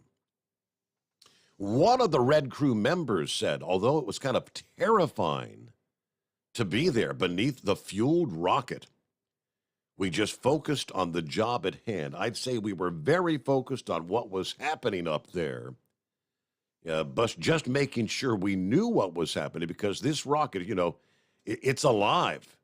It's creaking. It's making venting noises. It's pretty darn scary. So when you're there on zero deck, I can tell you my heart was pumping. My nerves were going, but we showed up today. He and two other crew were sent to the mobile launch platform at the base of the rocket to tighten down what they call packing nuts, hardware that helps form a tight seal on the replenishment valves that the liquid hydrogen was pumped into. Now, because hydrogen is such a small molecule, they say it manages to find its way out of even the tightest seals, meaning NASA has to keep replenishing the hydrogen fuel tanks throughout the launch countdown, even after the main fueling is complete. But as that launch window was ticking down, when we arrived, they said we actually could see these nuts were visibly loose, according to the statement from the launch commentator. Nerves made of steel, right? The Red Crew performed admirably, tightened those nuts, and ultimately we had liftoff a few hours later. But I remember listening to that commentary, and I heard him say, You're saying you can visibly see that those nuts are loose? And they said, yep. All right, Steve in Florida. Hey, what's happening? Happy Friday. Hey, good Friday to you, Steve. Captain Ron's still listening. He's going to run into a few sprinkles. I was about 2 hours south of him. But down by Tampa, it was raining a little bit and 56 degrees, so not too bad. But as I'm going further north, down to 45 right now, heading to Jacksonville, and a little cool for shorts, but I'm not giving up, Steve. I haven't put the long pants on yet. Yeah, I hear you. Die hard. Yeah. Yeah, that was an interesting story about those NASA mechanics. Pretty cool. Speaking of crashes, Steve, did you see that one that happened yesterday in L.A. with those police officers, the recruits? Oh, where the wrong way driver. I don't think I even touched on that story, but yeah, like 21, they were out there doing their jogging. Did you hear anything further? Did they determine was that an intentional act? Because they're saying that there were no skid marks or anything. Like some were saying it seemed like he was accelerating through them. Yeah, it was deliberate, Steve. That's what I heard a little while ago. Some 20-year-old kid, last name Gutierrez. So who knows if he was even right? You know, legally in the country. Yeah. But yeah, he ran into the guys in the front of the formation were able to get away. The New York Post had the video on it. I think I sent it to you early this afternoon. But yeah, it was horrific. Some camera in a guy's yard caught the whole thing on camera, and then you could see the guy slamming into the light post. And I guess when they approached the car, he still had his foot on the accelerator. Really? Wow. Yep. Just horrible. And I guess 5 guys are in critical condition, and a couple guys lost limbs. You know, the fractures were so bad in their legs. Yep. It's a horrible thing that somebody would do that. Just unimaginable. So, you know, Steve, how have you ever seen or watched? I didn't even know he was still on TV anymore, but Steve Bannon's got that show, The War Room. Have you ever seen it? Oh, yeah, absolutely. Yeah. I'll tell you, I love that guy, Steve. He exposes so much stuff. I've been watching it every afternoon that I found it on my smart TV on the app, and he exposes a lot of stuff. But you know how they had that one of them leaders in Congress came out yesterday and was talking about how they're going to go after Joe Biden and they're going to investigate and get down to the bottom of everything. Correct. Comer there in Kentucky. And yeah. Well, did you notice right after that, Steve, all the Democrats were up in arms?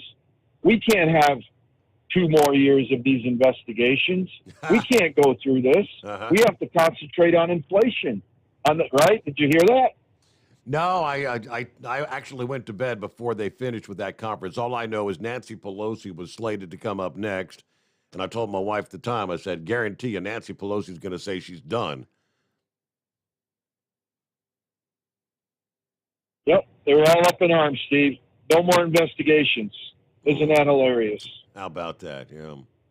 You know, I mean, the last 4 years, they've got nothing done except investigation after investigation after investigation, right? Correct. Absolutely. But now all of a sudden, when now it's the Republicans' turn, and you know, now they want to focus on the country, inflation. You know, it's just what a hypocrites these people are. Same with McConnell. You know, we talked about him last night.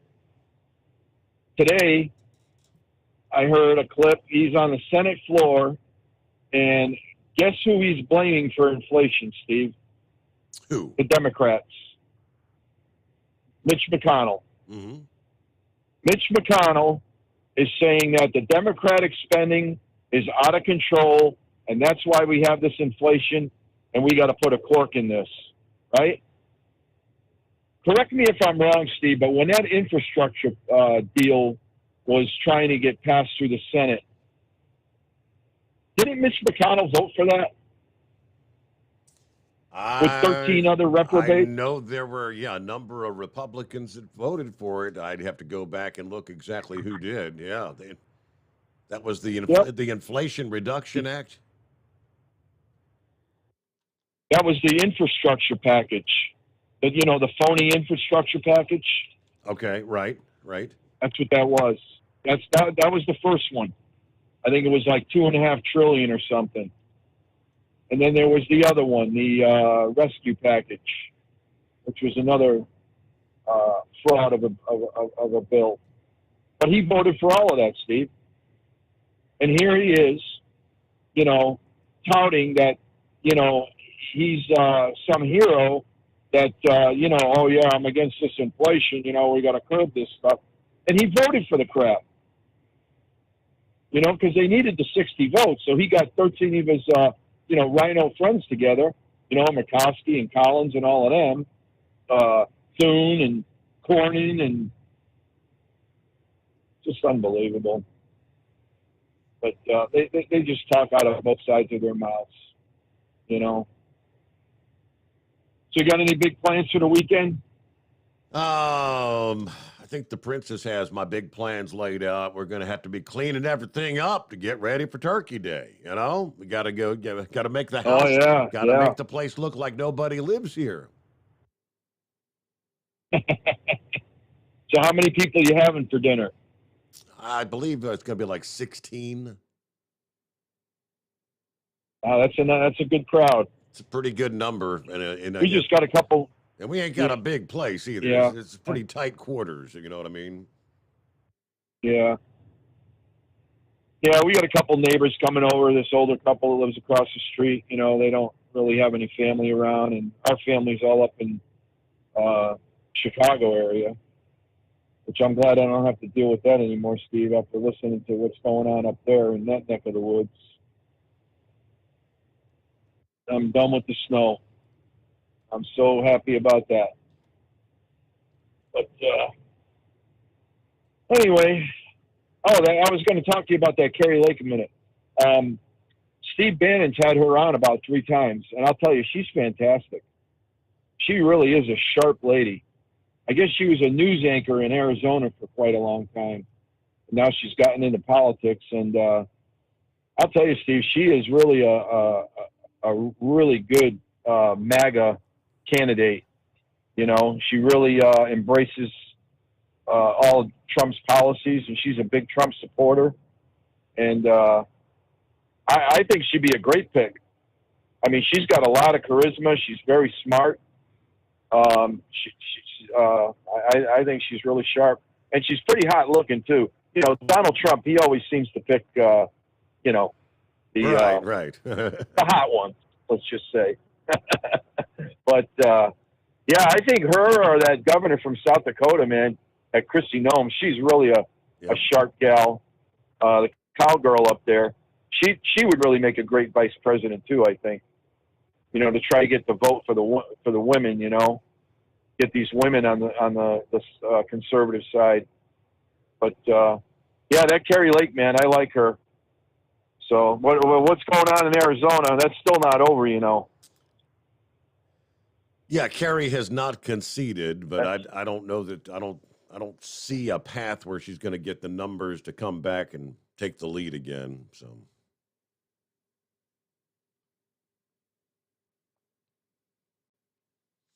Yeah, there was one other. Who's that little firebrand girl out of Colorado? Boebert, I believe is her name. Boebert. I think that one's gonna. She's actually ahead. Now, that would be another Republican House seat being retained. She's only up by like 1,000 and some votes. I mean, it's going to come to a recount there on Boebert. Let me see. Meanwhile, I did a quick search there because I wanted to double check, make sure on that infrastructure bill, who were the 13 Republicans that voted along with most of the Democrats. There were actually a handful. I think there were 6 Democrats that broke from the party and voted against that bill. And most of that was the likes of the Squad, Tlaib, Omar, AOC. But the 13 Republican, Mitch McConnell was not actually on the list of those who did vote for that. Let's see. 13 Republicans. I'm sorry, this is in the House side. That's not the That's not the Senate side. All right, he probably would be. I'll double check the Senate. But they had to get the 13 in the House that went along with most of the Democrats for the infrastructure bill. Hey, Scarecrow checks in. Morning, Scarecrow. What's happening?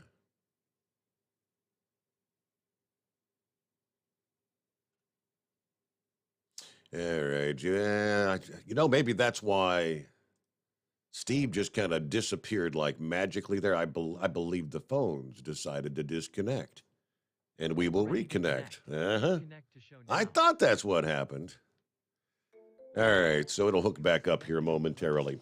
So you can jump back in if we lost you there, Scarecrow, or maybe hanging in there. It may come right back in. It is 844-844-3388. All right, Scarecrow, we got you there? Okay, welcome back. That was kind of weird, wasn't it?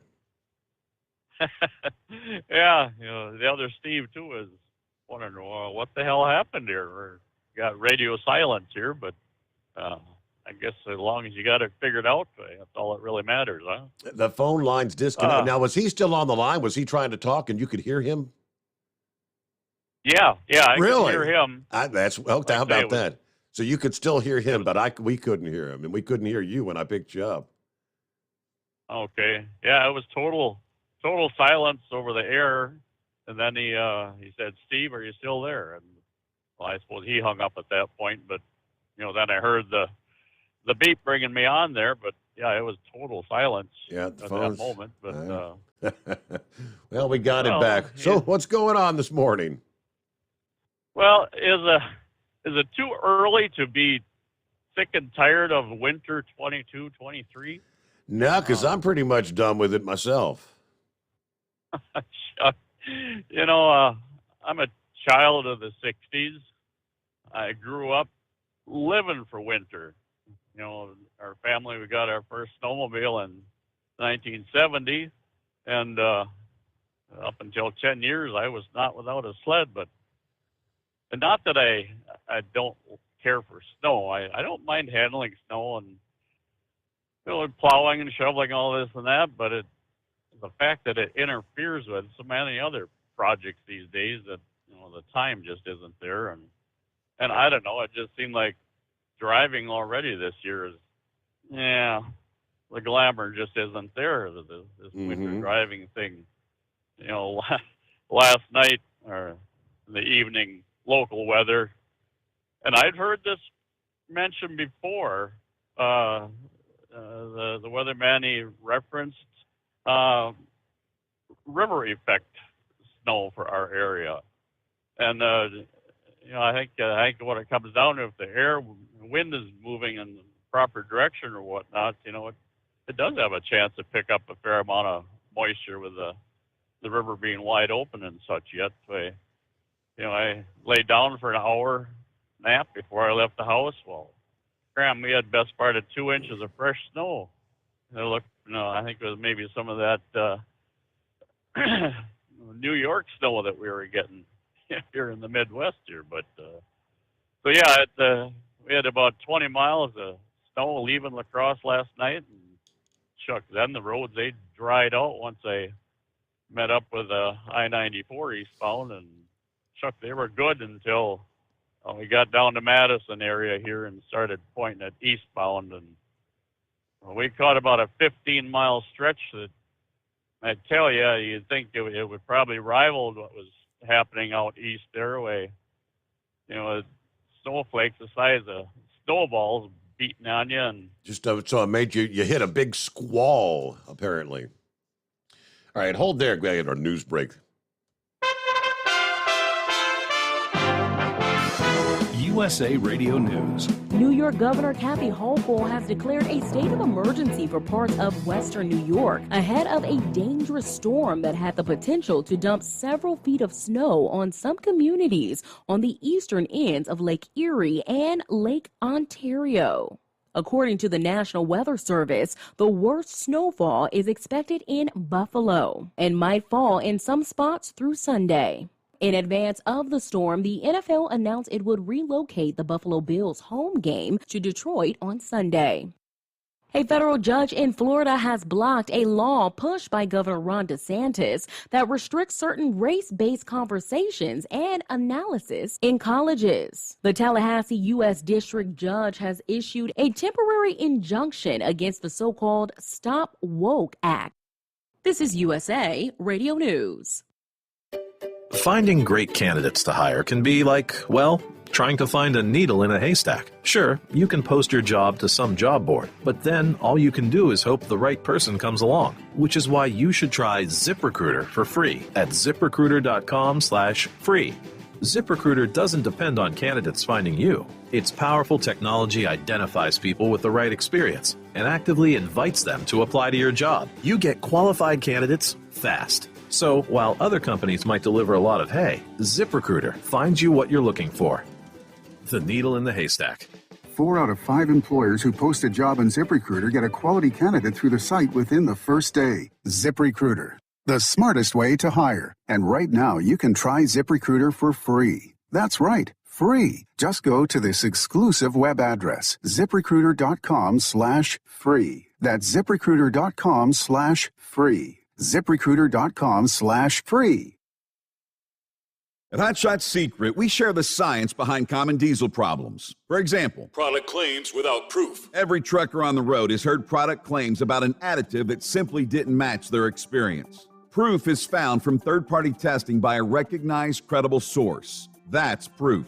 Hot Shot Secret's Stiction Eliminator will improve your performance and fuel economy. For proof, we engaged the Ohio State University Center of Automotive Research to conduct an EPA-certified fuel economy test with Stiction Eliminator on a FedEx truck, a 2006 P500 Freightliner with 247,000 miles. The test showed a 3.6% increase in highway driving fuel economy from Stiction Eliminator, an oil additive. The complete report from OSU is available for download at hotshotsecret.com. That's proof. Hot Shot Secret Stiction Eliminator, available at truck stops, Tractor Supply, O'Reilly's Auto Parts, and online at hotshotsecret.com. Hot Shot Secret, powered by science. For anything diesel, take it to Shy Diesel.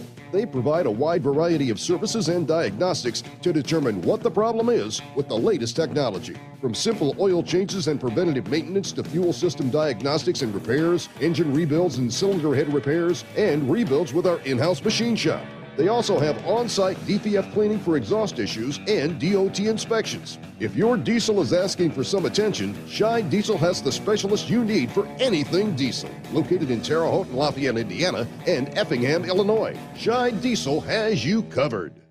Hey, don't forget, as a listener to this program, you get 10% off your entire order at hotshotsecret.com by using the coupon code Overnight Drive. Attention all truckers, Dean Michael, the tax doctor here. I want to talk to you about those dreaded tax problems. I know you want to keep on trucking and not even think about them. Well, let's face it, they're not going away all on their own. You need professional help. I've been helping truckers put their tax problems in the rearview mirror for years. I can help you too. Call me for a free consultation at 888-632-4506 or go to mytaxhelpmd.com. It's like I always say, keep your eyes on the road, I'll keep mine on the IRS. 888-632-4506. How do you sleep on the road? After downtime, do you wake up well-rested and invigorated or tired, achy, and sore? Well, if it's the latter, you're not sleeping on the Big Rig Mattress. The Big Rig Mattress is a hybrid with an individually pocketed spring core that's engineered to deliver the best restorative sleep for your time on the road. Many drivers have said they sleep better over the road on the Big Rig Mattress than they do at home. Learn more about the Big Rig Mattress at thebigrigmattress.com or call 877-736-4233. Most standard sizes ship within 72 business hours. The Big Rig Mattress, 100% made in the USA since 2009. Because Channel 19's a little congested. Call Steve now at 844-844-3388. The Overnight Drive.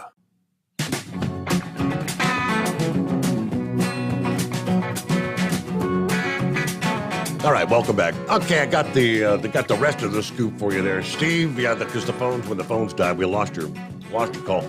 I pulled up the Senate votes. I had the House votes up before me earlier, and yeah, you are correct. So Mitch McConnell yesterday, I didn't stick around to hear his comments. So he's blaming the Democrats for inflation. And we know that the spending, the trillions and trillions of dollars in spending is what's led to this out-of-control inflation. We've injected all this money into the economy, and this is the price you pay. Now, we go back, and, of course, you had the first COVID relief bill, right? Wasn't that like $2 trillion?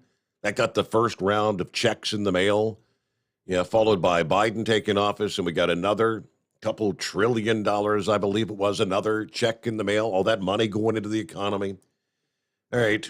So we went through 3 COVID spending bills, and then the Democrats come back, well, we need to spend more. And this was the infrastructure, so-called infrastructure bill, that was another $1 trillion, with a T, $1 trillion, most of which had nothing to do with infrastructure. It was all about the Green New Deal, about charging stations and all that, right? And yes, Mitch McConnell was on board for that. So yeah, he's one of the contributing factors. He's one of 19 Republicans that joined in the Democrats to pass that. And by the way, I'll remind you, Donald Trump at the time, of course, he was not president, but he was urging Republicans to vote against this. But even his buddy Lindsey Graham voted in the end, yay. Notably, Mitch McConnell of Kentucky also voted in favor of the legislation. Let's see, 19 Republicans. You had Roy Blunt of Missouri. You look at the list here, it's almost your typical laundry list of what we refer to as rhinos or establishment. Yeah, Mitt Romney on board. There's Lisa Murkowski of Alaska, Mitch McConnell, John Hoeven of North Dakota, Chuck Grassley, Lindsey Graham, Deb Fisher of Nebraska, Mike Crapo of Idaho, Susan Collins of Maine. You see that list that, all too often the, quote, Republicans that go along with the Democrats. Now, you can't have it both ways. You can't be voting in favor of additional trillions of dollars in spending, Mitch, and then try to blame it on the other party. You were a part of it. And I get what you mean, Steve, about the hypocrisy there. But most people pay no attention to that. All right, welcome back, Scarecrow. Steve, a little bit ago you were referencing the energy grid, the electric grid and whatnot. Back in the late 60s, early 70s, I can hear Northern States Power Company. Now they're part of XL Energy now, I guess, but they run ads. Electricity is penny cheap from NSP to you. And property across from my folks, they built a new house, chucks all electric heat, and it didn't take too many years before they installed a forced air, system or whatnot. That was this past summer, the height of the air conditioning. My brother, he showed me a map that had been on the news or whatever, and I'd never heard of this before, but we in the Midwest here, we're right smack dab in the middle of the blackout zone. Yes. Not a brownout, but a blackout. Yep. We don't hear anything about that, do we? Well, that's why I shared the report yesterday. I mean, when you got the actual, the National Electric Reliability Council, the NERC, they're the ones in charge of the entire grid. And I mean, they broke it down. It's not just California, not just Texas. It's most of the damn country. And see, that's it. That's a narrative that is not spread, in the news and whatnot. But yeah, there's it had to raise my eyebrows a little bit, to say the least. Now we do have, our house is built in 80. There is baseboard heat in the house, but we've only used it one time. I guess that was in the nursery when the kids were young. But we've got pretty much all our heating bases covered there, Bud. Between that baseboard, we've got the new natural gas furnace this summer. We've got a little parlor stove that's enough to heat the entire house, and of course we use the outdoor wood boiler, primarily. So no, we got all that, handled and whatnot. We're not gonna freeze our tuchus by any means. Pappy had it. He might have it right in one form or other, as far as Biden's exiting Washington. Now, with the screws apparently being tightened on Hunter, we'll see if that takes off or not. When it comes out that there's any type of a direct link with Papa, just about everybody in Washington on the left is going to want to keep as much distance between Joe as they possibly can. They might be running him out of office on a rail car. That's just one other angle to be looking at here. There's going to be plenty of entertainment coming ahead from the administration and the new representation on the right there. So other than that, the weekend. Well, this falls in the DA category. Somebody who didn't bother putting Christmas lights up back when it was 50 to 60 degrees here 2 or 3 weeks back. They've chosen the coldest weekend of the year so far to think about it here. So I can imagine after the program, later today, you're going to be telling the princess, dear, you won't believe the dumbass that lives up there in Wisconsin. Oh, let me tell you about this soul. But we got some, upper 30s and 40s coming right around Thanksgiving. So it may get put on the back burner there. I think that's my plan as well, because we're going to be down in the teens for overnight lows. I mean, I normally have my lights up before Thanksgiving. I don't turn them on. I don't turn them on yet, but I usually take advantage of the warmer weather, which we've had plenty of that. And now all of a sudden we're in the deep freeze. I hope we warm up maybe next week and I'll get out there. Well, I'd hate to miss out on the thrill of, handling them plastic clips and whatnot with bare fingers, and your fingers are numb and aching and whatnot. But yep. Experience kind of is a good learning tool there. Beyond that, pal, I guess you got plenty of room to squeeze in a few more here. So we'll get out of your way and wish a pleasant weekend on you and all, and we'll get it out of the way and do it again next week. Right? All right. Have a great weekend. Have fun if you do get out there on the roof, right? Wait till next week. Steve checks in. Morning, Steve, and all the listeners out there. The end of the week is here. We're looking forward to a relaxing weekend with the Long Johns in place. Time to head into town, get that trash truck warmed up. Can't get finished if you don't get started. Everybody have a great day. Good weekend there. Steve in Columbus. Good morning. And, of course, Truck and Phil right on cue. Coffee up. Morning, Mr. Sommers and the Hot Shot Secret Nation. Yeah, since that story happened yesterday afternoon in Fort Wayne, another truck SUV incident in a construction zone. No reason for it yet, but it still happens. Time to depart Fort Wayne for Sterling Heights. Make the flip back once again as we are 37 days till Christmas. There's Truck and Phil on board. You go back, I mentioned the infrastructure bill. Yeah, we're all about, we're going to build these charging stations. We're going to put that infrastructure in place. And we're going to force you to buy your electric cars. And we're going to go to electric trucks. And, better yet, autonomous vehicles. The whole drill.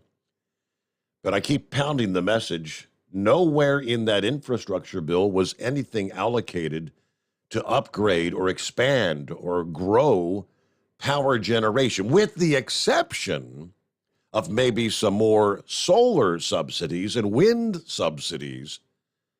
But we know those are not keeping up with the loss of be it natural gas, primarily the coal generation. They've got some allocated, but as we continue to lose the old fossil fuel generation capabilities, this new stuff coming online by no means is even keeping up with the current demand. If you missed that story earlier, the National Electric Reliability Council kind of highlighted that in the Midwest for this upcoming winter, we have 5% less power generation capabilities than we had last winter. And they anticipate at the same time, the demand is going to be increased by about 7% versus last winter. That thus putting the power grid at a direct risk of failing. Now, the one thing we are doing, again, is we're putting in all these charging stations, which there ain't going to be enough juice to charge them. Earlier this week, the Pilot company, Pilot and Volvo, unveiling plans to create a network of chargers for medium and heavy-duty trucks at the Pilot Flying J locations around the country. Company leaders signed a letter of intent to partner to develop a charging network open to all battery electric Class 8 truck brands. The chargers will be available at select Pilot Flying J stores, which are ideally positioned along our transportation corridors, well equipped to serve the professional driver if we have any electricity to put through the lines. I interjected that. They didn't really say that. Anyway, the companies said that the charging network will create an ideal opportunity for public funds from federal, state, and local agencies to accelerate and develop a high-performance charging network. We're going to have chargers everywhere. Just ain't going to have the juice when you plug them in to do any damn good. Good morning, Kentucky Ken. Hey, good morning, Steve. How are you, sir? Doing well. Are you finally rolling yet? Oh, yeah, I've been rolling for a little bit. Yeah, my first way station on 55 North, I got the red light, went in, had to stop, didn't get the bypass, but I got my green light, so that was a bonus after what you read this morning with being overweight. That was really bizarre because the Werner driver was in there. He was in there forever, and they were just stuffing these trucks full. And it really was funny because the one boss came back. He said, we're going to make sure you're good to go. Rock on, bro. Well, didn't happen. So can't make it up, man. Can't make it up. But wow. No, just unreal. Hey, I loved you playing that launch. That was awesome. That was really awesome just to hear. It just brought back memories from years back, you know? Oh, yeah. Back in the day, I kind of figured that was my line of thinking. I mean, many of you, like yourself, if you're out there on the road now, I don't know if you had like satellite radio, if I don't even if NASA has a channel on that.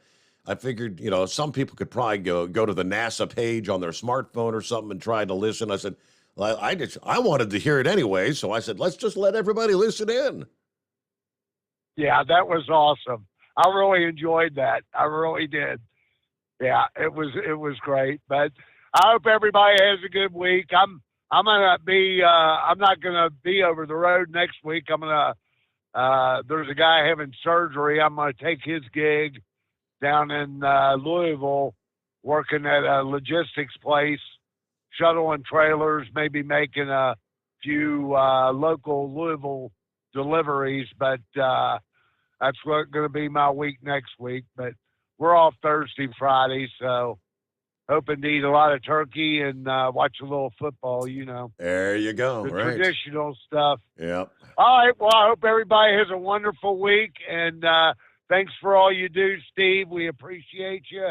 And hope you have a great Thanksgiving with your family and everyone does as well. All right. If you're out in a couple of days next week, give us a call. Otherwise, if we don't talk to you before, you do the same. Have a great Thanksgiving. Ho, ho, ho. Welcome Santa Claus to town, right? It is the Steve Sommers Overnight Drive. Do you have a Dodge pickup and hate your automatic transmission? Of course you do.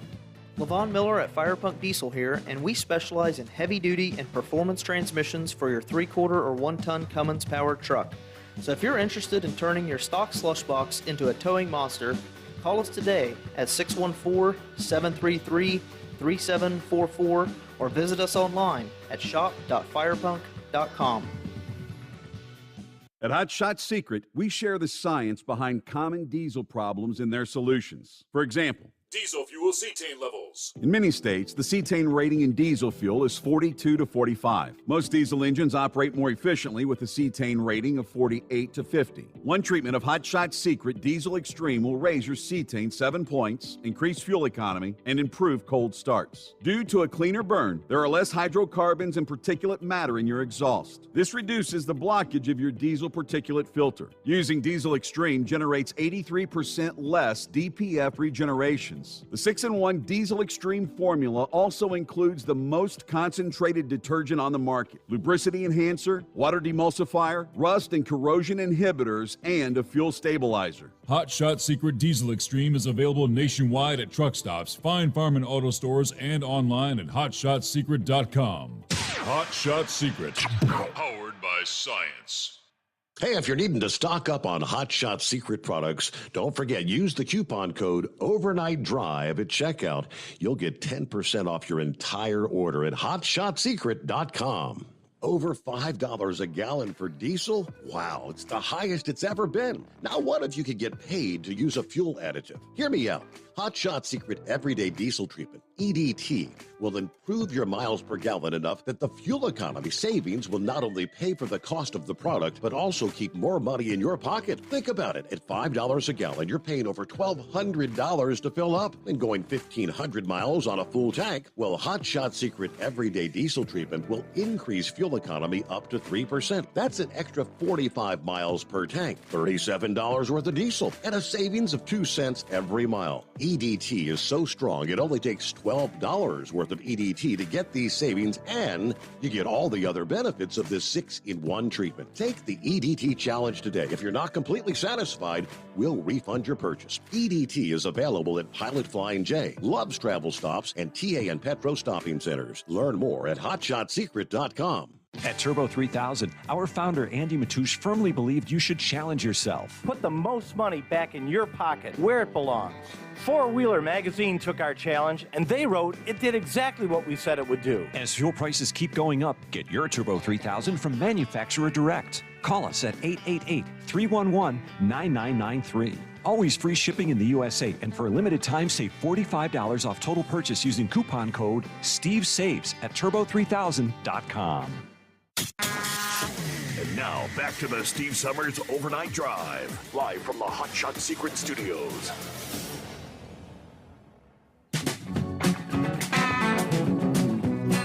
All right, a couple of other quick updates to throw your way. Mentioned Lauren Boebert there in Colorado. I misspoke. I thought she was still up by 1,000 plus.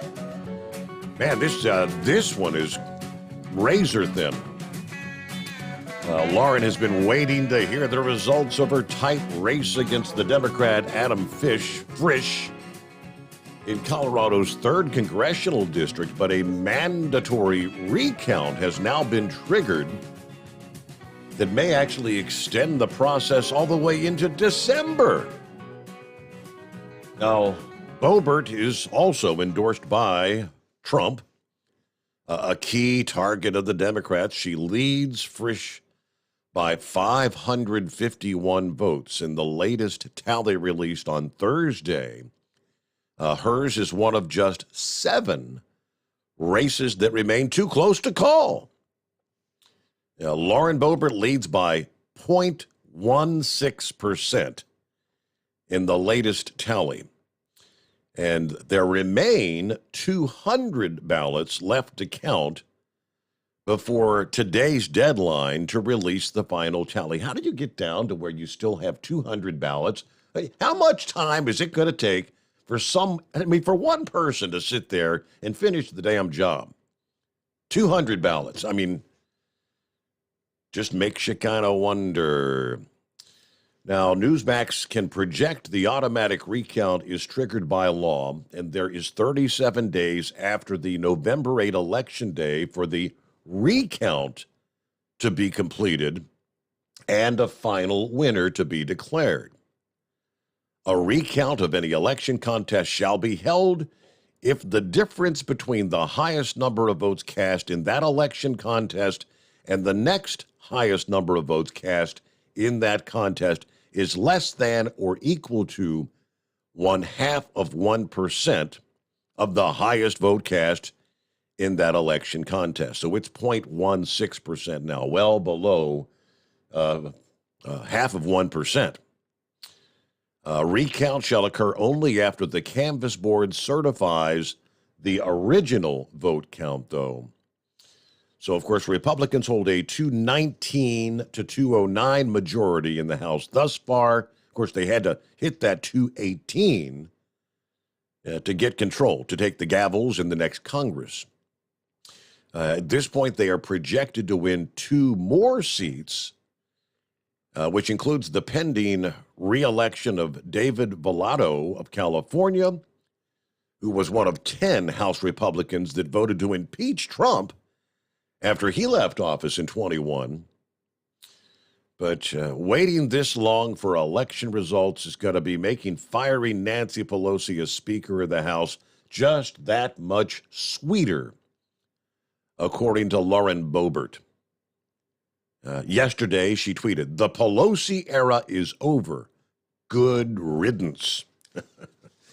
I like her. She's a little pistol. She's the one about the right to keep and bear arms. I think didn't she have a bar, an establishment there in Colorado, which like the bartenders and whatnot openly carry, and of course that gets the gun grabbers all bent out of shape. How dare you do that? And she's also the one that she ran one of the advertisements, commercials. There was she's walking down the streets of Washington, D.C., and she says, I'm only like 5'5", little bitty thing, and I'm going to protect myself, and that's why I'm going to carry.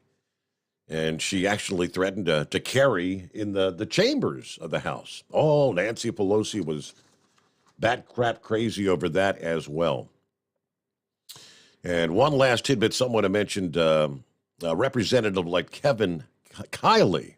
He's another in California. He's the one that actually got credit for kind of clinching the deal, Republicans' victory in the House this week. Received a public shout-out from Trump Tuesday night when he was formally announcing his re-election campaign for 2024. So there you go. A lot of developments over the past week. So we hit the weekend here, up and running. Be safe if you got to travel out there, and we'll see you back Sunday night, Monday morning as we get the new week started for the Steve Sommers Overnight Drive.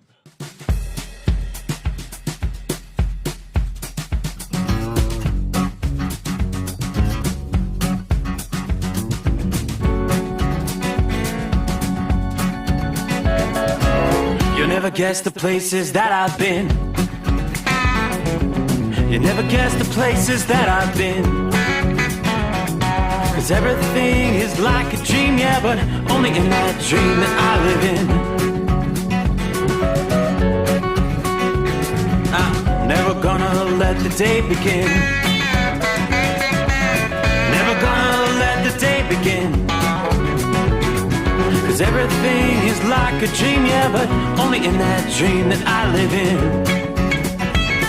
Oh, don't wake me up before you go, and I'll just make this bed my home. Oh, darling, please just let me sleep. my dreams.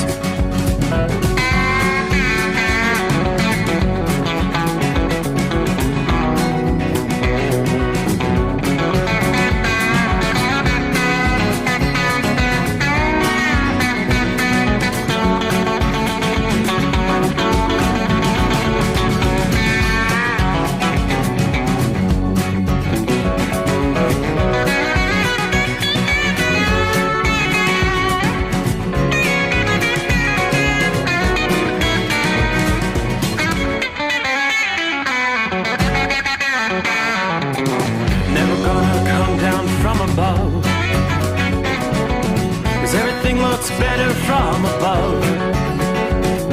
Nothing's ever as it seems, yeah, except in that world that I dream of. Never gonna lose the ones I love. Never gonna lose the ones I love. 'Cause everything is like a dream, yeah, but only in that world that I dream of. Oh, don't before you go.